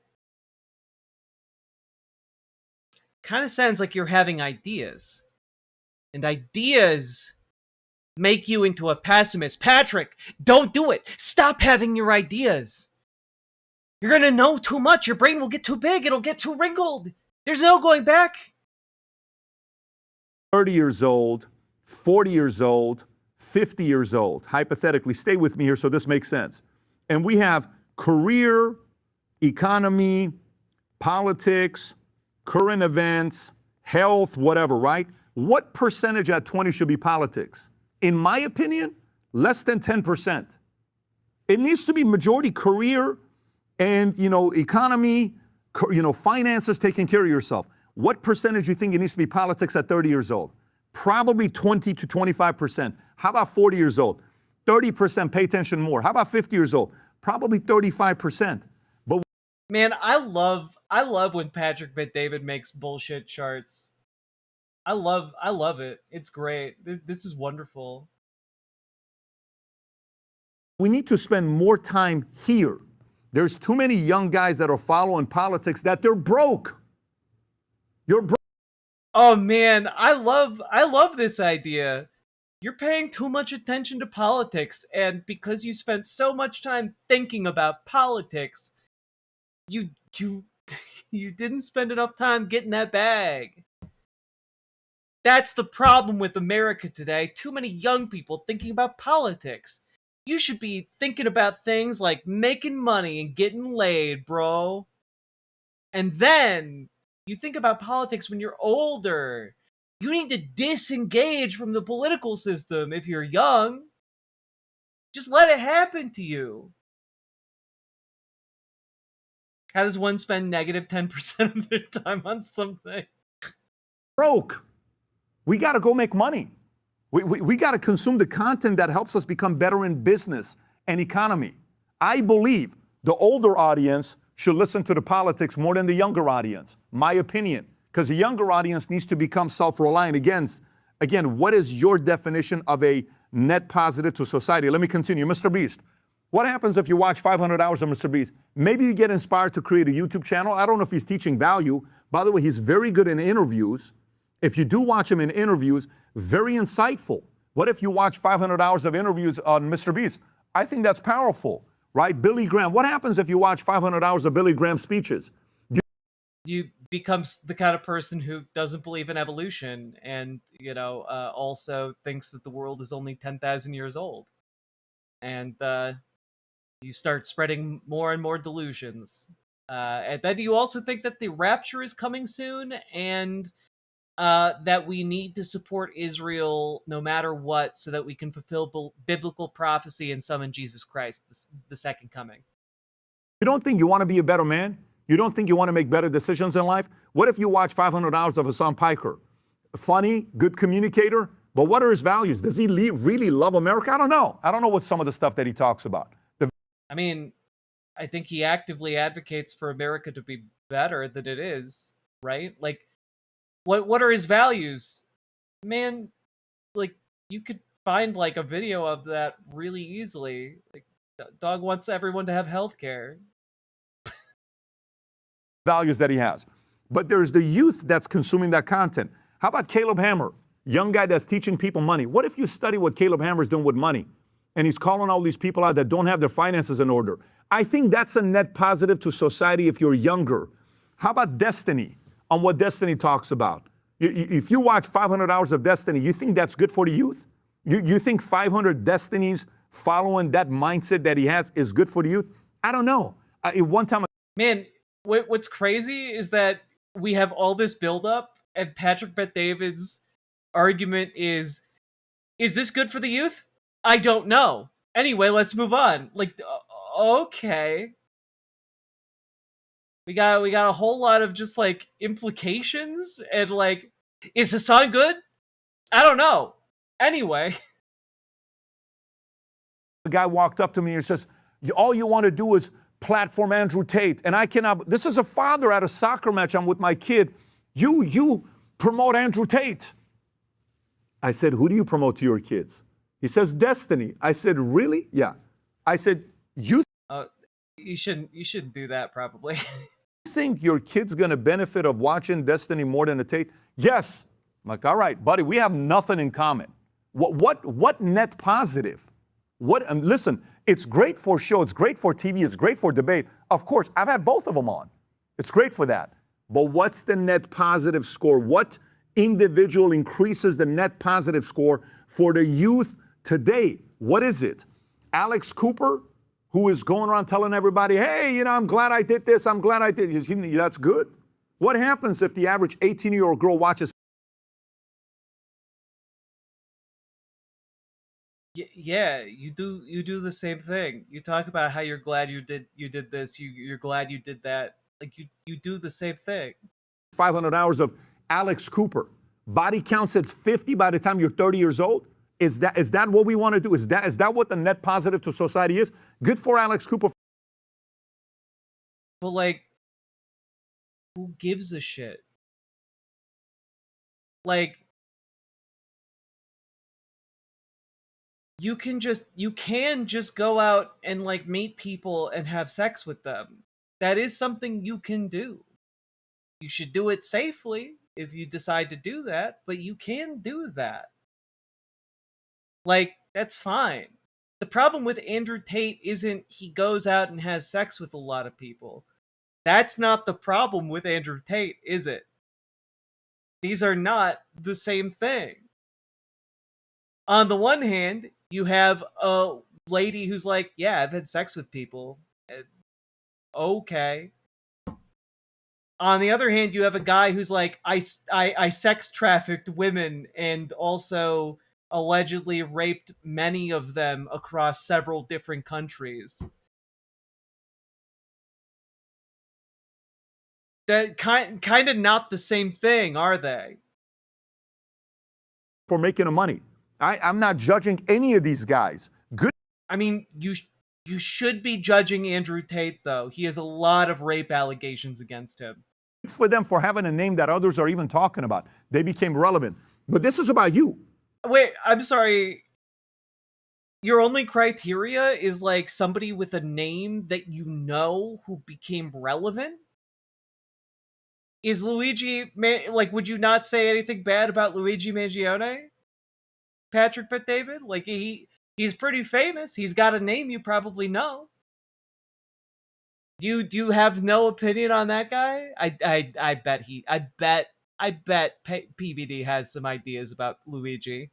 How do you become a better net positive to society? What if you watch I Show Speed? I actually like the guy. I think he's good. He's doing his thing, and he's just having fun. Cody Sanchez. What happens if you have 50 girls watch Cody Sanchez for 500 hours versus 50 girls watch Alex Cooper? I gotta be honest. I have no idea who. Like, I barely know who Alex Cooper is. I don't know who Cody Sanchez is. For 500 hours. You tell me what happens. I'll take this 10 out of 10 times. Are you kidding me? They're going to become winners? But wait, but why? Like, the crazy thing is, he's not even talking about any of these people or describing their worldviews or anything about them. And, like, that he's like, I'll take this one over this one. Like, oh, okay, but, like, why, though? And he's like, well, because if you watch this one, you become a winner. And if you watch this one, you don't become a winner. But, like, what are you basing your idea on? Where's your data? Is it all just you pulled it out of your ass? Which, to be honest, this is a great image for me to use that line, because it does kind of look like something's being pulled out of his ass. And I just found out they're having kids. I think I saw their picture. She's pregnant. I'm so happy for her.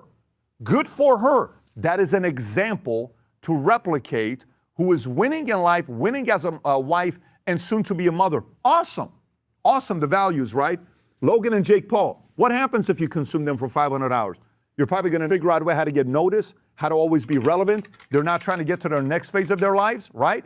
But Logan and Jake Paul. How about Chris Williamson, who's talking about what to be career-wise, taking care of your body, your health? Tate. Every one of these guys, this isn't about whether these are good people or bad people. They have their own philosophies. But if I'm a young 18, 16, 17-year-old, and I'm getting caught up way too much into everything that's going on with politics, and my bank account is zero, or I'm in debt $18,000, financially I'm not in place, and I don't have a girlfriend, steady girlfriend that's gonna be a wife, you know what my obsession would be if you were my son, or you came to me to ask a question about me? My goal is to make you self-reliant, where you're making money, your economy is good, your career is advancing, you're becoming a better leader. Then when you have that and you become influential, now you can have your own opinions. Go create your own opinions and share it with the world. Great. Maybe we disagree. But number one is, a society is a better place when the youth are winning financially. The more the youth has nothing to lose, that's a chaotic society. You don't want to live in that area. Trust me. I used to be one where I had nothing to lose in my life. Nothing. I was a kid with 1.8 GPA. I'm that kid that had nothing to lose. Luckily, I was good in math. I was good in pre-calculus. I was good in trigonometry. I went in the military. Somebody told me to read books, and I got... Wait a minute, reading books? Patrick, those have ideas in them. You don't want to look like a science bitch. Patrick, you're embarrassing yourself in this video. A hold of those business books, and the rest is history. If I had the wrong influence here, they would have lost me, and I could have gone a very different direction. So I'm... Yeah, something tells me that, you know, this guy. I don't think communism was gonna take hold of this guy. He's too mentally strong. His brain's like a fortress. It's so smooth, no other ideas can gain purchase. Simply sharing with you on what could happen if the wrong people get a hold of you. Parents, pay attention on who your kids are consuming. The youth, Gen X, even some of you guys that are in your 20s. As much as you're obsessed with politics, the only time I would say... Like, God, I can't believe I have to say this. The reason young people are obsessed with politics is because they have been systematically robbed by the ruling class, by people in positions of political power, and by people in positions of economic power. They've been robbed. Their futures have been mortgaged, and they've been left foot in the bill. The reason they are, like, younger folks are obsessed with politics and are increasingly interested in politics is because they view it as one of the only ways out of the predicaments they find themselves in. Right? Like, a lot of young people are really angry because they see what their parents had growing up. They see what their grandparents had growing up, and they look at what they have now, and they're like, I can't go buy a house for like $1,000. Like, even if you adjust for inflation, that's like $16,000 now. Like, I can't go and buy a house for $16,000. I can't go work like a half-time, like a part-time minimum wage job and pay my way through college. That's impossible. Like, the opportunities afforded to previous generations just don't exist anymore. Like, I read a piece about how people have been put into like permanent unemployment categories for like the last several years because the job market is just terrible, and hiring practices use AI, all this garbage. And like, the systemic barriers to getting involved and gaining the kind of power or the kind of autonomy that previous generations had is just like, it's a non-starter now. And yes, and they've been sold vapid lies by grifters like PBD. Exactly. And like, I guess the position I have here is just the reason the kids want to know what's going on in politics is because they recognize that what happens in politics directly affects them, their future, their ability to have families, etc. Like, it's related. And they need a way to like look at their potential futures and feel hopeful. And the only way they can do that is when they look at politics and look at figures who are like, hey, we know that medical debt is a huge problem. We know that health insurance is a huge financial burden on everybody. Guess what? We want to take that financial burden away, and give you health care. And like, younger people look at that and they're like, that would meaningfully improve my life in so many different ways. Having like $300 more a month would help me so much. And that's meaningful. That's meaningful. That matters. So when people are obsessed with politics, it's because politics is a pathway for them to not suffer as much. Get obsessed with politics. If you're a billionaire, hectomillionaire, you're making a lot of money, and it's impacting your life. The most important thing to pay attention to before you get obsessed with politics is your financial politics, is your financial economy, is your bank account. It's your life. It's your dreams. It's you buying a house. It's you buying a car. That's above anything else in this new rage-baiting era that I want to go. Did you see what he said? Did you see what he reacted? Did you see how he reacted? Did you see what they said? Did you see what he said? I don't have time for that because throughout the day I'm working 12, 14 hours a day. I don't have time to react to everybody. Bro, I get that though. I feel that. I don't even have time to know who the fuck you're talking about in parts of this video. I don't got time for that. I gotta go do hot people shit. Gotta go like read books. Gotta go like read up on the topics I'm gonna be discussing. I don't. If you know, engage with ideas. Notice how often I post Instagram? I'm not.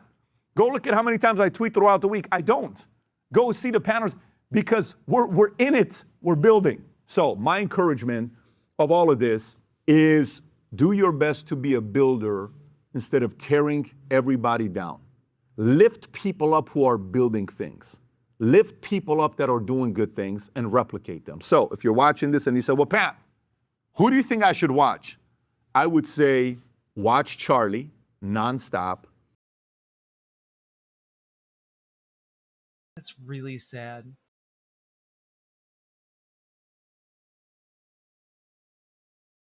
It's really, really sad. I drink soda, I eat pizza.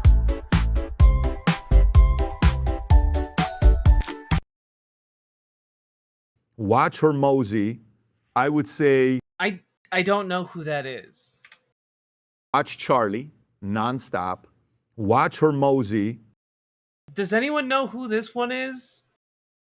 He looks like the Encino Man. Like who is this one? He looks like he's about to try and sell me on a pyramid scheme. I would say watch Billy. I would say watch Caleb. I would say watch Cody. I would say watch those, and everything else sprinkle a little bit to kind of see what's going on, but 10% of your time, not majority of your time. Then later on when you're financially free, then you have the privilege at that time and the flexibility to consume all the content on politics and say, this is where I lean. But number one, you got to become financially free and become a net positive to society. Because everybody's counting on you to do that. Your future older self, I'm 47 today. I never thought I was going to be 47 this quickly. Just yesterday I was 23. Today I'm 47 years old. Holy moly, I got a 5-year-old daughter today and a 14-year-old son, and I'm running all these companies and businesses. How the hell did this thing go by so quickly? You don't want to be the one that's 47 with $22,000 in a bank. You don't want to do that. Remember the story I started off with, that economist? The moment the bad idea went there, pessimism. And I gotta be honest. I think that the vast majority of people who might be watching this, who are like 47, would be like, or who are like, I'm, wait a minute, I'm 30. $22,000 at the bank sounds pretty good, actually. like, wait a minute. Wait a minute. Like, the thing is, Patrick Bet-David is so divorced from the financial reality of most working class people that he doesn't even realize that, like, someone with $22,000 in the bank is at a, like, in a much better place than most people in America who are living paycheck to paycheck. Like, most people in America